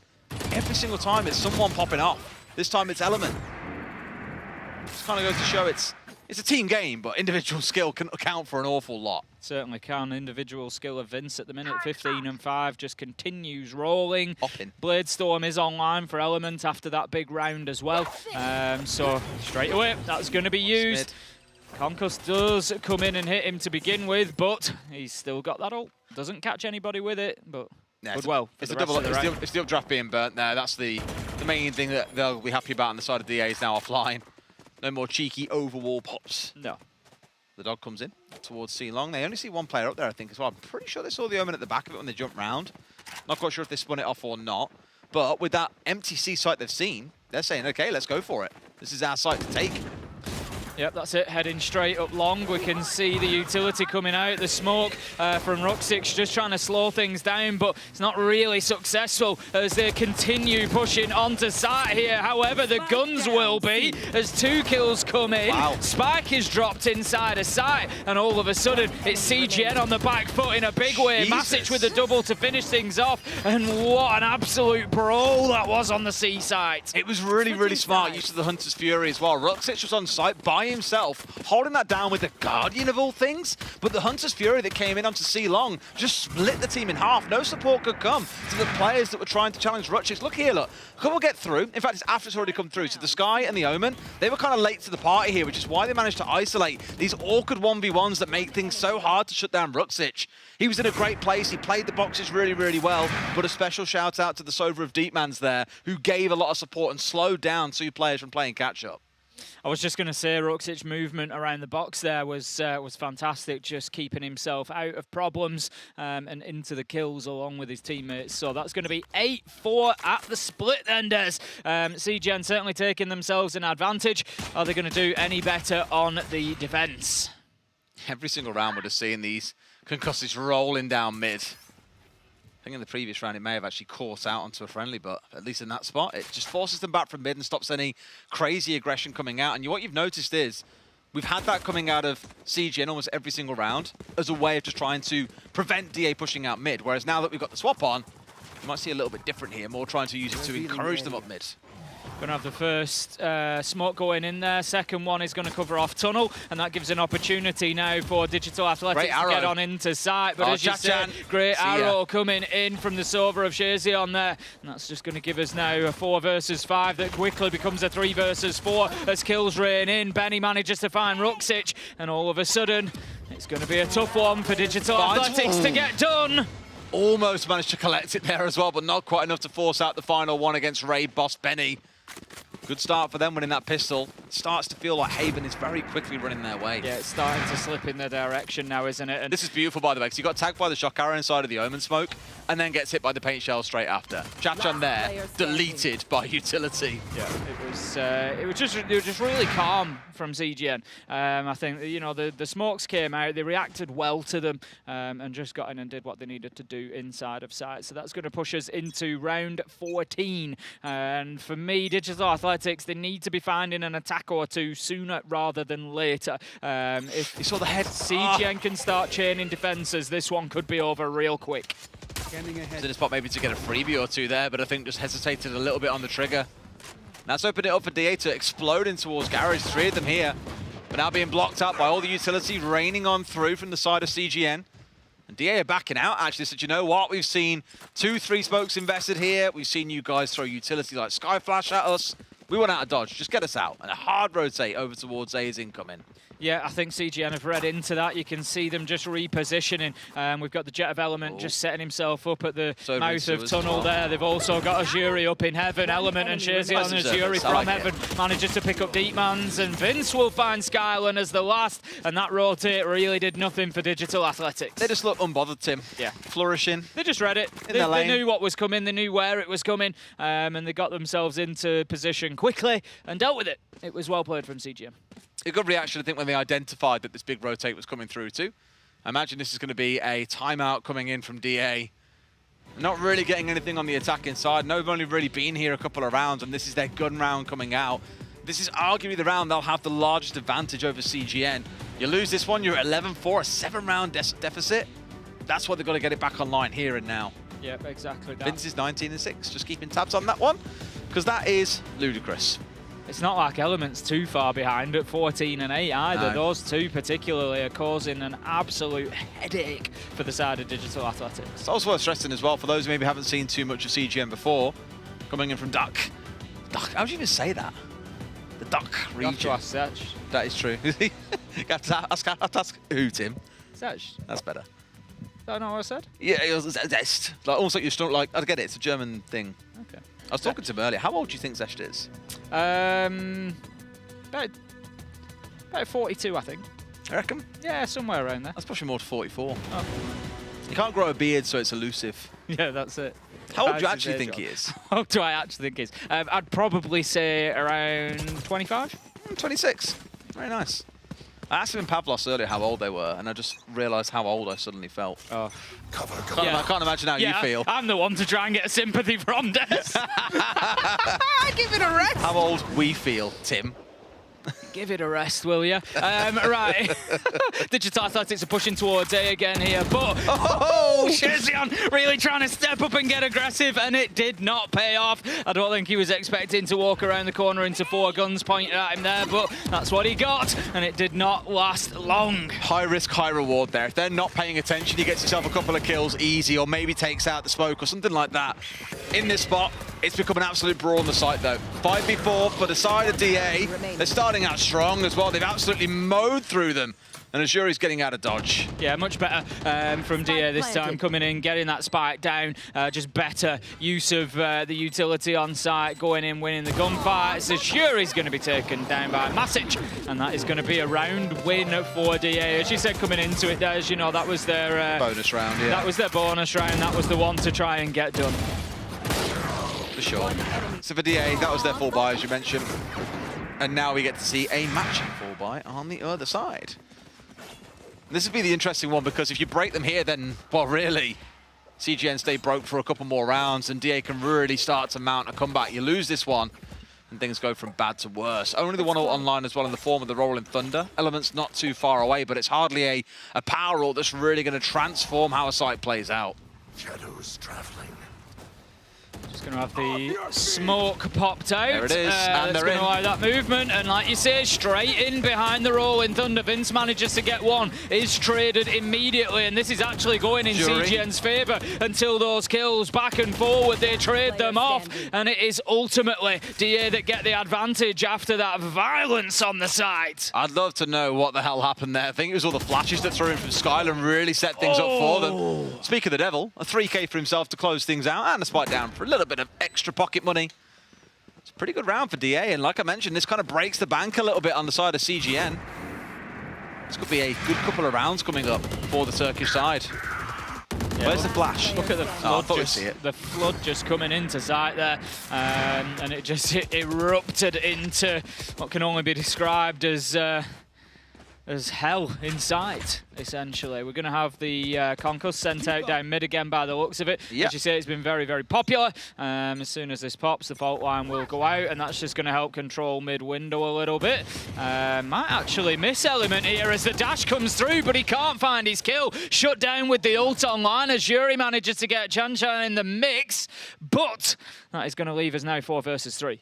It's a nice attempt because Vince had the paranoia rolling over the top of it as well, I'm pretty sure. You saw that I think it was Ruxic who was blinded, nearsighted, yet still we couldn't see a kill coming out from Element, at least to really make dramatic effect happen onto the other side. Here comes DA as well on their push forward. Straight up A long, and there's only one player. It's Benny to match them on site. Yeah, I think at this point clear that Digital Athletics just needed to get themselves onto the attack. Things definitely turning round for them, and we're going to have the Jet just dashing in. Masic using that smoke to maximum effectiveness. It was the Cloud Burst, it was the Dark Shadow underneath. Just got through both of them, found the kill, and just opened up the end of the round. Probably a read on the situation that DA can take from this is in both rounds now when CGN have come in a pistol round and in their bonus round, they've gone super aggressive with one player. Shazam coming at A-Long, and then in that round just they had Element charging on the way forwards. So you know if you get them in a position where they're behind, fair chance you're going to see someone being aggressive, or at the very least, that's what you can assume. CGN may well change that plan next time around, but it's very clear they're looking for these, air quotes, cheesy picks in the start of the round when they know that they're down on resources. Oh, okay, straight in.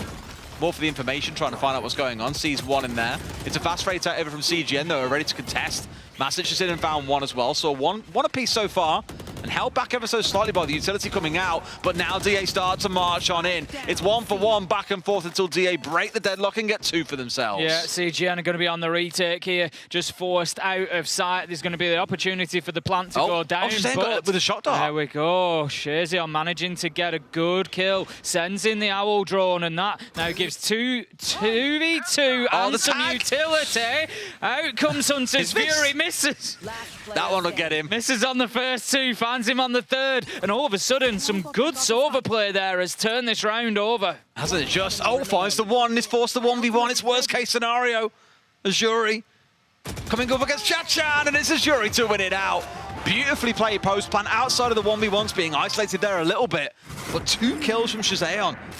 3 pieces of utility as well. The shot dart comes in, gets the tag with the Owl drone, out comes the ult on top. Really well played from distance. Look at that, nice. Beautiful. It was just this. I love this dance back and forward with the Hunter's Fury. Just it's one way to give you a heart attack. When you just see it warming up and you're like, oh no, please, no, God.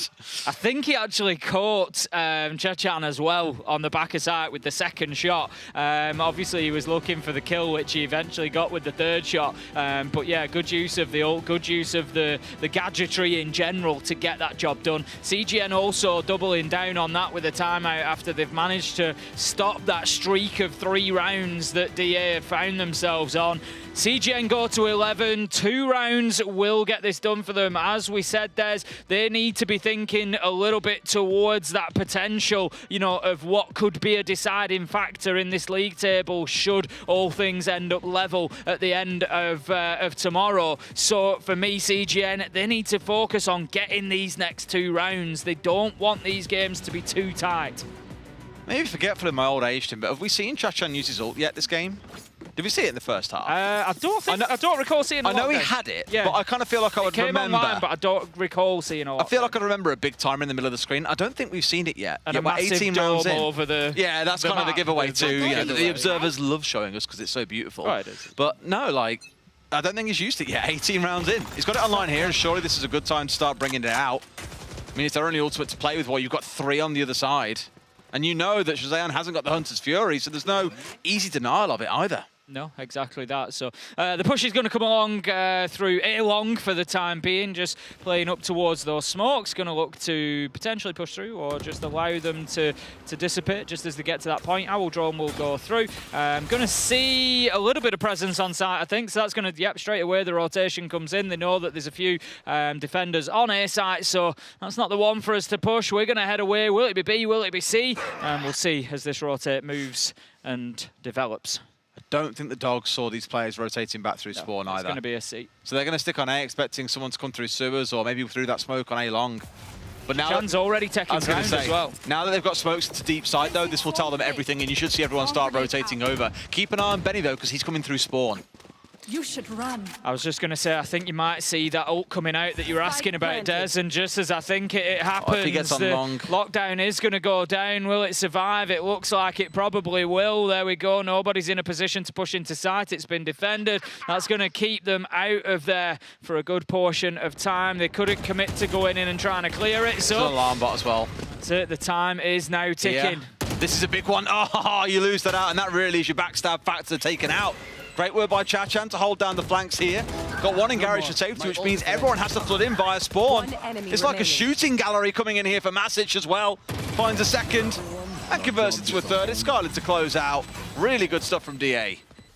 Yeah, good round, good use of that utility. The Killjoy ultimate just really doing the job for them. Get the spike down, put the lockdown over the top of it, and as you see, it just wastes. The thing is, obviously, like, the lockdown itself is 13 seconds, but it wastes longer than that because you've got to get back to site as well. If you decide, you know, there's no opportunity for us to destroy that, so we're going to have to leave the area, we get forced out, you're probably looking at maybe 20 seconds realistically before you're back into the mix, before you're back into those engagements. So it is a huge advantage. Didn't see at the time there as well, there was a really good flash from the back box by the Breach, which just made that all the much easier for DA once we had CGN pushing on in.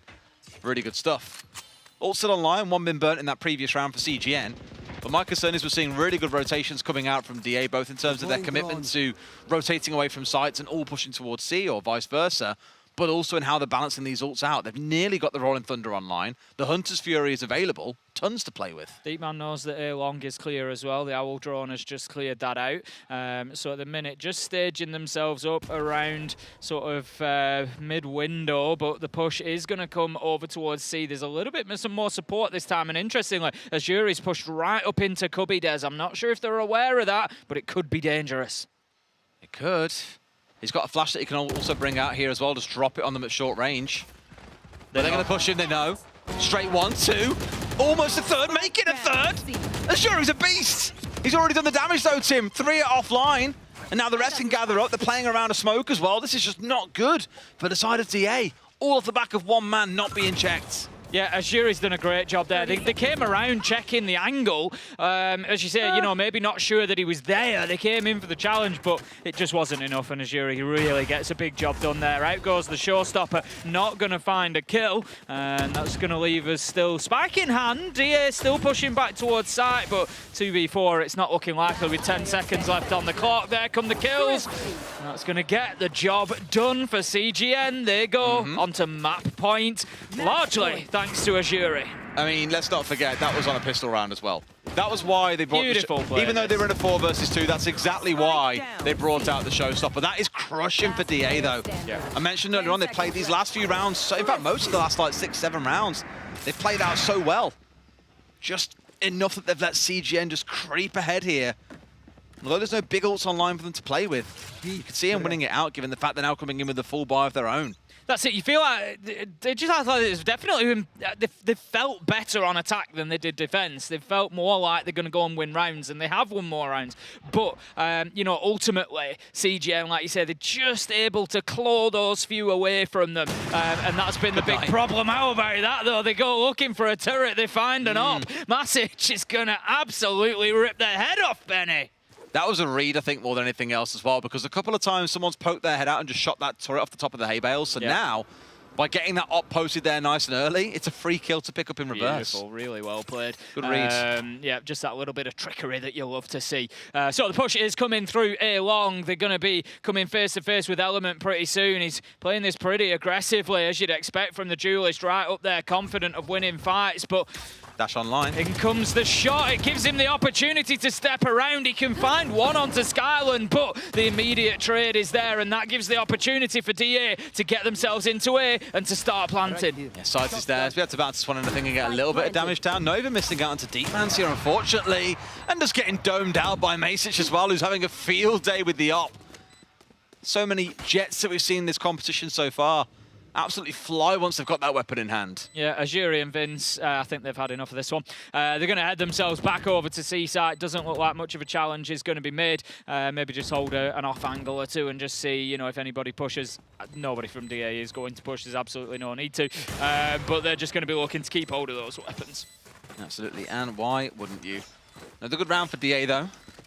My concern is really only takes one slip or one surprise coming out from CGN for this to all crumble away. All that hard work they've been making is going to disappear. Cheers, Mal. Cheers, Sylph. You're the real ones.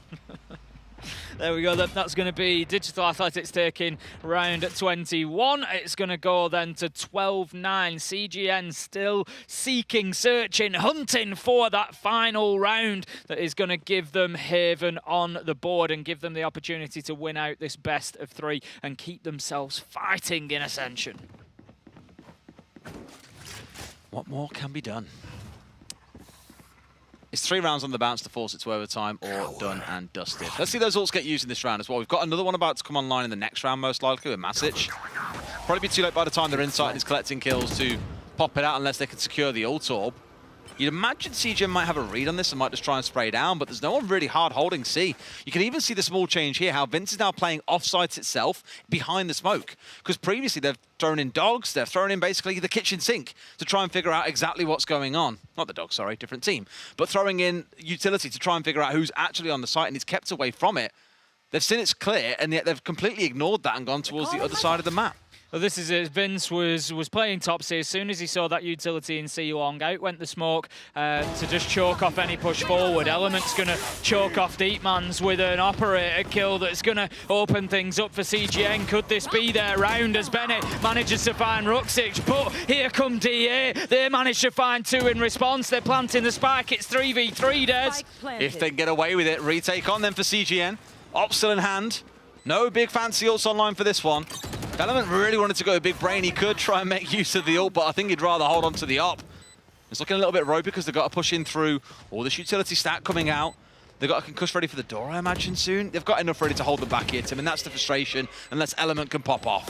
Yeah, just looking for that opener. Element and Shazam, though, managed to get one apiece, and that's going to be the final kill, Des, out of almost nowhere. CGN come with a big retake onto site, get themselves the kills, get the job done, and that is the first map of Haven going in their direction. It is, and again, it looked like a really good comeback, at least in some parts, for the side of DA, but I think CGN building that early lead, just showing absolute domination. It was their map pick, so allowed, granted. DA has shown there's still some fight left in this series, though, in my opinion. Oh, 100%. You've got to look at now, you say Digital Athletics coming into their map pick. There's a real opportunity for them. They've just taken, was it 8 rounds? You know, they've got that done. 4 on attack, 4 on defense, shown a bit of capability both sides. But for me, CGN, overall, pretty impressive. Yeah, they got up to 9. There was 3 rounds to go for overtime, but CGN slammed that door in their face and show that this could be a 2-0. Still, plenty more to come, though. Let's go to a break, and when we come back, next map. See you then.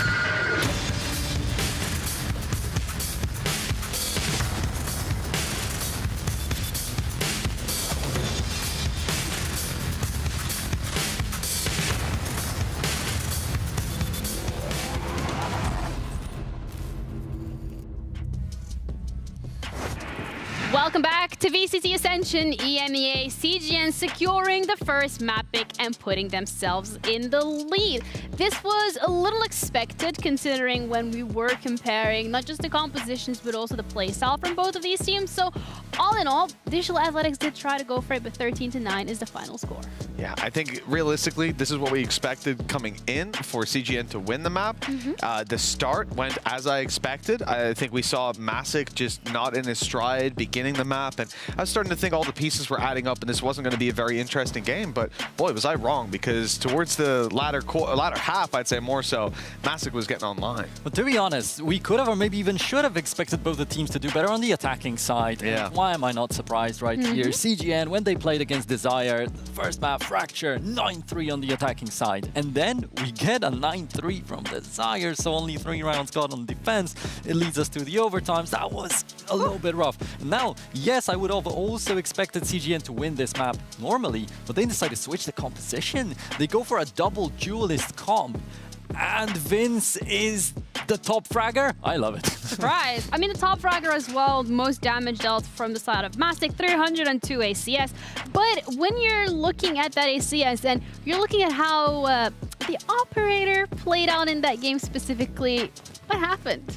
Yeah, the economy of Digital Athletics was basically at the mercy of Message and him not really handling it all that well. And they had some nice tidbits here and there in the first half. We will take a look at these rounds in a moment. So what I liked for Digital Athletics, and something that I did not expect from them especially, was the patience that they've shown. Yeah. So on the first days on the desk, you were hyping up how they could be the aggressive ones. That's what we kind of put the identity on the Turkish players. They're aggressive. They just are out there for blood. Digital Athletics are a little bit different. Overall, I feel like this is a topic that we could maybe pick up. The Turkish scene is evolving. It is not staying the same for sure. And Mitch, I feel like you have some input on that too. Yeah, well, I mean, look, in general, talking about Masic, just on the clip we just saw, the reality is, you know, he wasn't evolving too much in that. He was playing a similar game at the beginning to what we had seen right there in that clip. He's in a 1 versus 3.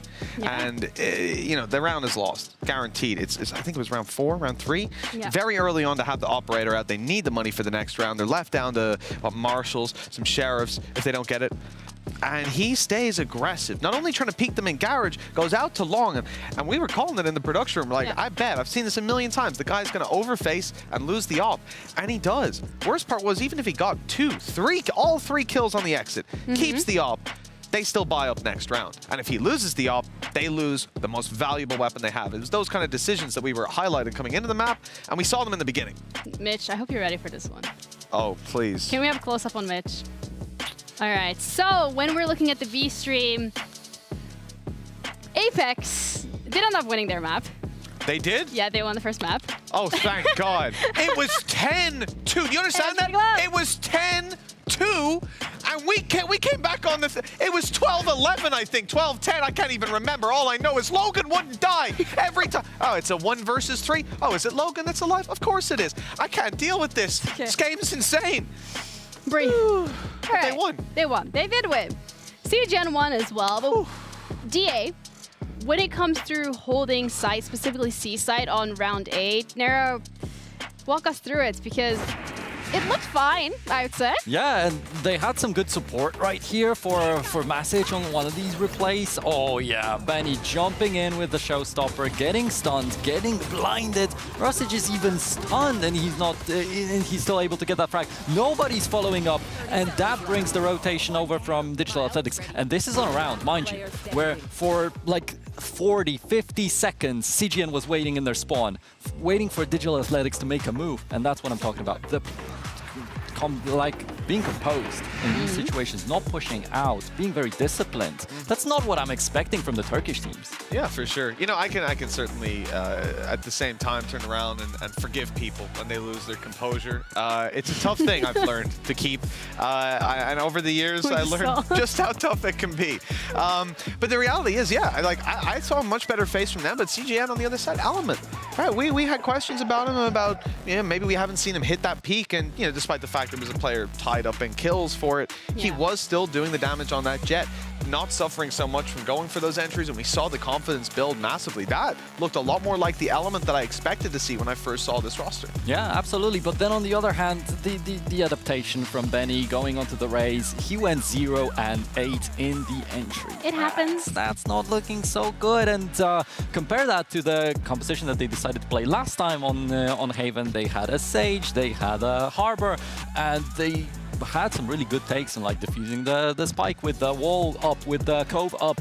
So I feel like they knew what they were doing, and they just went for an experiment here. I don't really see why would you have to experiment against Digital Athletics. That was a chance for DA. We were really a step away from them making a comeback here. Yeah, and with that as well, we're going to be heading into the next map, and that is going to be Lotus specifically.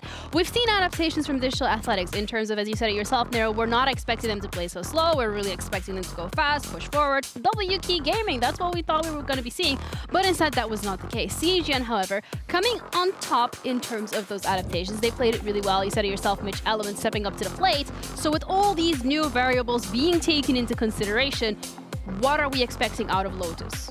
I'm expecting a lot of aggression out of CGN. I think they can come out of that map. It was 13-9. They made some mistakes. They gave some opportunities they shouldn't have, and I think they can feel very confident in Lotus. Remember, this is a map that, if I'm not mistaken, Digital Athletics are yet to take a win on here in Ascension. And, you know, you consider the caliber of opponent they're up against here with a map down. Yeah. I don't think it's going to be an easy game. I like how you're like wagging around the very average sized pen. Very average. Yeah. This is if anything, this pen might be too big. Yeah, you said it, not me. Agent Select coming through, which is going to play a huge role in how both of the teams are going to be taking it down on the server. Now, anything standing out to you completely? Because as of now, this is looking pretty standard. No, it's looking pretty standard, and I'm going to bring it back to the operator for Message. We may see more issues with that, so he decided sometimes to even go for that buy-up even earlier, as early as a bonus round. The rest of the team wasn't really playing with anything, and Message decides to buy an op and lose it, so they have to be really careful about that when they play around their economy. And also talking about Lotus, both of the teams lost it this far on this tournament, but in their domestic regions, it looked a little bit different. So against S2G, Digital Athletics won 13-6 in their finals. But if we're talking about CGN, they lost 6-13. So the exact same scoreline, just reversed against Mouse. So I'm thinking maybe third map. Oh, Maybe. I mean, you said it last time. Maybe third map, and it happened. So who knows? You know, the predictions coming out from Nero so far have been pretty bang on. We're going to be heading into the second map of this matchup, going down onto Lotus with Ace and Dez. Have you guys seen Mitch's pen? What's your opinion about it? Can you please stop asking me inappropriate questions What? every time you throw to me? It's a pen! You got me yesterday with the... Yeah, I'm not going to go there on the Phoenix impression. Yeah, Today, that was pretty funny. This one's all yours, Tim. Yeah, all your. What What do you I think think it was about like his a pen? fantastic pen. Yeah, it's a very cute pen. There you go. So it's easy to answer, Des. Well done, mate. It's easy to answer. Carry on, Tim. All yours. I'm looking forward to this one, Des. We've just had a good first map. CGN able to get it done, but Digital Athletics at least putting up a good fight. But as has just been mentioned, they're yet to find a win on Lotus in Ascension. And, well, now they really need one. Yes, and I'm looking at it as well. No initiators coming in on this lineup. They're going pure in for... If you say double sentinel, people will get upset. So it's Benny back on the stage again, right? We saw that in the first series we casted them. He started on the stage, he moved over to playing the Raze in the next game and blew the competition away quite literally. So I think with him being back on a slightly more passive role here, they are losing quite a significant bit of firepower. Raze, as we know on this map as well, really effective. Lots of tight areas where the paint shells do an awful lot of work. So although I like that they're changing things up a little bit here and trying to keep the other side guessing, one, it's a map they don't win. Two, no initiators is going to hurt them when trying to force their way into areas of the map. I think the part of the concern as well, obviously, we've mentioned how effective Benny can be when he's going in there getting kills on the duelists. We've seen him on the stage and he was a little bit quiet, which is fine. You're playing a sentinel, you're going to be a little bit quiet. Only Lewis can pop off on stage, it's a rule. You know, but is that going to impact overall? You know, how reliant are they on the kills that Benny's going to deliver versus, you know, can they live without it? Exactly that. And we'll find out when we get into it, of course. I've got a quick pause for a second here before we jump into the game, so you get to stare at Tim's lovely egghead. Just a reminder of what the lineups are. Here they are for you to take a second glance at. Why did I catch a stray there? You just do sometimes, mate. It's the way it goes. Sorry. Fantastic. Thanks. There's a lot of control from DA coming in there as well. I'm looking towards like the Viper and the Omen coming in alongside each other here. It's not to say that the other side doesn't have that. Of course, we've got the wall coming out from Benny, smokes from Elements, smokes coming out from Vince. It's going to be basically, Tim, a very smoke-heavy game. It is. It is. It's like you say, going to be, you know, screening off particularly those access areas into sight, you know, to allow that control to come through. I think it's so different in terms of the two styles as well that it'd be really interesting to see when they do come head-to-head and start clashing. Well, initiator, air quotes, Sova. Yeah. No flashes was what I said as well. Yeah, it was. So I'll have you on that one, Tim. Pointing at Sova. God. Pointing at the screen. Here he is. I forgot that people can't see that. Yeah, that's... well, it's just a pointed. We can see there the CGN stats for the map. You know, not fantastic either. No. To say that Digital Athletics haven't won it in Ascension yet. ETA 1 minute, Tim. It's fair, but 70% map win overall when we're looking at 7 times played, twice for CGN, still looking for a win here. So I think, you know, Nero said it there, could be a third map. I don't want to commit that much, but I think it could be close. Yeah, I'm not sure. I might just start making a habit, by the way, out of screaming out whatever producer Sam says down our ears. He was like, ETA 1 minute, and I was like, ETA 1 minute! Anything he says in future, I'll just scream out. I mean, yeah, I don't always hear it, because obviously if he says it just to you... Yeah. See, Sam's considerate like that. He'll just speak to me and ignore you. What? To be fair, I love Sam speaking to me. So. I love Sam as well. Love all the team here, to be fair. They're all great. You know, actually, you know, yesterday, I've got to do this as well. Andy, on the replays, bless his heart and soul. Yesterday, I was like, oh, Jacob on the replays. I was like, hang on a minute. Jacob's directing this one. He's not on the replays this time. Andy has got some really good replay shots that he's caught when he, like, freeze frames. Someone's in the air, they're in the sights are like an op, and it's like, bam! So shout out to you, Andy. I don't want you to feel bad that I'm just deliberately ignoring you and calling everyone in the Dublin production office Jacob. No, shout out to everybody. I mean, obviously, it's my first time here in Berlin working with the team. Yeah. And yeah, I've got to say, I'll take the opportunity. It's you know, it's been a great experience so far. Have you been out in the arena yet? I was watching one of the games in there I've worked with 1 or 2 people, you know, previously, but you know, with the team as a whole, it's been fantastic. I've had a nice look at the arena. Yes, the arena is. It's so weird seeing it blue. I'm so used to seeing it red normally. Well, this is my first time seeing it live. I've obviously seen it red, you know, from watching the broadcasts and stuff previously, but actually in person, to me, the blue and sort of green is kind of natural to me. But yeah, it's just a fantastic set. It's weird seeing it like empty as well. Obviously, it's a great background for us still, but we're so used to seeing like flags. I'm seeing Fnatic flags, like the thunder sticks going off, like the seats are always full. And then you get, like, bless him, Ulysses as well, the Spanish caster, gets down there sometimes and does his stage intros. The man's a beast. Oh, already have some great memories. We are going to go to a quick break, though. Clearly, Sam is sick and tired of us talking utter crap, so back in 2 minutes.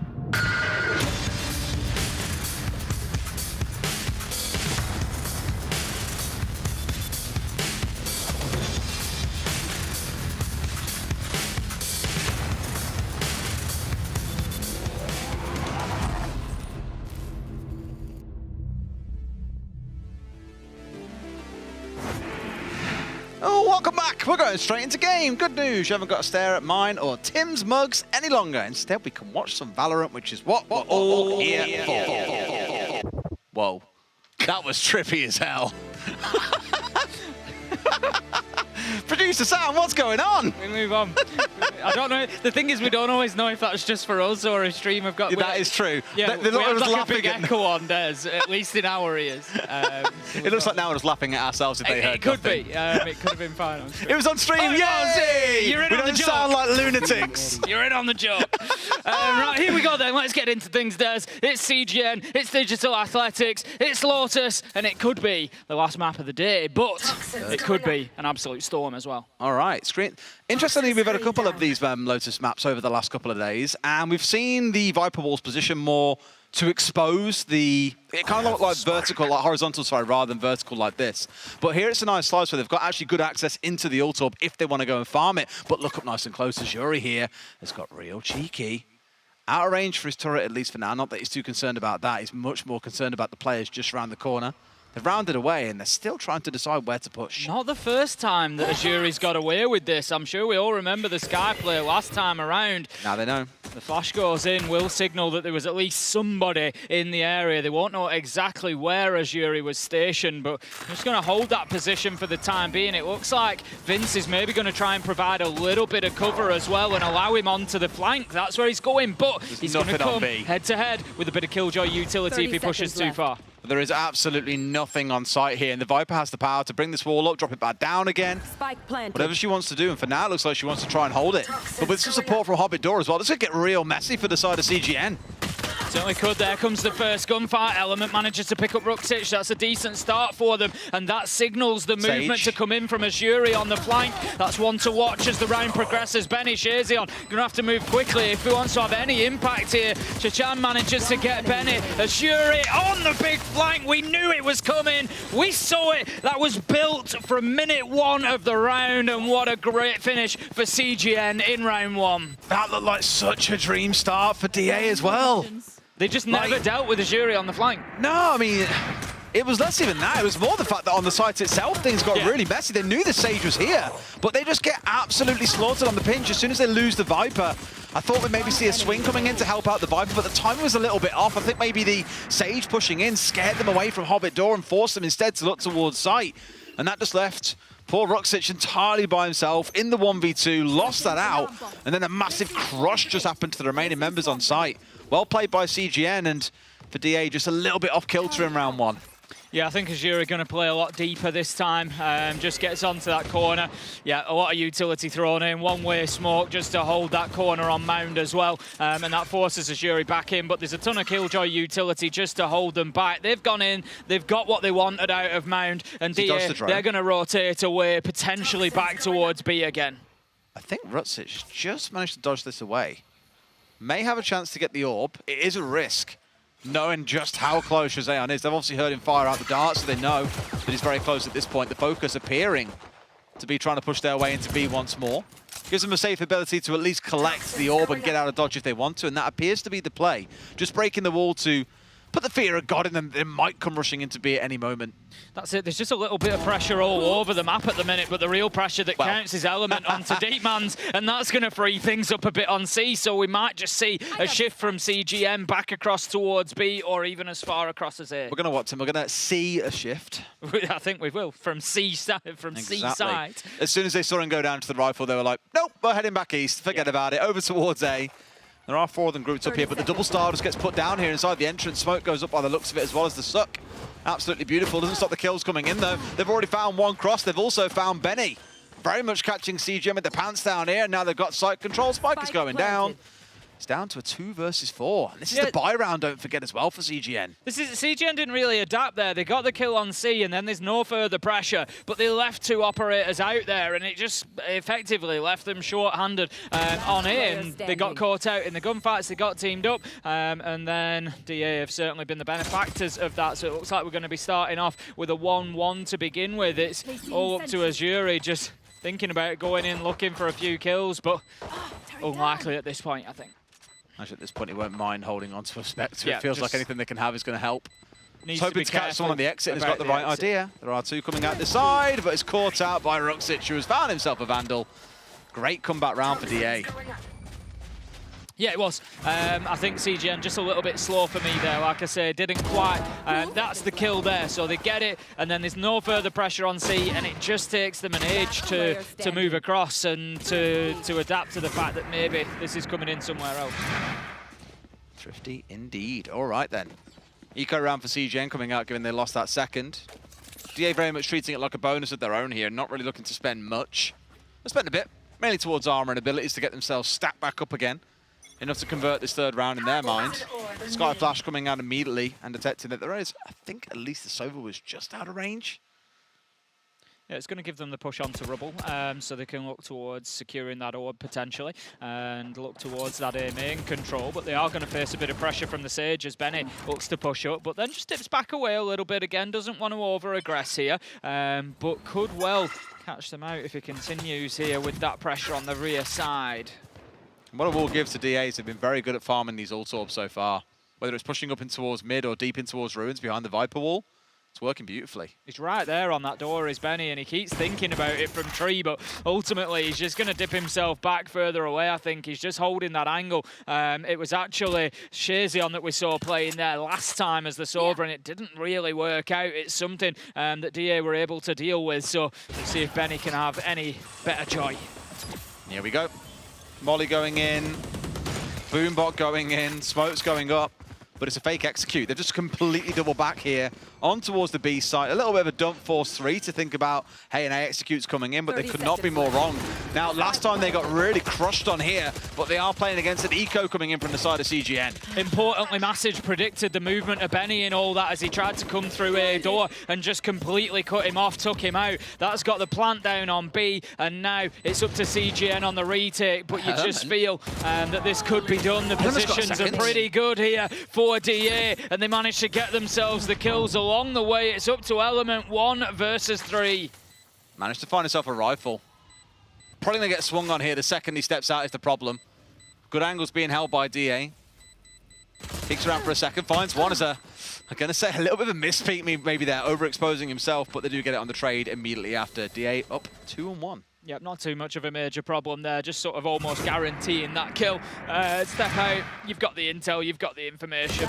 You should really be winning that most of the time. So that's going to be another solid round for DA there. Just seeing that opportunity in mid there, getting themselves into B, getting that control.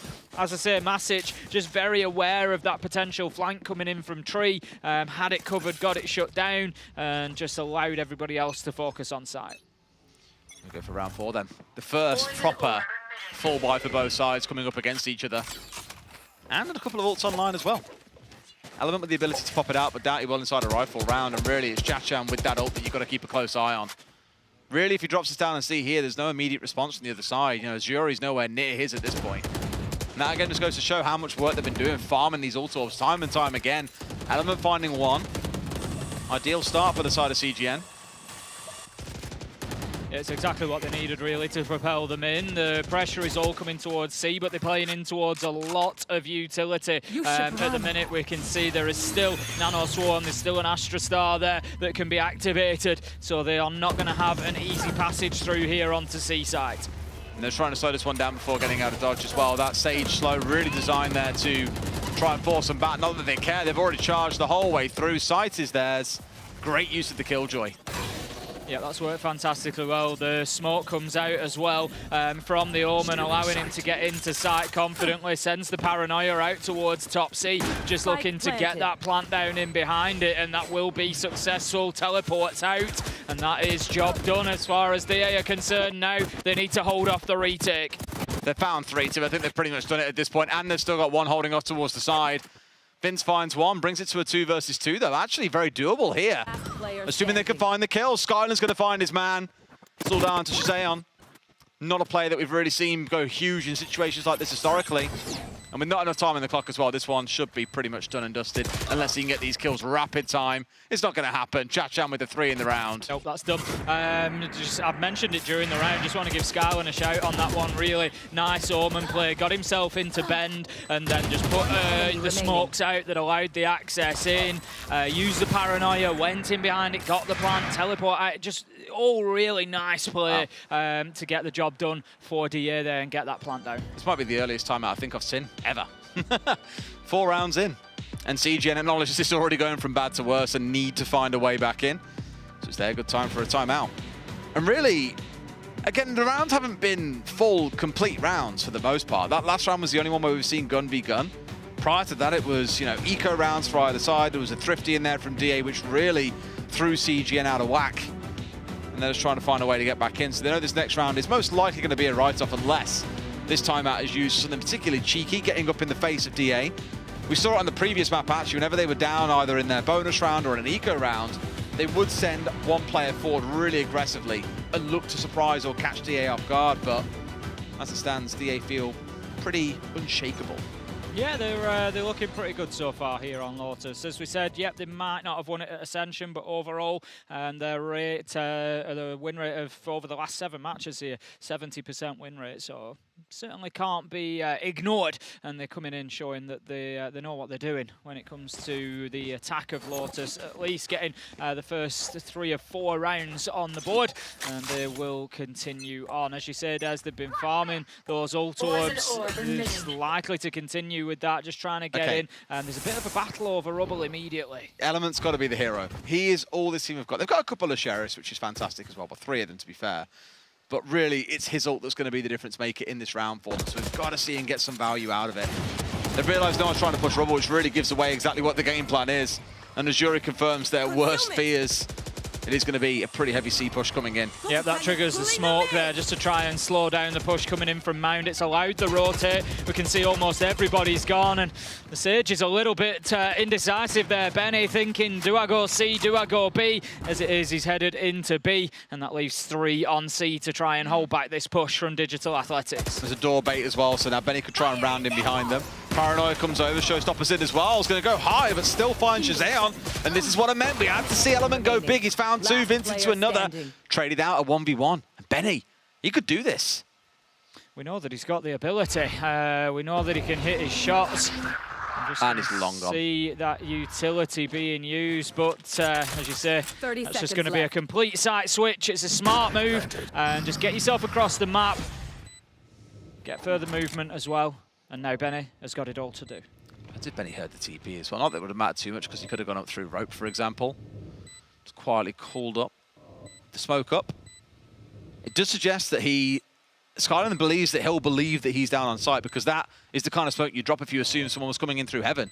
You can see him checking everything on the downstairs. Oh, he's wrong side as well. He's played the bait so well. He checked everything. Couldn't check tree. So thought the wall might be enough, just not anticipated that Skylen was going to be inside the smoke. Really well played by the Omen player there. Second round in a row. Second round in a row that Skylen, like you say, has really done a job. The switch across to the A side was one of the key moments, I think, really. Just got it down, gave himself so much time, not only to get the spike down, but, you know, with such a long rotate for Benny, you know, even from sort of that mid-area that he was in, you're still talking 6-7 seconds at least to get yourself over there. You get the plant down, you've got a few seconds as well to get yourself set, and the placement of the smoke, everything. Just really good from Skylen. All right, it's another push deep up towards Ruins from the side of CGN on the defense. I mentioned that when they're in the kind of down rounds, they'll push forward. Here, they're doing so in quite an aggressive one as well. Element's the one posted up on C with the op on side, so daring someone to step forward. And I guess Benny's been punished here for being arguably a touch too aggressive. Holding the angle, hoping the Viper wouldn't spot him out. But at this point, it feels like the master of Ruins is very much Ruxic.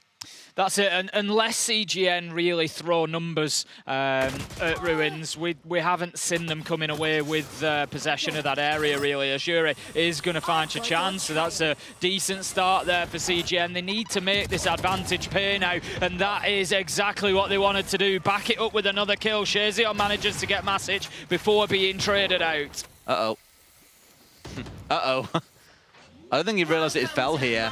And he's got the ARP facing off against the Viper's Pit. This couldn't really go much worse. No, it couldn't. He's going to have to get in close if he wants to be able to do anything inside of that area. So it looks like DA might have just got themselves another round secured here. It's going to be very difficult for CGN to get on in and start winning these fights. This will force everyone out of the Viper's Pit unless they want to hold into it. They've got, what, 3 seconds to play, I think. Element in a good spot to capitalize. Will spot one on the door, who got caught out by the detain as well, but he's traded out. The pros faked him. They don't. But Ruxic doesn't lose those again. The Master of Ruins goes big. Big finish there from DA. A nice little trade in those ultimates, just seeing you know, which is going to win out. And ultimately, regardless of that Killjoy ultimate coming out, it was still possible for DA to get it shut down. And they are firmly in the driving seat on Lotus. Oh boy. CGN had that early timeout and still haven't found anything back since. This could just prove to be one of those Lotus games that's really attack a stat. We've had a couple of those ourselves over the last few days, Tim. But DA do look very much in control with no sign of slowing down. Yeah, they look in control. Masic is going to get the opener onto Benny, so that's the Sage gone. We're going to have the Boombot going out as well as the Trailblazer, just trying to ensure this passage in through tree. The smoke will be detonated to try and slow things down a little bit, but it's not slowing them down too much as they continue pushing in. They get A-site control, they get the kills, and they start planting the spike. CGN are collecting a kill or two in a lot of these rounds. Your Element, especially, I'll give him a shout out. He's doing a bit of work, but it's just sadly not enough. DA once again to plant down, just nothing more to be said. Masic with his 3K. I do want to go look at that stat afterwards. How many multi-kills have we got? Because it feels like a bloody lot across this series. Yeah, it certainly is. You know, players dominating rounds, I think is fair to say. Not always the same player, but they're certainly going in there and popping off when they do. It's hardcore really for the other side to respond here. I mean, they've got 3 ults going for them. Really, you're looking at those ults and saying, okay, I mean, Cosmic Divide, you see it on things like Pearl. It's fantastic on Pearl. Here, maybe not the best, but you're still going to be able to use it. So really, the Hunter's Fury is what you're looking at and saying the real big deal maker for them, because when DA have hit, they hit pretty fast. I don't think you'll have too much chance of Benny to make use of the res. As I suggested previously, CGN, when they're wanting to secure Ruins, they are really pushing forward in numbers to ensure that they're able to do that. But it does give up the mound side, which is exactly what DA have taken advantage of. They've gone in there, they've got that ult point, and they can even start potentially pushing towards site here. They're going to be coming into a lot of that Killjoy utility. They're just sending the Guardian Light through to try and make sure that it's at least clear to immediately go. And they've managed to force Azuri back into the rear of site. Nano Swarms are out, but Masic is in. Element finding one for himself. I keep speaking about him. It's Benny also finding one back too. Big difference maker now, rotating their way through mid. They've got the potential backstab on here, but it looks like they're going through the B-link. Going to be the plant going down. We've just got the Viper out on mound there, just watching for that rear-sided flank. It looks like they were potentially aware of it. Just gets a little view of the head there, Element, but is not going to be able to find the kill. Showing him a little bit of bandana. Trying to bait to him for that one. Here comes Skyland though. 2 big kills for himself. Only one left standing against 3. Ruxic got it all to do. Up in hand. One coming low. Does he find the third? No! Vince! Ooh, Vince stood tall when CGN needed it most there. It was looking like a real potential 1v3 was going to be clutched out at the end, but it all came down to that final moment, and Vince locks it out. CGN, at least something to celebrate, Des. It gets them back on the road at least. Could have gone from bad to worse there, really. I mean, if Ruxic managed to win out the 1v3, that's mental broken for the side of CGN. Lucky to have 2 on the board at this point. DA in a good spot themselves when it comes to ultimates. Got that showstopper online again. 2 more about to come up. And also not too far away from Deep Man. So we are in that phase now of just trading those ults back and forth. Here we go then. It's going to be the Battle of Ruins again. Explosion this time of utility. DA are stacking it with numbers, looking to push forward. And CGN maybe not playing it quite as aggressively as they did last time. They pushed all the way up to root. This time just holding it from A main instead. Just waiting for those angles to be pushed into. But I think they've pretty much lost control there as DA have managed to get themselves established pretty far up. Oh, he missed him out as well, but 2 quick kills coming in for DA. That's what they were looking for. Sure, they've lost the Omen off, and Spike was down, now retrieved and pushing its way back in, but Element is pretty cracked. Almost found a 4th as well. So close as the ult comes out, now that things are a bit more close range. Another one of those multi-kills for you, Des. They're going to be playing inside of the Viper's pit now. The 2 remaining Digital Athletics players. We've got CGN and we've got Ruxic in there. Ruxic, we know, is capable of winning out in this sort of situation. He's been going big so far. There's going to be a plant going down. CGN is able to cover with a kill onto Vince, and all of a sudden, this looks very possible. Doesn't it just? Gun picked up here in a sacrifice of the ultimate for the spray. Both really close, and they played around that Viper's pit so well. Another multi-kill as well. Ruxic a 3K in the round alongside Element. Yeah, great use of the ultimate there to get that round done. CGN almost building a bit of momentum, Element particularly within the round and the game overall. They get around, they come in there. Element gets a few big kills on the AWP, has the ult activated. He's on a 3K, and it's looking like it might be doable, but DA just saying, no, it's actually not, and they put the brakes on it. They're just ready for him at that point, aren't they? And Mr. Elephant. I do love, to be fair, to give it to Mel and Zilf. They get some really good camera shots during the load-in. It's kind of getting to observe mode myself and just fly around and go and check out all the stuff that's hidden away. Element just using the dash to get out of dodge there, get himself out of trouble after taking that opening engagement. There's going to be no damage on either side. Everybody's safe, and everybody's just going to dip away. Nobody wanting to lose a life too soon. DA have managed to take control of Ruins this time. They've got in, got out, got the job done that they wanted to, and they're going to move across and support that push into mid. We do. All stacking up on B here. Through main, I think the first time we've seen them all flood this way. Often it's been through Baby Door as their go-to. But Doggy's in. They see nothing in towards spawn side. They know this is a safe spot. But Azuri's the one who's up close and personal. Doubt he gets much done here. Just going to let this one go through and force it into a 5v5 retake. Yeah, it's Azuri we've seen so many times playing these little positions up against walls, just in cover, you know, using that sound for information, feeding it back in and challenging when he can, but he can't challenge Ruxic there. Kills come flying in on either side. It's 2v2, 2v1 Element with 1 HP and a dream, Des. Quite literally a dream. He's got 2 headshots coming out. He's not even going to look the right way, sadly. Dream turns into a nightmare. Absolutely. Deep man's deep in his head. 8-2 then, and it is absolutely getting run away with right now. CGN, of course, needing this win, Des, if they want to keep themselves active in the tournament. If not, they will be done and dusted. That's it, DA dragging them down to the depths of hell with them, it feels. I mean, there's a world where DA aren't completely knocked out of this yet. As far as we're aware, they can still, through some weird, whimsical twisting of the numbers, be in a tiebreak and have a chance of being able to make it second, but it is ludicrously unlikely. Here we go then. We're going to have the push again towards Ruins. I think DA get themselves in there. They'll be looking to get the ult orb. And now then, the smoke goes out just to prevent anybody watching. So they're able to push up into A main here, take that control. I'm not sure if they're going to follow in behind that or not, but it certainly looks like... No, there comes the rotate. I think they're just going to push back out of there and move on towards B. I did wonder if we were going to see Odin's playing around tree in this game, and now the answer very clearly is yes. You know, great ability to attack into Ruins, to protect the orb. It gives you so much. Benny making the use of this wall being in place for now. Probably unaware there are 2 players on either side. Flash over the top, wall sprayed out, hoping to surprise him, but simply not giving it up. Nope, not going to have any joy into tree either. We've got CGN playing in there. Not going to be picked up, gets himself back into A site safely, but Element does get taken down in the mix there. 35 seconds left to go, and the rotate is coming out towards C for Digital Athletics. All right, I mean, it forces the Hunter's Fury, and I didn't really think for a second there much was going to come of that.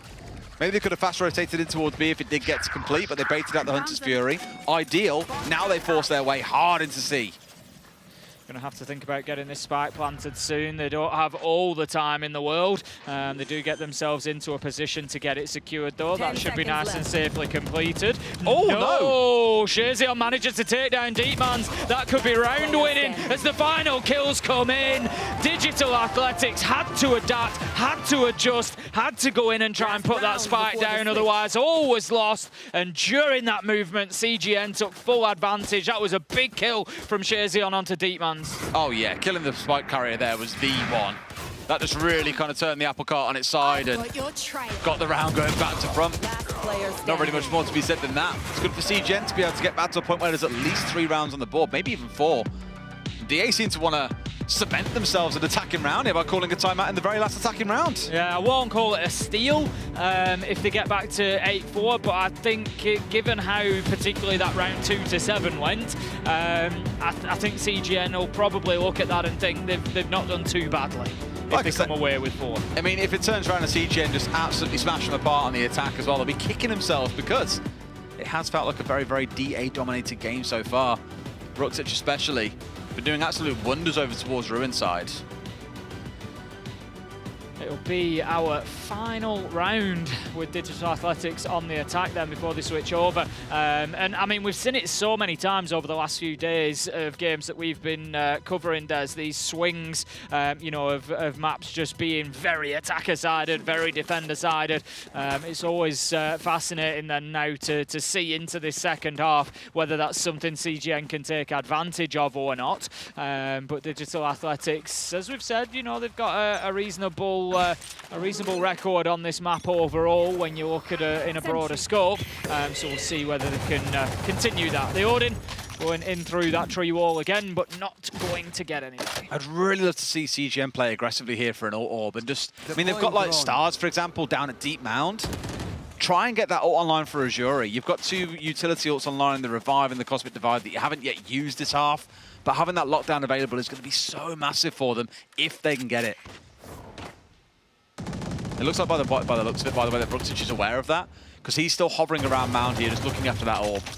Yeah, there's 3 stacked up on it at the minute for CGN. They know that the pressure is going to be coming in. I mean, DA are hardly being quiet about it. There's very clearly a presence out there in rubble. We're going to have the Trailblazer taken straight down, and that's going to be no surprise that is where that push is going to be coming from. Out go the smokes from the Omen, potentially going to allow him just to push round here. He's playing it really carefully, respecting Shazion as well by committing quite a bit of utility to force him back. But not making their move yet. It's been very calm for, you know, the best part of a minute. Outside of that little explosion of utility on towards tree, that's all we've seen. They've got 25 seconds to make this work, Tim. It's only really the second time that we've seen Digital Athletics held back this late into the round. There goes the push. A lot of utility. The paranoia across site is going to give them the opportunity to get in behind it. Important kill from CGN that manages to just give them access that they need to get that plant down. It's 3 before being shut down. Shazayon's got a lot of work to do here on site. He's now being backed up by Azuri, but it's going to be 1 versus 3. Shut down by Ruxic. And that's going to be DA taking the half, 9-3. Yeah, Ruxic there rotating up through B. He was kind of the shadow that came out of the killjoy of Azuri, just following him across the map, but not quite being in lockstep. And it was a good play coming out really from DA. They were limit testing to some way, really running the clock down to 0. But you saw at about the 25-second mark, CGN were like, well, they haven't pushed any further from clearing out tree, so they must be rotating away. Left only 1 player on A. Everyone else went over towards C. Some really good mind games being played by DA, who, as you say, secure the 9-3. Now we get that side swap. I'm really curious to see how it breaks down from here. Do DA kind of stonewall them on the defense, or does it turn out, actually, this is a very attacker-sided Lotus, and CGN are just going to pull things right back square? That's it. First couple of rounds are going to be very important in deciding how this one is going to go overall. But the thing is, you've got to look at it. You know, even if CGN do well on the attack, DA have done a great job for themselves, because you've got to look at it and say, can CGN better 9-3, essentially, because otherwise we're going into overtime. You know, 10-2, 11-1, it's not an easy score to find. It is not. Straight away, a bit of contest around Mound. It's going to be Benny securing this one up straight away, going for the res and prioritising him on this one. That's interesting. Now, the door being spun out is more of a bait than anything else. That's why you got the Sky Flash coming in, just to secure that, yep, there are definitely still people on Mound, and it's the right idea. Benny with a great shot, though, onto Chachan. Absolutely beautiful to take down the man in the middle of sight. Just being held at bay still, though. CGN just forced back into Mound, waiting for this smoke to dissipate, and as soon as it does, they're going to be able to push forward onto site, but they're going to have two to contend with. One is currently positioned on Ben, just gets forced back a little bit there. The Sky finding that guiding light, just giving the signal that the push was coming through, but this is going to be a full rotate from CGN. And Jury kind of looking to push forward a little bit there and being punished for it pretty much immediately. 30 seconds left. Good read by Skylan. Looks to be this B hit coming in, but everyone's anticipating it towards the B and C. And that kill is definitely not going to help things for the side of DA, who are still committing in towards C. But B has been taking control of. Smokes are down, wall is up, and they are in. Yeah, exactly that kill that just really forced that lateness to the rotate then, because they were still convinced that there was action on C. A kill comes in for CGN as well. Spike is planted, and right now it's a 2 versus 4, and CGN have got all the cards. They have. They've got a bit to play behind, but turns out CGN have got an element. 3 kills for himself in the round. And Masic with nothing really left to do. Now, the one thing I'd hate to see for CGN, and definitely for them, not DA, is for them to lose the second round and see a flip like we saw back at the start of the first half. Because that was what really got them going for 4 or 5 rounds. It just ruined them. It gave a number of free rounds over to DA. Here, they've got to hold on to this pistol advantage and not throw it away. Yeah, they've got to back it up. Absolutely. They've got to take, for me, at least the next 2 rounds. You get the next 2, it brings you back to 9-6. You've got yourself a bit of momentum on the attack. That's where the belief will creep in. But, yeah, it absolutely needs to be followed up. I like what CGN did in that round. They weren't scared, even though it was getting on a little bit in time. They saw that opportunity to get onto B. And it was a little bit of a gamble, I think, the push out onto A. And just Element went out there, got that kill, and that dragged it. Sorry, the push onto C, that dragged everybody out to C, and just gave them the space that they needed. If he loses that battle, maybe they then run into people at B, and it's all a bit messy. Last second swap over to the Marshal as well for Element, who was originally donning a rifle. Still, good lineup coming out for CGN here. On the other side, as we know, full eco for them in their second round. Not enough cash to buy up, but next round that will change. And look at this. Aggression when you're down in the eco. We saw this out of CGN. Not at all surprised to see DA doing the same. Off the back of the flash, they come out. Benny the first to fall. They have literally blitzed these 2 players over. And now Shazayan's got his tail between his legs, running away with that spike in hand. And maybe we'll try and force it over, but they've got Chachan waiting. Goes to 1, and Azuri wins the firefight. There's an opportunity here if they move quickly, and it looks like that's exactly what CGN are doing. I love that they've recognised this. That spike is going to be going down any second, and as immediately as they can get in there, it goes down, and now they just need to hold on. 3 versus 4. It's only a 1-man advantage for DA, and this would be a real shame for them to lose out on that advantage they created at the beginning of the round with their aggression. Masic just aware that the flank could come through. It's going to need a big moment from CGN now. Can they find it? Yes, they can. Element and Azuri, 3 kills in as many seconds, and they turn this one on its head. Skylar's got it all to do, and I don't think it's to be given the day or the time for it. Easy shot through the wall bang as well. A little bit of insult to injury. Great recovery from CGN, but I'll also give it to DA. Really great start to the round, all inside the smoke. Flash comes out, they all explode from it. And 2 quick kills come through. They catch Shazayan as well. Very different conversation. You saw Benny was looking at the door. He had no idea that was coming. Azuri and Element have absolutely just turned that around there. 2 versus 4. Those 3 kills that you saw. I'm not going to go as far as to say it could be half winning, but as you said, they got the pistol round last time, they lost the next one. It started to spiral from there. They looked like that was going to be the case again, but they've been able to back it up because of those 3 kills. That could be massive in terms of the game overall. Here we go. You're going to see, no, everything's coming here with the... You might just assume it's 1 or 2 players coming in for the orb. Might not realise everyone's coming. Deep Man's finding Benny. Benny's having a real rough time as well. Playing the Sage, you thought you'd be one of the last left alive, but no. Here, consistently the first dead. Just going to have that movement through into Mound, and not going to find anybody contesting at the minute. CGN unable to just get established in there, get a little view onto the C site. Needs to be careful though, because that angle is being watched. There you go, just a little one-way setup as well, and that's going to give Digital Athletics just the opportunity to sit a little bit deeper. Straight away, even though there's the bird didn't get the chance to go off. They pop off the nanoswarm just to force them back, and then you've had the Viper Orb come out as well. Anything to delay them and maybe draw some support over. But they don't know that the spike is here, and they're right in that assumption. It is currently working its way through mid. Could catch Ruxic off guard here. Just going to see the shock bolt go out. That's just going to force that player out of bend, and Element's going to get taken down. It's Ruxic once again. How many times are we going to call these multi-kills for Ruxic? And especially when they turn the round as Yuri manages to find the trade and the double. 14 seconds though, death time is going to be a factor, and having to rush, having to push, leaves Deepman's able to find that final kill. Yeah, I don't think he realized the door would swing open in time to catch him there as he jumped around the corner. Up to 10 and 5. 3 more, Tim, and they've done it. Forcing us through to a map 3. Certainly not a million miles away, and this is, as I said, the problem with that first half scoreline for CGN. You know, they have to get a 10-2 or an 11-1 or even a 12-0, not possible anymore if they want to be closing this out now. So that, on the flip side of it, if you look at the reverse, means Digital Athletics, they only need to pick up 3 rounds and they guarantee themselves overtime. They've just got 1 of them, and there's a long way to go yet. And that's why I think CGN have called the timeout here as well. They acknowledge there's only really 3 rounds of breathing room to play with. So they need a game plan to, you know, catch up, not just catch up, but potentially try and win it. But it feels like DA may just about have the edge here. I know they're only in a spot where 1 round has been won on this side, but that 1 round feels like a death sentence for CGN, given how big the hill is to climb.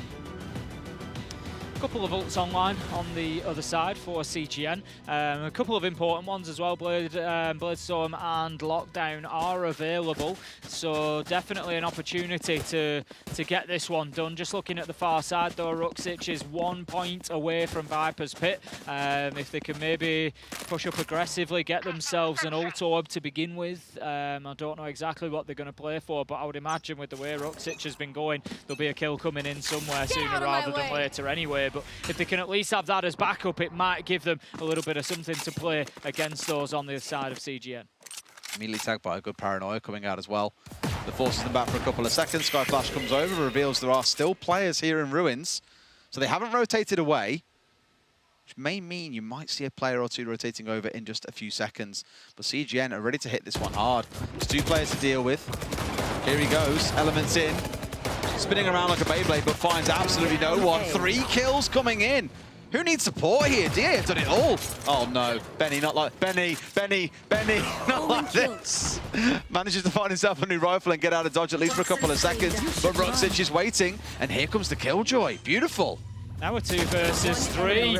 Ruxic still managing to do the job again, takes out the Lockdown and leaves Benny in a 1v3. He's got kills to find, he finds 1, can't find 2. Masic is there for the trade, and that is going to be round going to Digital Athletics. Well, that was a messy round. I'm pretty sure it was a bit of back and I'm pretty forth. sure Mitch is slamming his head on the desk right now. That was one of those that I'm just like, okay.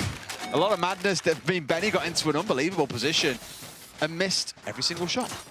Did still manage to convert in the end onto the Omen, and then we saw the back and forth with the Lockdown coming out, and it was just a little bit scrappy. Clearly neither team really being 100% aware of where the other was in those dying, 20 seconds or so. All that matters at the end of it, though, is that DA have come out with the round win, and CGN now are short on extra life. They've got 2 chances left before this one's done and dusted. Well, the thing is, even 1 round guarantees overtime nowadays. So, from CGN's perspective, if they want to get the win in regulation, they've got to go without a mistake from here on in. Immediate pressure going in towards Rubble and Root. They want to get themselves in there and establish, maybe push towards aim. But look how high Digital Athletics are holding this. They're going in for the fights, in fact, and that's going to be a showstopper from Masic. Does get traded out, but it got them the entry that they needed to kick things off. Skyland finds Benny as well, and that leaves us now 4 versus 3. Digital Athletics could well secure themselves onto 12 and a map point opportunity. This is such a good read by DA. Every single round they're throwing the same thing at CGN, and CGN keep on stacking into it. You had Sky Flashes, you've had Paranoias flying across, one-way smokes, everything to impede CGN. Now here they've finally made the call to rotate over. The battle being, you're now running headfirst into not just an orb, but also the 2 mollies stacked behind it. It's just looking ugly. Yeah, the Viper's pit had been played at mid just to prevent the push coming into B. That's been abandoned now as Ruxic has rotated over to support Kachan on the C site. He's just sort of dipping in between at the minute with that smoke coming out, but there's going to be a lot of Killjoy utility here just to support Kachan as well. 30 seconds left. What can they do? Down go the stars. That should be a flash and a suck, I imagine, towards mid when we start seeing the rotation come on through. First one gets popped out. Now they've got to make their move because those smokes are up. DA find 2 for themselves, and it's only 1 left standing. Shazayan's got it all to do. Will find himself a second. 2 more to find, and they are nowhere near him. He could clutch this, Tim. 10 seconds left. He's going to have an opportunity to get the plant down at least. They've turned back round and decided maybe we should go back to the site that they're on and do something about this spike that's been planted. Like you say, Shazayan does have an opportunity if he can find the first, but no, Skyland steps up, finds the kill, finds the round, and that's going to be Digital Athletics taking themselves onto that map point opportunity at 12-5. Does feel like it has to go to Ascent here, Tim, and honestly, what a brilliant map to end things out on between the 2 teams. It's going to be good. Just a classic map to head to decide how things should play out. Here we go then. We're going to be heading into what could be our decisive round coming up. And I mean, the thing is, what a message for Digital Athletics to send as well. If they can just win this now, 13-5, job done, you know, and move on. They've won it even quicker than the 13-9 that we saw on Haven. So it's certainly not bad at all. No, it is not. Right. Not really much for DA to do here except just steamroll their way through, and steamroll may well be the play. Fast control coming inside here, and the Hunter's Fury comes out. Elements there, just managed to find himself 1. It's a good start for CGN, but they were matched at least initially by DA, who now are kind of reeling a little bit and licking their wounds with Masic falling down. Element just dashed into sight there, got caught out by the paranoia, and it just sort of stunted the push through. They're going to get the plant, but they're just not in position for it. Deepman's is able... Oh, no, they didn't get the plant, sorry. I thought that had been secured, but no, Deepman's able to actually drop the spike inside. Oh, dear, this is not looking good for CGN right now. It is not. Maybe back out and go A?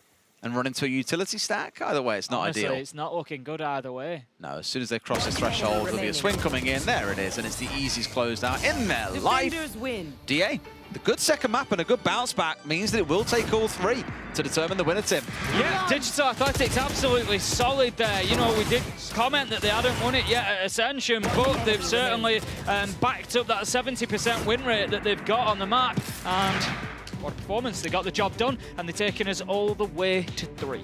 They have, and I guess a big shout out to Skyland especially. Skyland some unbelievable has rounds. impressed me there. Some big rounds, some really well-played attacks with the Omen, using that utility really well to get the spike down. You know, did a good job for his team. I'm enjoying how map to map there are different players stepping up and making themselves heard in a way. In different ways as well. Exactly, yeah, and who knows it's going to be on map 3, but we'll find out when we come back. Ascent awaits. See you shortly.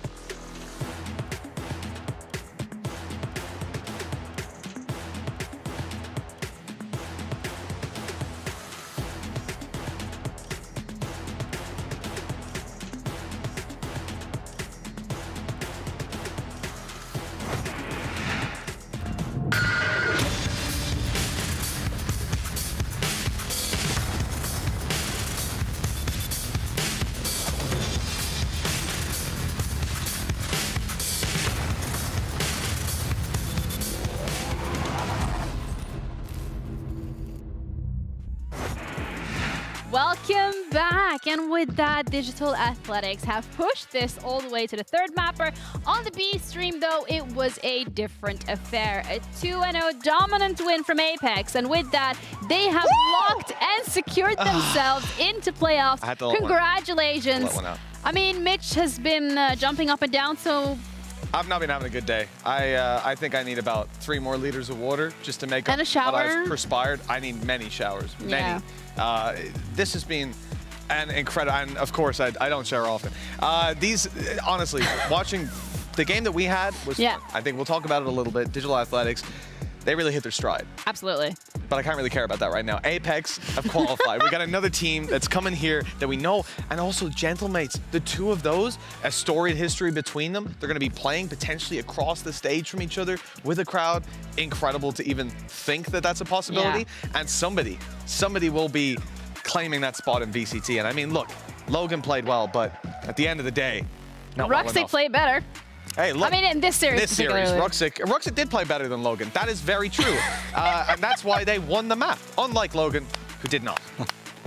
Wow. Okay, well, we highlighted Rosic and Azuri at the start of this series, and I feel like both of them are really doing well for the team. The clutch players, basically, Azuri definitely the clutch player for his own lineup, which is going to come up in one of the replays that we have prepared after this map. But how did this match start? CGN are winning the pistol round. But DA, right after that, they managed to win with their pistols against the rifles, obviously. And it was not easy. It was just so scrappy. And they jump out towards A, creating kind of pseudo crossfire and getting these kills with classics. That's just rough. That spelled disaster for CGN at the start. Yeah, one thing as well that we highlighted at the beginning of this matchup was the fact that sometimes Digital Athletics can use their ultimates very well to create an opportunity where it isn't. Yeah, we got a lockdown right here to kick it off. The CGN was ready. They had 3 people on this site, but they get pushed back completely.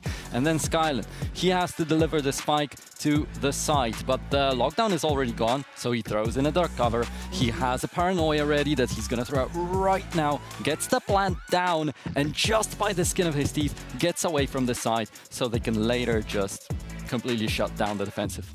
Well, Digital Athletics not running through their own molly, certainly helping them out on this one. And it's got to be said, when you look at how they play, you can see that they've learned a lot from the previous iterations of Lotus. I mean, this was a map that was very much under their control. I think it also speaks to the attack side start, and we've spoken about that many times in this tournament, and how teams, especially those who play sloppier, tend to have more control over their attacking side than their defense. Because on the attack, you're on the same page, you're moving together, and there's constant orders being barked. Whereas a lot of the time on the defense, you're going to be more reactive, and those reactions can sometimes put pressure on an individual to make the decision, and sometimes the decision making hasn't been there for this squad. But they didn't face those problems here. This was their map pick, and I think it showed, as well as that all the factors that we talk about beforehand lined up, and I think more so than any, Ruxic. Yeah, and I like that you mentioned that they're kind of improving. We didn't really see, we've already seen 2 maps, we didn't see these insane decisions with the ults on the eco rounds with numbers disadvantages. Yeah, and of course, don't forget, Gentlemates didn't win their game either. Yeah, but Gentlemates has had an incredible run so far, so we do got to give it to them. They are still in it to win it. Ruxic, though, on the Viper, we've already highlighted this player coming into the matchup, how deadly he can be, and he is definitely living up to those expectations. But other people also got enabled in this game, which is also very important for me in Digital Athletics. We knew that Rusic is just doing great in this tournament. We highlighted him before the match started, so we got another good performance from him. But Chachan also came online in this map, and Skyland also had some good moments. Finally, that was something that I was looking forward to after their domestic finals. I have to say, there were a lot of moments in this game where I could see Digital Athletics almost falling back into their old patterns as well. I mean, none more so than when you're looking at a player like Ruxic having all the control here, and then the potential spam backs coming from a Vandal. Hey, it's risky, but Vince played a very risky game. I'm not a big fan of spamming through Viper pits in general. I think for the most part, you're always going to find yourself behind in those duels, but I understand it. Narrow alleyway, potential to deny the plant, it makes a lot of sense. Yeah, the problem for CGN right here was DA didn't really know their positions, but they all started spamming into the Viper's pit one by one and got picked off as a counter. Element especially, he had a great chance to surprise, but he once again wasted his opportunity by swapping the weapon, letting off these sound cues, and that worked perfectly for DA again. Yeah, Mitch is writing the script because we do have, yeah, what's it looking like? It's looking like Gentlemates have lost their game. That's the past script. I'm talking about Ascent script. You want to know the future, about yes, please. We would like to know about the future. Do we have to? I mean, look, in all realism, I was very much in the mindset that this second map was going to go to CGN. I didn't think Digital Athletics were going to be able to bounce back. So I think we throw this one over to Nero. Yeah, the predictions have been pretty accurate. You can see map 3 coming the whole time. I think he might have just had the script on that laptop. I may or may not. I'll keep you in the dark right here on this one. But Ascent is a very interesting one. for me because CGN got abused by Saw. That lack of the second initiator is something that I mentioned earlier when I was introducing Saw and how they played on Ascent with this Phoenix of their own. If DA can also kind of identify that really early on, they will be able to shut down CGN. So CGN got smashed 6-13 against Saw last time they played on Ascent, but Digital Athletics, they didn't have a bad one against Ascend right here. And Ascend was a pretty good combo this far, and in the regular split. So I feel like they have a good track record, just outside of Turkey. In Turkey, they were able to win against S2G twice, but in overtimes, in 24 rounds, 13-11, that was in the grand finals. So that was super close. I mean, 33%. This is Ascent, which traditionally for Turkish teams, it's pretty fun. For Mitch, it's really fun when they whip out the Odin. For a lot of them. Yeah, I mean, it wasn't very fun for Gentlemates, who obviously just lost this map. But the reality is this could look pretty dire for Digital Athletics. You just saw the stats there, and obviously if they're not able to make these adaptations we're talking about, it could look even more dire than Tom's hairline. I think that this map right here is where they're going to be under the most pressure that they've seen this far. Tom is just catching strays. He's not even around to defend himself. But we do have Des and Ace to cover this last match of today up on Ascent.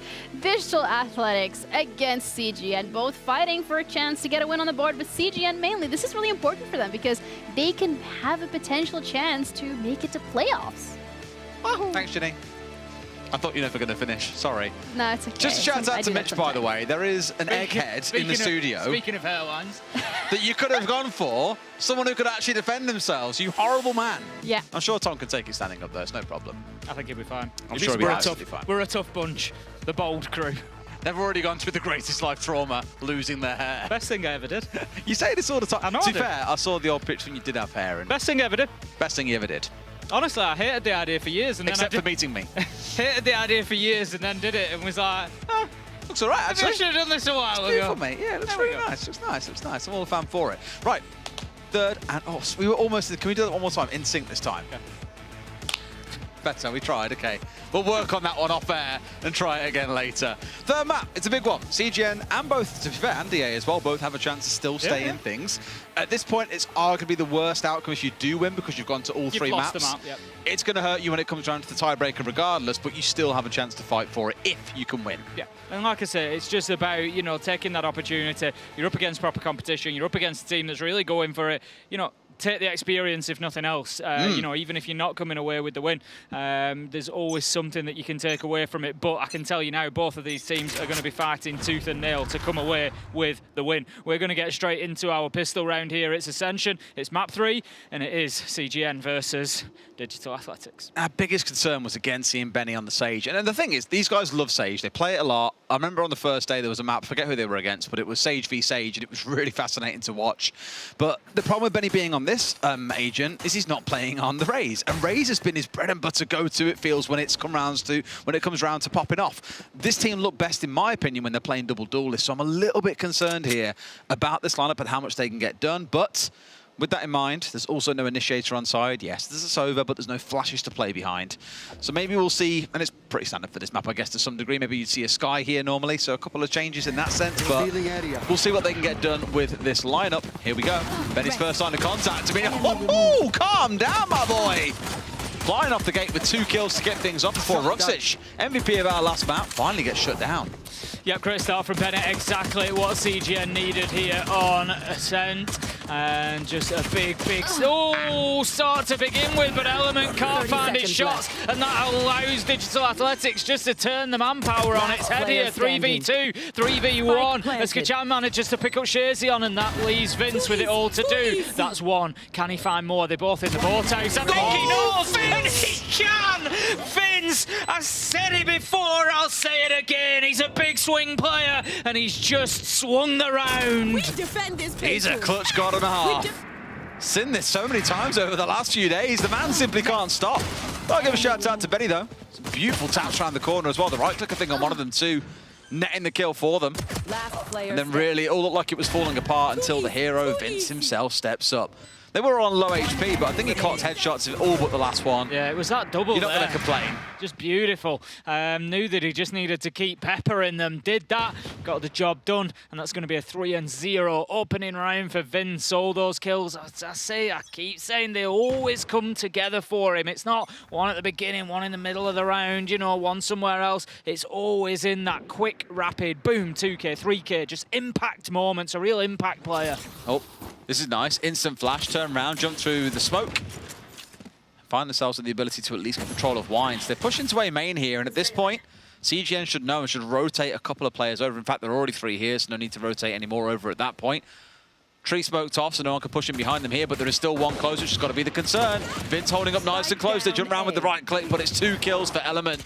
And that really was all they needed to shut this attack down. There's a couple left on, but Element is still going. Makes it a 3rd for himself in the round. Yeah, Vince was pretty aggressive up there, really getting the challenge onto doors. Managed to find one, but as you say, it was Element putting in the big work and just finding, I think it was 3 within the round there to close things out. So CGN, 2 rounds and 2 good rounds to start. Not really close for Digital Athletics yet. Now into that gun round for DA, though. This is where you'd expect them really to walk away with the win and get this game properly started. By the looks of it, to stack over towards B. Spike's over that way as well, but there are a couple hanging out towards mid and more towards A main. Everything else to force a little bit of attention. Smoked off, catwalk in towards Tree. And it looks like it could actually be a big push up towards mid here. They've dropped so much utility down already towards Pizza. It certainly does. They're going to be coming head-to-head with Benny by the looks of things, so he's just got himself hidden around the corner here in Market, just looking to potentially have a little peek out. Just the angle's there. He knows they're coming. That's one. Oh, no, but he's got away with him! He got flashed. Just gets the wall down. He's got the player on top of it, but still finds the kill. Bennett going big as Yuri is going to be shut down by Kachan, and that leaves us now 2v4, but Bennett has done the work on the Sage in mid. I can't wait to see the replay there. I think Skylar may have flashed his team on the push through. Oh, dear. But I think he went to toss a flash around the corner. The wall came up. It bounced back, flashed him, boosted him up, and he fell off, but he was flashed on the other side. Again, can't wait to see exactly what happened there, but it was a big play by Benny, and it all went completely wrong for DA. That's just classic Valorant timing. Right, then we've got the Omen of Ruxic has managed to push himself all the way into spawn here. He's got the opportunity potentially to be joined. That is going to happen, but with only 20 seconds, they're going to have to pick a side. They're going to have to pick one to go. Element absolutely deleting Kachan on the long range. And another one for good measure. Finds Ruxic, closes it down. They can't get anywhere beyond that spawn point, and that's going to be 3-0 CGN. They can't, can they? It's rough. Like I say, I want to see what happens to this flash here. As they push round, flash in hand, tosses it out as the wall comes up. It flashes himself as well, and it doesn't catch Benny. That is so unlucky. It's such unfortunate timing, but get got, friend. These things happen. These things happen. The thing is that Benny has kind of kept it cool there. You know, you put a wall up like that, you're not expecting somebody to be boosted up on top of it with a flash, you know, with all that going on. He's kept it cool, calm, collected, got his kill. He's just saying, oh, a gift. Thank you so much. You guys are so kind in map 3. Now, they scanned at least one out, so they know that there's at least something happening here in towards B, and the answer right now is, well, everything is going on towards B. Smoke's coming down, Slowfield coming down, Masic still got himself over, has got in and found Benny as well. Stinger at close range is absolutely lethal. Not too good at long range, you've got to make it work up a little bit closer. Recovering the rifle that Benny had in hand here, just give us something to go on. CGN just playing in behind the boxes. Can he find the first? No, going to be shut down by Skylan, who's just moving across the top side, and that's going to give the site over. The spike is going to get planted in behind triple box, and that's going to be another site hold here for Digital Athletics. Stingers again. Ripping through him here. Masic in a great spot with the rifle. Finds one more. Azuri gets one back, makes it a second. He's still got 2 to bring down, but off towards the right-hand side. Nothing more to be said for that, and they do pull off the Thrifty as well from the eco. Good stuff for DA. Just always the unexpected rounds you seem to find pull back. Yeah, I think Azuri there, he had a marginal chance, I guess. I think he just got caught on the reload at the end. It's, you know, when it gets to 1v2, it's always possible. We've seen them done tonight. And we will continue to, but not the case there. It was better play there coming out of Digital Athletics. Once they had that site control, they can manage to keep hold of it this time rather than losing those gunfights. So that's going to get them something on the board at least. This time a big stack over towards A. And they are in rapido. Ult coming out from Skyline as well. Making sure that wine is clear. Confirm that it is. A flash of Pyre on top of this one as well. Should try and catch 1 or 2 out. It might be looking a bit too high. But everyone has been tagged out. Except for Azuri, I think, who may be in a good spot here. Support from Element on high, who's found one for himself. The Odin sings. CGN holding firm. Down A. That's largely going to do the job. It's now a 1 versus 3. Spike down in sight. That's going to need to be collected. Matter of time. Scherzion manages to finish that one off. CGN, they come back even after that round loss with a strong one and get themselves back into winning ways. Good stuff. Doesn't mean you're not going to see the other side buy up here and come in with the force of their own, mind you. But really, it was the unexpected assist from Element. I don't know if he got that one blind or what. I think he must have stepped out of smoke, but small chance that he did actually manage to find it just completely blind as they stepped through in towards the site. Just well dealt with. I think the op and the Odin from range doing so much work. And DA calling the timeout. Yeah, it was an early timeout that we had on the last map as well. It was at round 5 as well, yeah. I was going to say, this time we make it to the same point and see it come in again, this time for Digital Athletics. They've got 3 ults online, so do CGN, so it may well be that they're just taking that time to have a little chat about, right, how do we, do we have a plan for this? How do we get the most out of this? And obviously, economy-wise, not looking great for them at the minute. No. Like I said, they're going to an eco this round, so really it's going to become this game of ults in round 6 and 7 where the vast majority will be coming online. Of course, Skyline had his up previously, and that was the first pop on their charge in. They just didn't really get very much done with it, unfortunately. Here it could be a different story, though. Lockdown available as well. Always the one that you keep your eye on here. Chachan going to be trying to find the right place to get that one deployed, and with everyone stacking over towards A except him, I can't imagine they want to deploy that solo. No, Scherzion still 3 points away from that Hunter's Fury as well. With Lockdown online on the other side, they could really do with maybe focusing on getting those points up so that they're going to have that counter available. Shots going straight in, no damage going to be done to begin with, but certainly a bit of a scrap there over on the A side. I mean, yeah, and a hard commit immediately towards B from the Viper's Pit, just to make life even more annoying. But here they go on the march forward. They've got themselves in towards A main. Still got another star to contest with, and there's Element again. But immediate trade over. I love that from Masic. Doesn't care. Gets himself up high, dashes over. Finds one, then has to get out of dodge before Vince gets to retrade onto Ruxic. Yeah, ultimately you just feel Digital Athletics not always getting the most out of the utility that they're using so far on this map, whether it be the ultimates or whether it just be the normal gadgetry that they bring along. But with the 2-site map as well, obviously something like Viper's Pit is always going to be super powerful because it's going to allow you to lock down one of those sites and you can focus manpower elsewhere. And that's exactly what CGN have been able to do here. There's not really been too much of a push towards B, but as you say, DA, they've managed to work their way through mid. They could do this, Des. And I love how Shazam was like, I ain't backing into no pit. Chose to stand and take the fight, goes 1 for 1. They're rotating now, but they could be too late. They don't know where they are. They can spray their way down. Catwalk here finds one. Looks in for a second, doesn't find the man. Now, he's on site, but he's got 3 bearing down on him. I think we all know exactly which way this round should be going, but can Skyland do it? He had such a great map too. Just going to keep the Vipers pit up for the time being. I think let the teammates do the job. That will drop now, though. Benny comes in with the trade, and that's going to be 5-1 CGN. Chance to get the gun. Vince going literally to the other side of the map here. I imagine to recover elements up. They got 1 Odin. I mean, take the big guns. Why not? There we go. Yep. Mega. Take the power weapons, get the defuse in. Happy days. And the ult online for Benny now. Just because, I mean, it's just a nice example of sort of game sense and awareness, isn't it? Ultimately, to know, yep, there's an op been dropped, it's over there, you know, and to take that time to do it. It's all these little things that add up into great teams. 5-1. DA struggling to find their way into this game so far. Even when they have been able to get the spike planted, for example, they just really haven't ever been able to hold on to it. CGN are showing a real command, and to be honest, they look like a a different class of team so far on this map. Honestly, a lot of it are pot and element as well. I know he's not like flying in terms of, well, he's 8 kills after 6 rounds, which is still really good.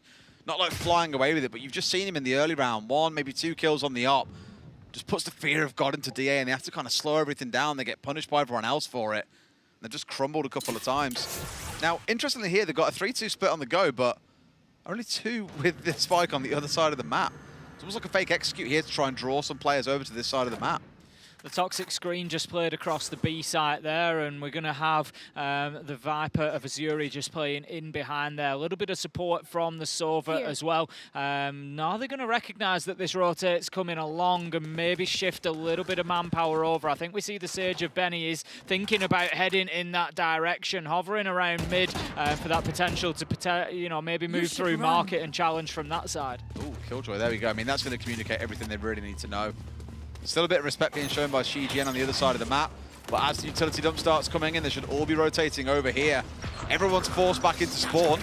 Out comes the TP. If he pulls this off as well, he's up towards Heaven's side. He's got a great angle, and Ruxich is going to find 2. Almost a third, but Element spins on a dime. Op in hand and brings one down. That was such a beautiful play. It was. Spike has been planted, and now time for CGN to try and get themselves back in. Mostly moving through that top side, but they've just got the one. Vince is going to be looking to move in through market, just provide that second angle, maybe that little bit of a difference maker. But no, the kills start raining in, and they're all on the side of Digital Athletics, apart from a double for Azuri. But shut down by Skyland, and it's Digital Athletics taking their second round.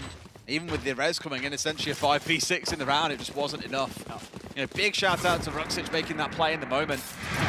Really thought for a second he might get himself spotted out, but the TP comes in as all the chaos on site is what's being focused on. And he does enough damage in the backline to just slow everything down. And then really Masic as well on site. 3k for himself. Beautiful stuff. Not the end of the world for CGN, I don't think. It's at the end of the day, there's been ultimate burn there, particularly the lockdown that got the job done for the attackers. But CGN, I think, will be looking towards this round and getting themselves back onto things. Yep, they are playing in the cheeky spot. Can just drop loads of util over the top, whether it's the drones, whether it's the shot darts, you name it, has the Odin to spray as well. It really deters attackers away from coming in through B. Still thinking about it by the looks of it. As in comes the Owl drone as well.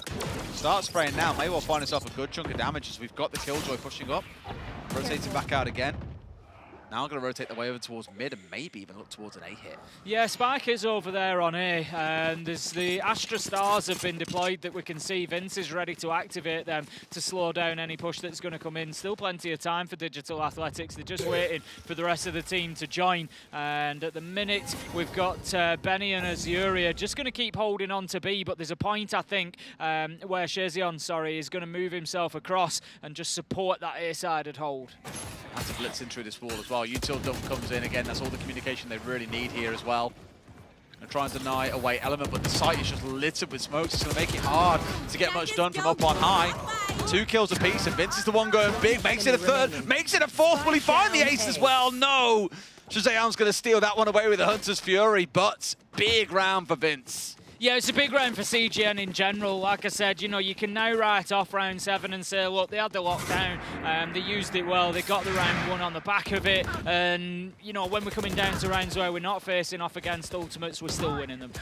So good for CGN. Fantastic play from Vince. It's no surprise. I think at this point, it's no secret that I'm a fan of Vince's. There's been some big plays across the couple of games we've cast of CGN's, and he's an exciting player to watch, that much is for sure. Absolutely. Well, DA getting 3 ults to play with themselves here. Gotta look for a play. There's spray coming on through and already a bit of a tag coming in onto Kachan, just to remind you. Don't go charging in there too soon. Kachan, Chachan. Thinking too much about my hero, clearly.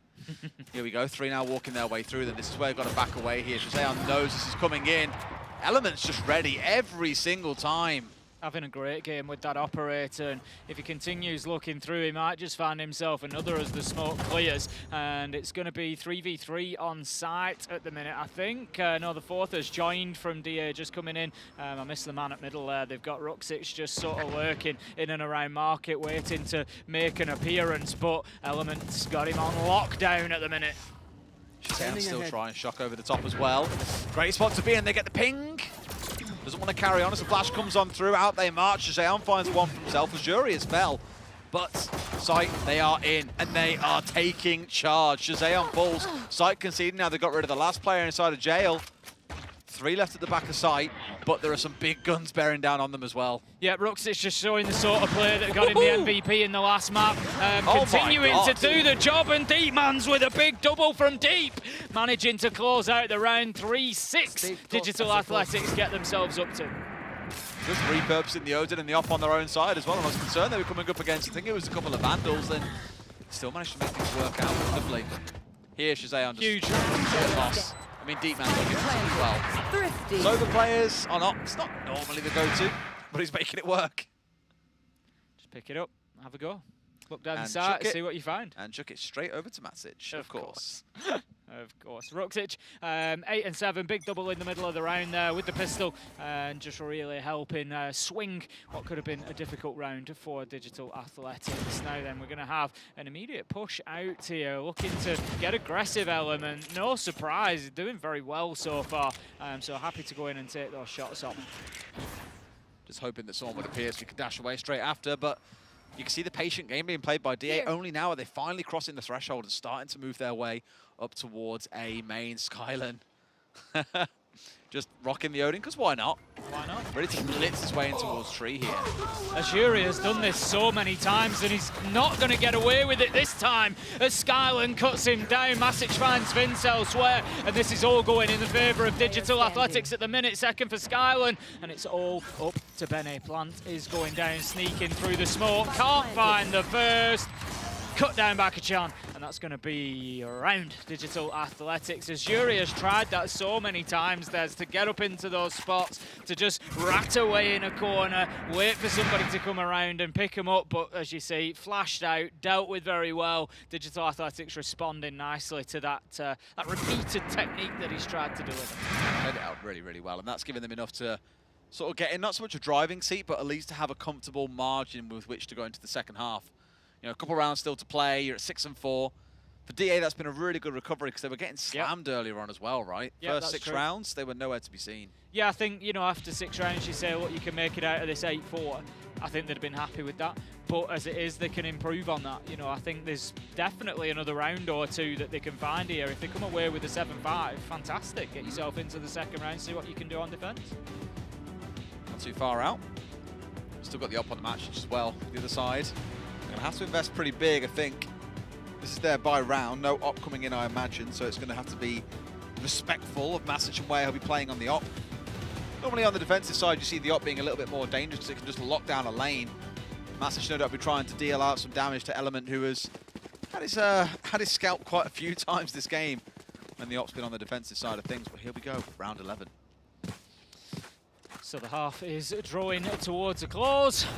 We'll see who can get themselves an advantage. I think CGN might be kicking themselves a little bit if they don't come away with an 8-4, to be honest, because like you say, the way that the first sort of quarter went, it was definitely them and all them. But Digital Athletics definitely finding their feet. Now then, we're going to have that long range death ray, essentially, again in the hands of Element, but also Masic on the other side. Ready and waiting. He just posted up here, daring that Killjoy to come peeking around again. We've had these two sort of playing cat and mouse for a while, where it's been Element against Jachan, but for the most part, Jachan's been pretty patient. Here, I'm not quite sure if we offered the same. It's a 2v2, Op versus Op at close range, Tim. Love to see it, Des. Absolutely love to see it. Let's see who can win out. It's gonna be Element gets the first. Masic can't get there in time to back it up and go for the trade. So that's the opener gone in the direction of CGN. We just have a bit of near sight as well, but Masic, he does manage to find one with the Op a little bit delayed onto Benny, and that levels things out 4v4. Spike He's down. at least finding one back. It's like for like so far as well. The Sober falling down finally. Traded out by Ruxic. But somehow Element's found himself in the back of sight. And now it's op v op on the site. You've literally got him being circled around by Masic. Time is going to be the differentiating factor, I think, here, though. Potentially the 6th man for CGN. There's 2 separate fights going on. This weird 1v2 up top and then these 2. Oh, there you go. That's the win from Element that they needed.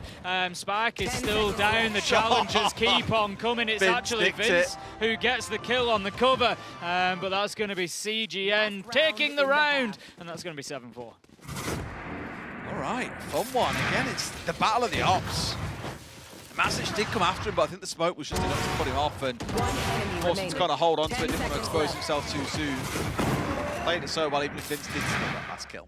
Like I say, going to be the final round. Throw everything at it. There is no point keeping anything because we're resetting as we go into the second half. Cosmic Divide is online along with Bladestorm, so you'd expect a potential advantage for CGN. We mentioned this earlier on, but Astral, not normally the go-to on a lot of maps except for Pearl. We saw it on the previous map, not used, I think, even once, even though it was available to play with. It didn't get brought out and deployed. You might well just find the half ends here without Vince ever using his, because it's much more about the stars and the ability to have full global impact with them that really makes Astral so valuable. Just like this. That's it, going to be placing those stars on the entry from A main into A. Just to do exactly that, send out the nebulas, prevent the lines of sight coming on into sight, and just hold them at bay, and that's exactly what it's done to Digital Athletics at the minute. Maybe some more ults exposed to the scene, really, if any. Both Element and Masic are looking for each other, as they always have been. There we go, over the top. But Element can't quite land the shots. Back onto the Oppas, 2 kills have gone the way of DA. They are the ones in control. And they're coming in for a plant here. Tim could find us going 7-5. Yeah, they've done a great job there. Element is still trying to land something with the op. He's going to get peeked on the long angle. Does manage to find Deepmans. Can he find himself a second? He's going to need somebody backing him up. He can't win this all with that long-range operator. Masic is there to cut him down. Always an answer. Benny's going to try and do what he can, but the answer is not a whole lot.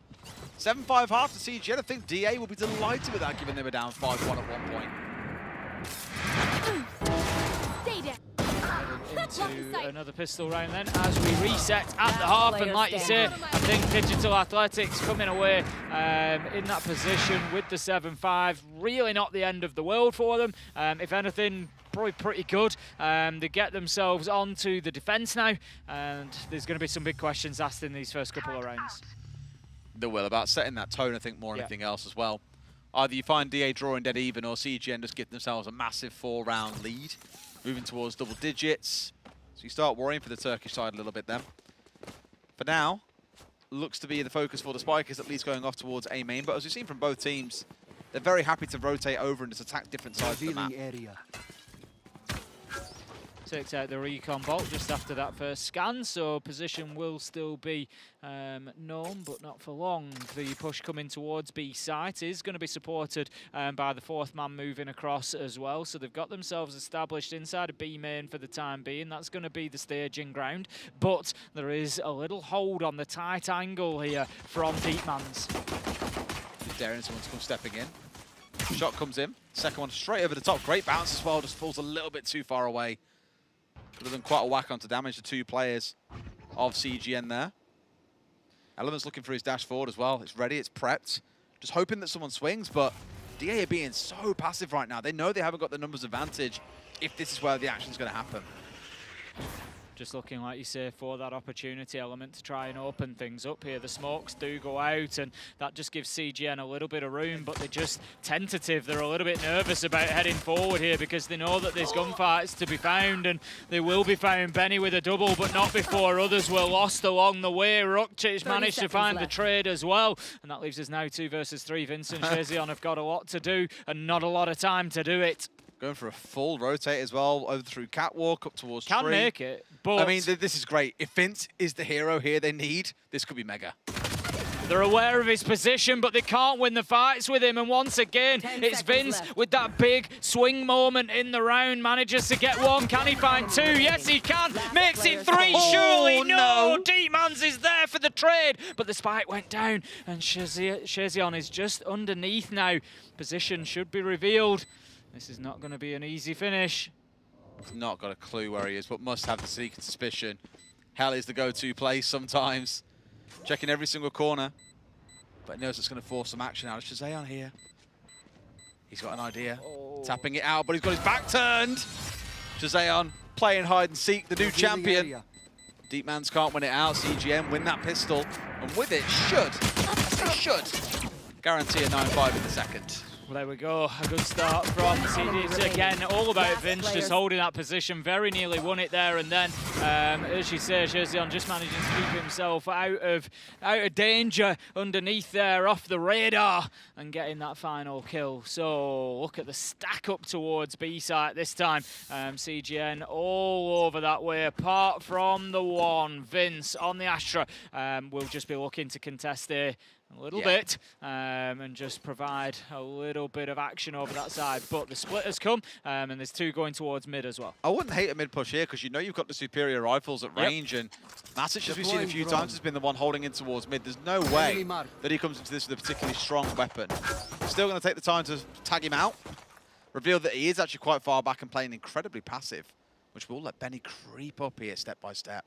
Yeah, I'm not sure if they're aware of Deepman's position, though. Just getting aggressive in market there. He's actually going to drop himself back to take the view onto B main door inside a site and has been forced all the way back. So that's good for CGN now. They can start thinking about collapsing onto site, but they just need to be careful about Ruxic just transferring across at the top. Or is it the KO? No, it's the KO. It's Skyland just moving across the top there.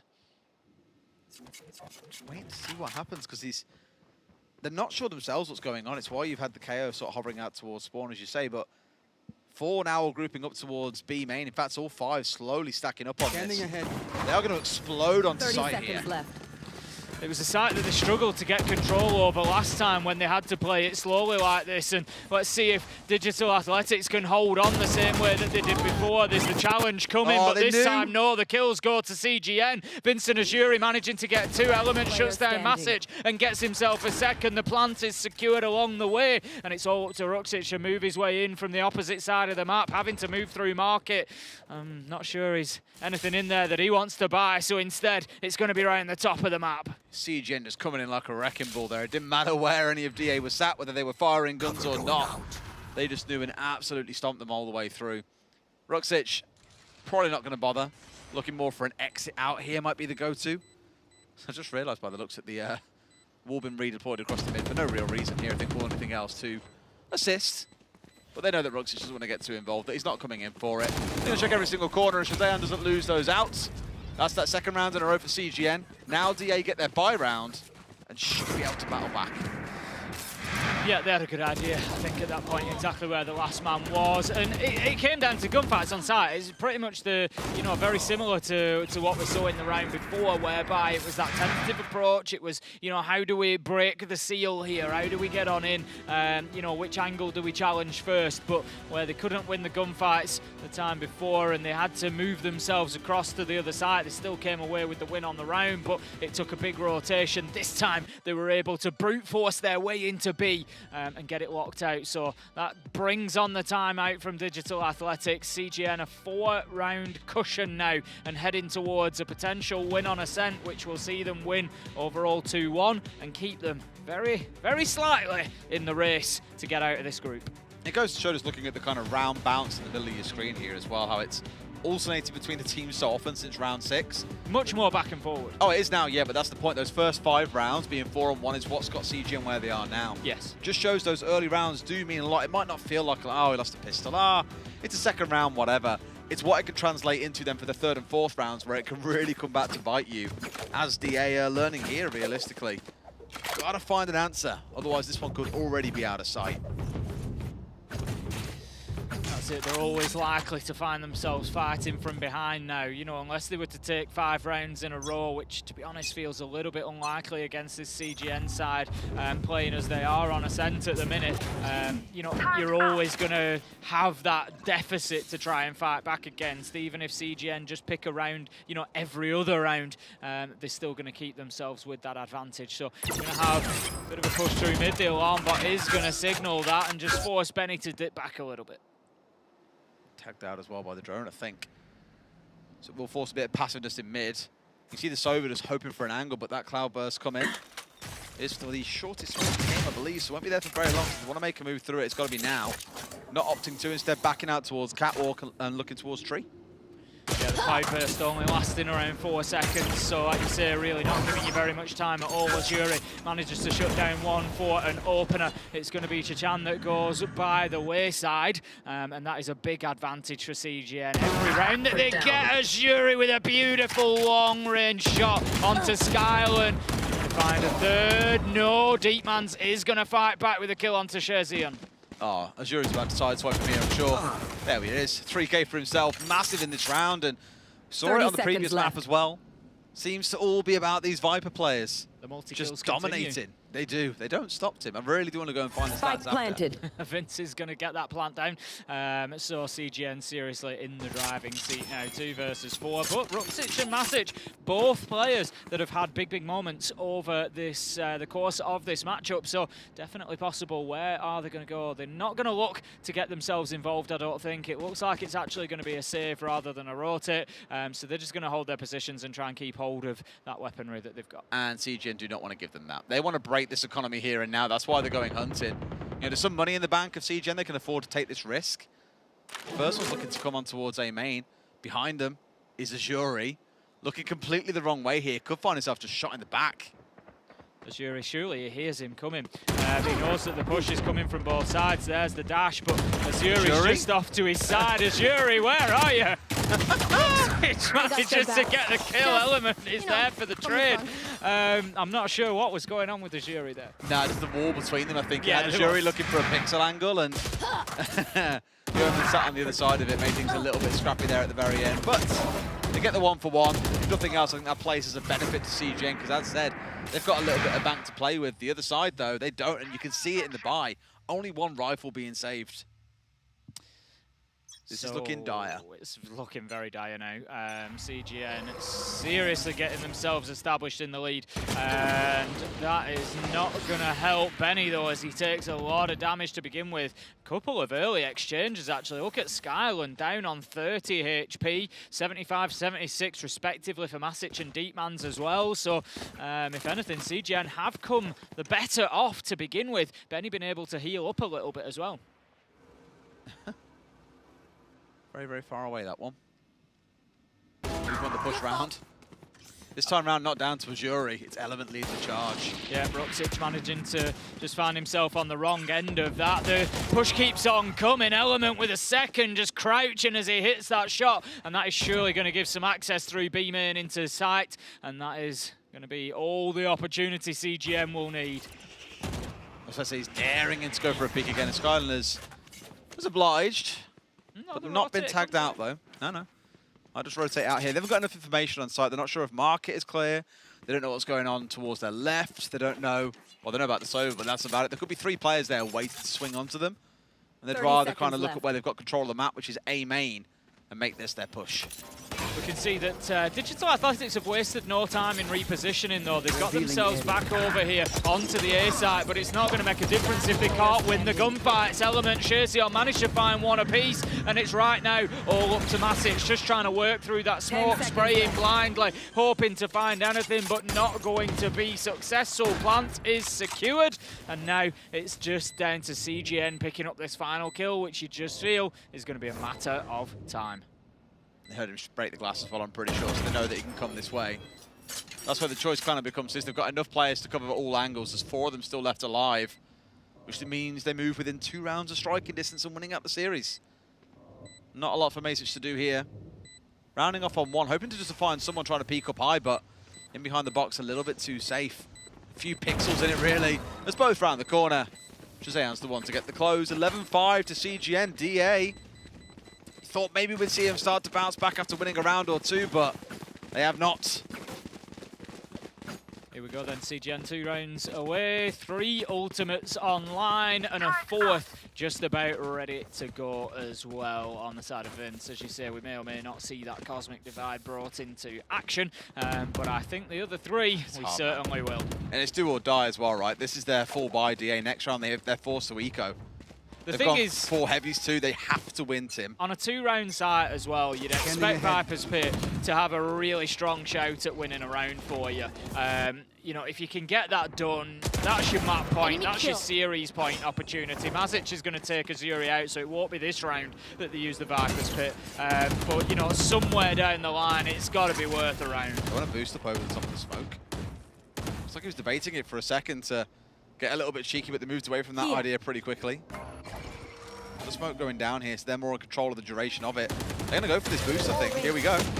Straight up top, but no one's up there on Heaven. They're all playing off.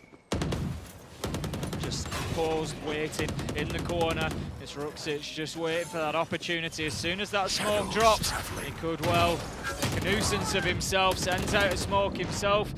And there goes the paranoia as well. Vince, however, manages to find a double, and that is probably going to secure this round and secure the series point opportunity for CGN, especially with that plant going down. It's up to Digital Athletics to fight their way back on. Feels like a little bit too much to ask at this point as well. The good bouncing will scan at least Benny in behind 1, but it won't catch the 2, I believe, underneath in Hell. Nor, of course, Element hanging out towards A main. Out comes the swings for them. Okay, actually, they got it back on this one as well. Vince might try, but out of nowhere, DA win their gunfights. Should not have been getting away with that one, realistically, but managed to get the job done. And I take back what I said, Digital Athletics winning out the round. I really thought we'd see CGN moving themselves onto 12 there. They just moved through onto site and got it down so confidently, but could not hold on to it. Just blink and you miss it. Deepman's especially 2 big kills coming out and guaranteed the final trade. Mega, fair play. Don't think anyone saw that coming. But as I said previously, I'll stick by it. 4 ults online, you would expect that CGN can at least force 1 round here to guarantee themselves overtime. Digital Athletics have still got an awful lot of work to do. They're going to send that utility straight out, and this is going to be a battle over mid to begin with. Really aggressive on towards A main. It does force CGN back, and they do catch out Vince in towards spawn. So they know that someone's at least lurking around and could just be delaying their push in here. However, everyone else has forced their way straight up in towards mid. If you take a look, they're already there. The Sage walled off towards their right. They could just try and burst in towards B here if they really feel confident about it.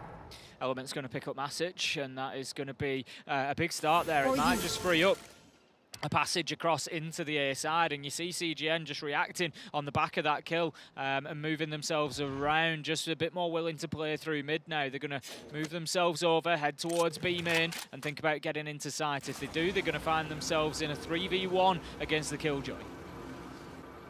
Leading in by the Aldrin just to make sure everything is as clear as can be. Confirm that it is. This should be their chance to go in, unless they're once again a little unsure because of the lack of information. Sometimes seeing no one is as scary as seeing someone, because it just means that you have 0 idea as to where the players actually are. And CGN, look at them scattered over the map in basically a rectangle here, aren't 100% sure on what the play should be. Hard committing in towards A now, but leaving the Viper still out towards the west side of the map. Yeah, Azuri's going to move around into B, but like you say, the focus is going to be A here. We've got an absolute flood of utility in and around that site as they try to get themselves established. We've got the Hunter's Fury coming out on the side of DA, and that's just going to try and prevent that plant going down, but it's not going to be successful as it is secured. They can do this. They're solo on HP. A couple of bullets will be enough. That's the one they're looking for, and the next as well. All down to Azuri. We clocked about him being left out, but I don't think he'll get here in time. He'll round the corner, but now Skyland's there for the 4K. Once again, DA drag back what looks like a lost round, Tim. Skyland's really come online in the last couple of rounds. He was a big part of the previous clutch as well, and then finds himself 4 in the end here. Just was not going to be moved, one after another. And I think just a little bit of indecision might have cost CGN there. As you said, they got themselves established in middle. They went and had a look at B, unsure, went across to A. You know, again, never really got themselves safely established inside a site.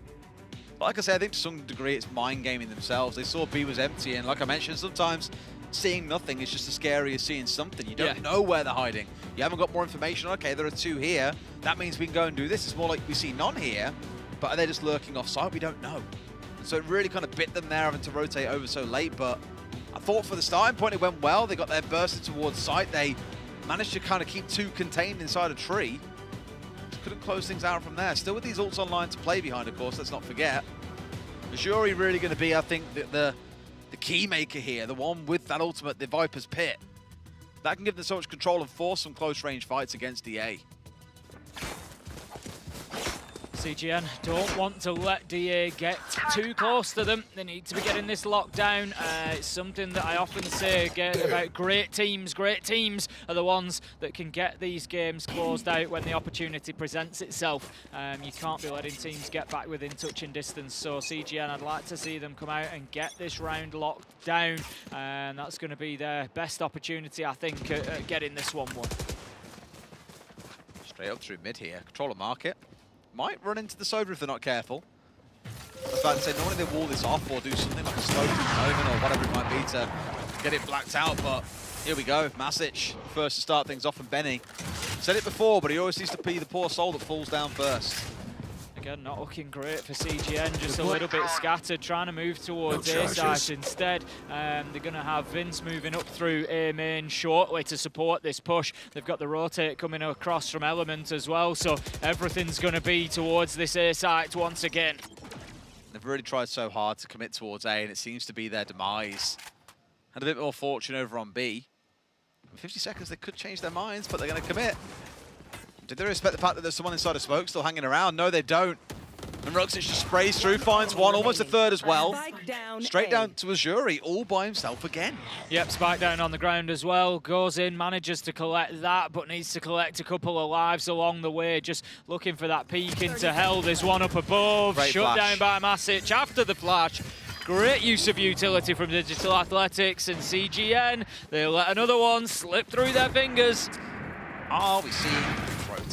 One enemy remaining. I mean, on one hand, it's a fantastic comeback by DA, who are playing this really smart in the late round.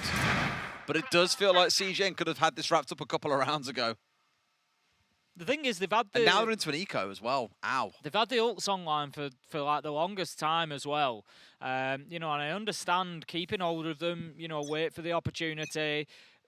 I wonder if Shazayon's is for the lockdown. I think they're trying to keep that for the lockdown, but the Viper's Pit could definitely help them get around on the board here. And it at least guarantees them overtime, if nothing else. Yeah. And the thing that they don't want to do is hold on to that for too Benny long. again. Benny's going to go down to Deepmans. And again, like I say, you find yourself in a position where you lose those couple of opening deaths, and all of a sudden it's not really a viable round for your ult anymore. And so you're giving another round away. Both being dropped down on site. We've already got Element coming in, trying to make something happen here. Big and moment. We'll do it. Massive charging, but falls down to Masic on the other side. Tried to play the hero and got halfway there, but cut down by the villain at the end. Just going to be switching over to the A site, but Masic is there, just using that op to hold the angle. This is not going to be easy to push in. They definitely need some utility coming out there. Vince is going to look to deploy the smoke, I think, to allow them to sort of play in behind that and keep themselves out of the scope of Masic, but that's exactly what they needed. Get that Viper's Pit down and just try and force this round. And get the plant in as well. It's going down from Shazayon. 30 seconds left. Steps back for a second, more of a bait than anything else, it feels like at this point. Ult is out, rifle up for the spray. Going towards the wrong place, needs to get inside here though as well and see what you can find. They must know, they must know, but they've already got out of dodge, Tim. One enemy remaining. There we go. Masic may yet clean up here, and once again, DA have done it. even with the ult online, they still had the answer. It is impressive stuff from Digital Athletics. I like that CGN gave it the try, got in there, got the Viper's Pit deployed. It still wasn't enough, and having the Blade Storm on hand was useful. It just gave them that route in. Masic able to use it to get one kill, get some value out of it. Job done. I'm going to put a bit of this down to a little bit of tilt on the side of CGN as well, because what we saw there was Element dashing in when he had only the Astra and A-main to support him. The spike was only just coming back through spawn, like past the spawn gates from Catwalk. So even if you managed to capitalize and make space, it was never going to be permanent. They didn't have anything there to follow it up. So to me, at least, it looks like Element was a little bit frustrated there, was desperate to make something happen, and fair enough, he got in there and got himself a kill, but then fell down, and his team lost all that space that it gained with no extra smokes, a rifle offline, and it all collapsed from there. DATH goes in from KO at the beginning of the round just to prevent the push into B main. It forces CGN away towards mid. They're going to take a bit of control there, and now are able to move forward into B main and take that control as well. But look at this, playing really tight on the angle. We've got Skyland. In goes the flash. He's going to follow it. Gets one. Gets two. No. What a play from the KO. And once again, CGN just falling by the wayside. Skyland's having two hell of a maps. Previous and Lotus, MVP here. Definitely making a stake for it. But we've all seen Ruxic be huge again. We've seen Masic step and go massive. One enemy remaining. What can I say? For CGN, it is falling apart at the seams. Deleted once again. And DAS so close to a comeback. This is it. This is exactly where you don't want to be in this matchup. 11-10 now. At points, they've been leading by sort of 5 rounds, and now it's within touching distance. And mentally, that is going to have a big, big impact on the side of CGN. Let's not forget, if they lose this, they are done. They are out. So they know how much is on the line, and you just wonder how heavily that is weighing on them at the minute, Des. But I've got to shout him out again. I've said Skyland's name a few times tonight. There's some seriously impressive plays. I love how he played that on the KO. All three of the names that I mentioned as well, Ruxic, Skyland and Masic, are all massive. They're all, what, 19 to 21 kills between the three of them? Yeah. Like, all of them are absolutely flying and dragging the team back into this game. Through Hook or by Crook. Masic straight up. Element a little bit ahead of the rest of his team once again and gets peeled off. You can just see CGN visibly falling apart at the seams. Yeah, trying to force their way into B this time, trying to bring that aggression, but Skyland and the rest of Digital Athletics are ready for it. Masic, Ruxic, Skyland, they get the job done. It's level, it's 11-all, and we could be going the distance here. 6 in a row. We might not if CGN can't wake up, Des. That is ludicrous that this half started out so dominant for CGN. They pulled ahead to 11-5. 6 rounds on the bounce now we've seen from the Turkish side, who are really, I don't want to say giving the CGN a run for their money. They're running over them at this point. At the minute, there's steamroller in them. They're taking their money and running with it. They're not even running, Des. They're going up, they're just taking their money and just walking away. Staring them in the eyes. Yeah, there's just no fear. There is no fear. And no just respect. Like that. Element is gone. Head's gone. Body's gone. He's out the round yet again. Try and do what they can, but Masic just takes a blind fire through and finds another. Remaining. He's toying with his food at this point. The combo CGN 3. have gone, Des. CGN have gone. They've absolutely crumbled. Do what they might. There's nothing to be said. They're out of this one, and DA have just shown how you break the mentality of a team. Digital Athletics have just absolutely... there's no superlative for it. No. They've run over them, they've steamrolled them, they've destroyed them. That's not even a competitive round. No. They've just run in, killed everybody, flawless, and just moved on. That's a bit like being up against a Smurf stack in rank. That's what it feels like. They're now on series point. Ah, look, there's CGN melting. We're melting. Help me.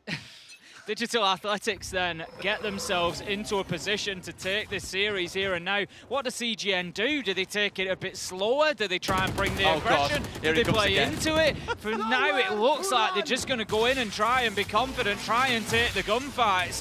Here comes the Hunter's Fury. Because the lockdown's online, yeah, so... That's it.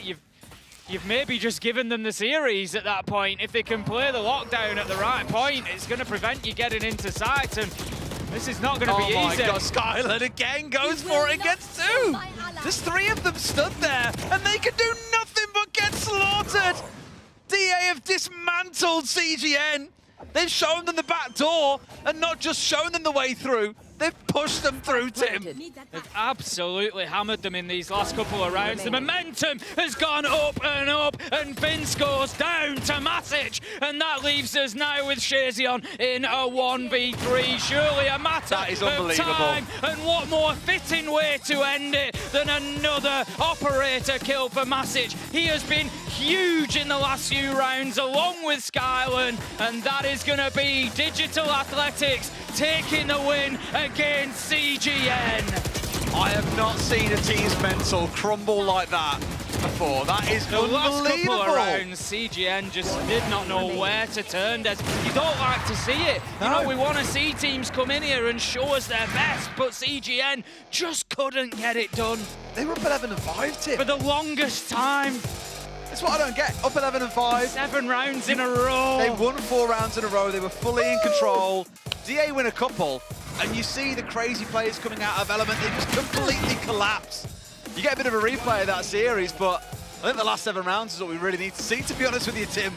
Just a Masic and Skyland highlight package is going to do the job. I think that's going to tell you the Don't forget about Ruxic. Don't let it was a little bit quieter in that map over the entire series. Ruxic has been absolutely huge, MVP on map 2, and he's gone really, really big for them. But what a game we've just seen. You know, let's not forget about CGN. They've played their part in a great best of 3 there. It's been a lot of entertainment. Well, there's got to be a loser, Tim. There always has to be a loser, unfortunately, but there's been a lot of entertainment over the last 3 hours. CGN have played their part, but Digital Athletics, take a bow. You've shown great mental resolve, and you've got the job done when you needed to. I honestly did not think they could come back from 11-5 down, I'll be honest. Equally CGN over the last few days. That was their last game today. Tomorrow is their, air quotes, day off. They get to sit and watch now as everyone else fights for those top 2 spots still. DA's chance, I'm pretty sure, is extremely narrow, but there is a mathematical probability where they can make it. At this point, it's highly unlikely to happen, but I'm guaranteeing you for them to at least have a win on the board. That has to feel good. Of course it does. It's like I said at the beginning of all of this, whether you think you can go through or That's not. where he broke them. It was Ruxic's TP behind them in spawn. That's where the mental shattered. Whether it's like I say, whether you think you can qualify or not. For these teams, it's not just about the win here and now. Yes, of course, you know, this tournament is so important, and the prizes there, you know, they are, you know, worth fighting for. But it's about thinking about the bigger picture as well. Winning's a habit. Build from this, and that's why it's important for Digital Athletics. Even though it may not be that they can get through the group, it's still about the result and what they've learned. Well, not the way that CGN wanted their run here in Ascension to end, but DA again, massive congratulations for one hell of a performance. Let's go down to Ginny, and Ginny, a question for you. What's your favourite nickname that you like being called? Kelt? Ginny? Really boring. Yeah. Never mind. What's yours, Des? Just Des. That's also really boring. Wow, Rich coming from you. Well, I'm pretty sure that's not how Vincent would have liked to see CGN go down, but Digital Athletics, we had a lot of question marks coming into this one, specifically going up against CGN. We said that Digital Athletics, it was kind of just press W. You know, W gaming, but... You know, I had a long time to learn my German lines for CGN's victory. Not so long to learn my lines for Digital Athletics. I didn't see this one coming, and all I can say is Almanya Berbat. That's for you boys out there. And for Zesht down the back, that means your region sucks. They're out of here, losing to the bottom team in their group, and this is a very strange situation. I mean, I'm gonna just look at this as a 13-11, super close at the end, sure, but the way that we got here in the series, I mean, we started out with Masic having an insane first map. They still lost. It was like 24-13 or something ridiculous. They lost that 13-9, and it just starts to seem like even when Masic is having a good game, which was a rarity throughout Ascension so far, that even when he popped off, it wasn't going to be enough to beat CGN. So I wasn't a believer in this team at all. An even bigger rarity is Skyland getting a map MVP for his team. I kind of pointed it out on Lotus. He was doing a little bit better alongside with Chachan. We weren't really seeing a lot of them recently. And here he massively pops off. And well, in the first half of the match, it really didn't look like Digital Athletics could make it back, especially when we get into the second half and CGN just get even bigger of a lead for themselves. And one of the very few rounds, like 2 of the very few rounds that they got in the first half for DA was Thrifties. So whenever these Thrifties kind of passed and gone away in the second half, I was like, okay, we're chilling. CGN just won this match. But in the latter half, like the latter part, the couple of last rounds, they were monstrous. They just devoured. They read all the plays, and in a matter of seconds, we were pretty much done with like 4 rounds, and the match is over. And where is CGN? It's gone. CGN are at the bottom of their leaderboard because they just lost to Digital Athletics. Unfortunately for them, they've put in a good run, but one of their players as well that has been a very good run was Vince specifically. All in all, a very, very consistent factor throughout the entirety of the tournament so far, and he's had some pretty good rounds looking at the 4K. Yeah. Let's take a look at that, because right here he gets some good support from Shazian. The enemies are gonna be pushing on towards him, but a smoke in A main cuts them off. They kinda lose the sync right here, and Masic jumps in with a dash. He's gonna get some support from Rusic, who also goes in with a shrouded step, and they split. Vince hears one, gets another, and then the rest are kind of held back, not only by this Sova ult that we see right here at the end, but also by the recon dart. But then we get into another round, and here, for contrast, CGN are missing all the info with their Owl drone. They're not able to get anything. And then in a moment, it's going to get a little bit weird for them, so they try to push into the side, but they don't really have a great plan behind that, so Element forces it with his dash. But Vince, what is he doing? He's looking at Wine. Element gets no support in this side. Everybody just falls apart. They didn't get no info. They didn't play together. So the second half, completely different from the first one. What's so strange as well, I mean, even here we're seeing a 1 versus 3 for Azuri. This is some position that CGN found themselves in a couple of times in those clutch positions, and they were the only ones winning clutches. It's rare to see that a team that's winning clutches, that's starting out series well with pistols and all those factors going their way, is the one that's falling behind in the end. Just getting this off hot from the press, CGN is now officially eliminated from their group. The remaining 3 teams outside of Saw, who's already locked in, now have a chance, depending on what happens tomorrow.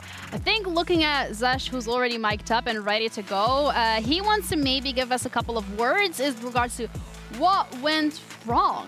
What happened? You had a 50% chance of your region securing not just playoffs, but genuinely the entirety of this tournament. So, you know, how does it feel? I mean, one other thing just before you go, I just want you to know, that means your team is the first out of their group as well.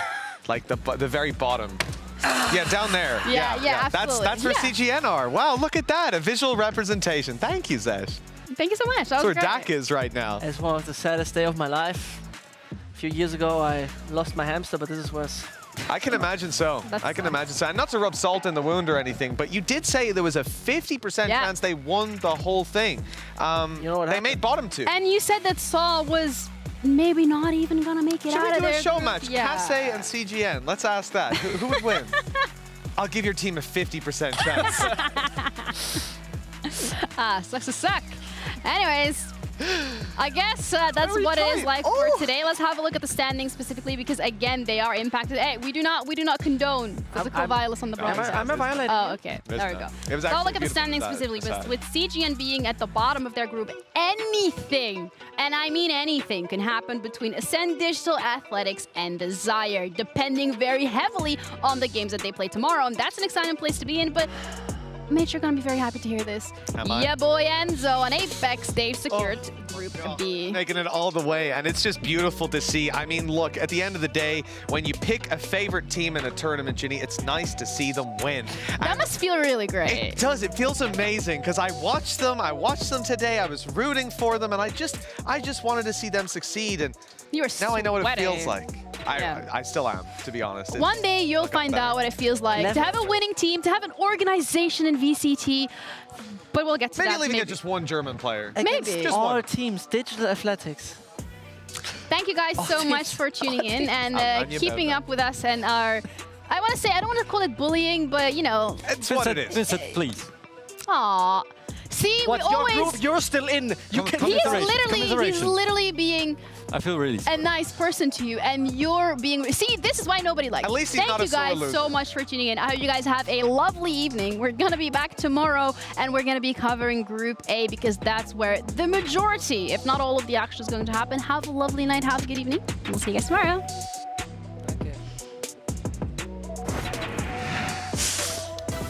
was stupid enough to say this is a farming simulator region for both of them, and I've eaten my words. One enemy remaining. Out of there. One enemy remaining.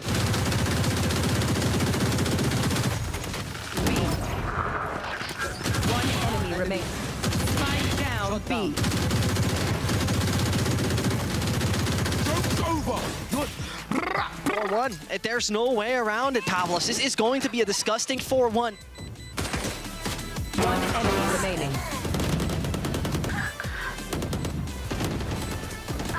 One enemy remaining.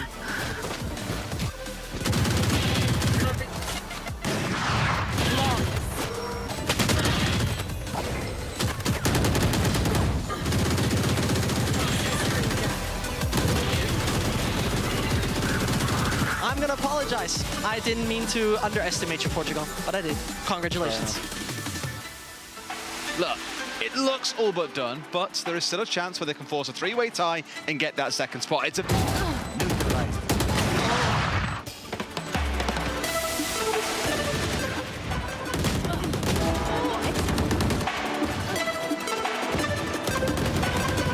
Spike down C.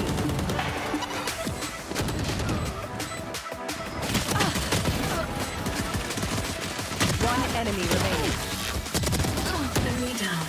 One enemy remaining.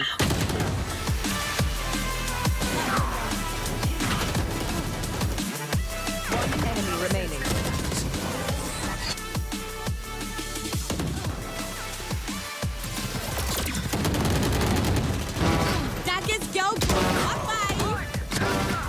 One enemy remaining.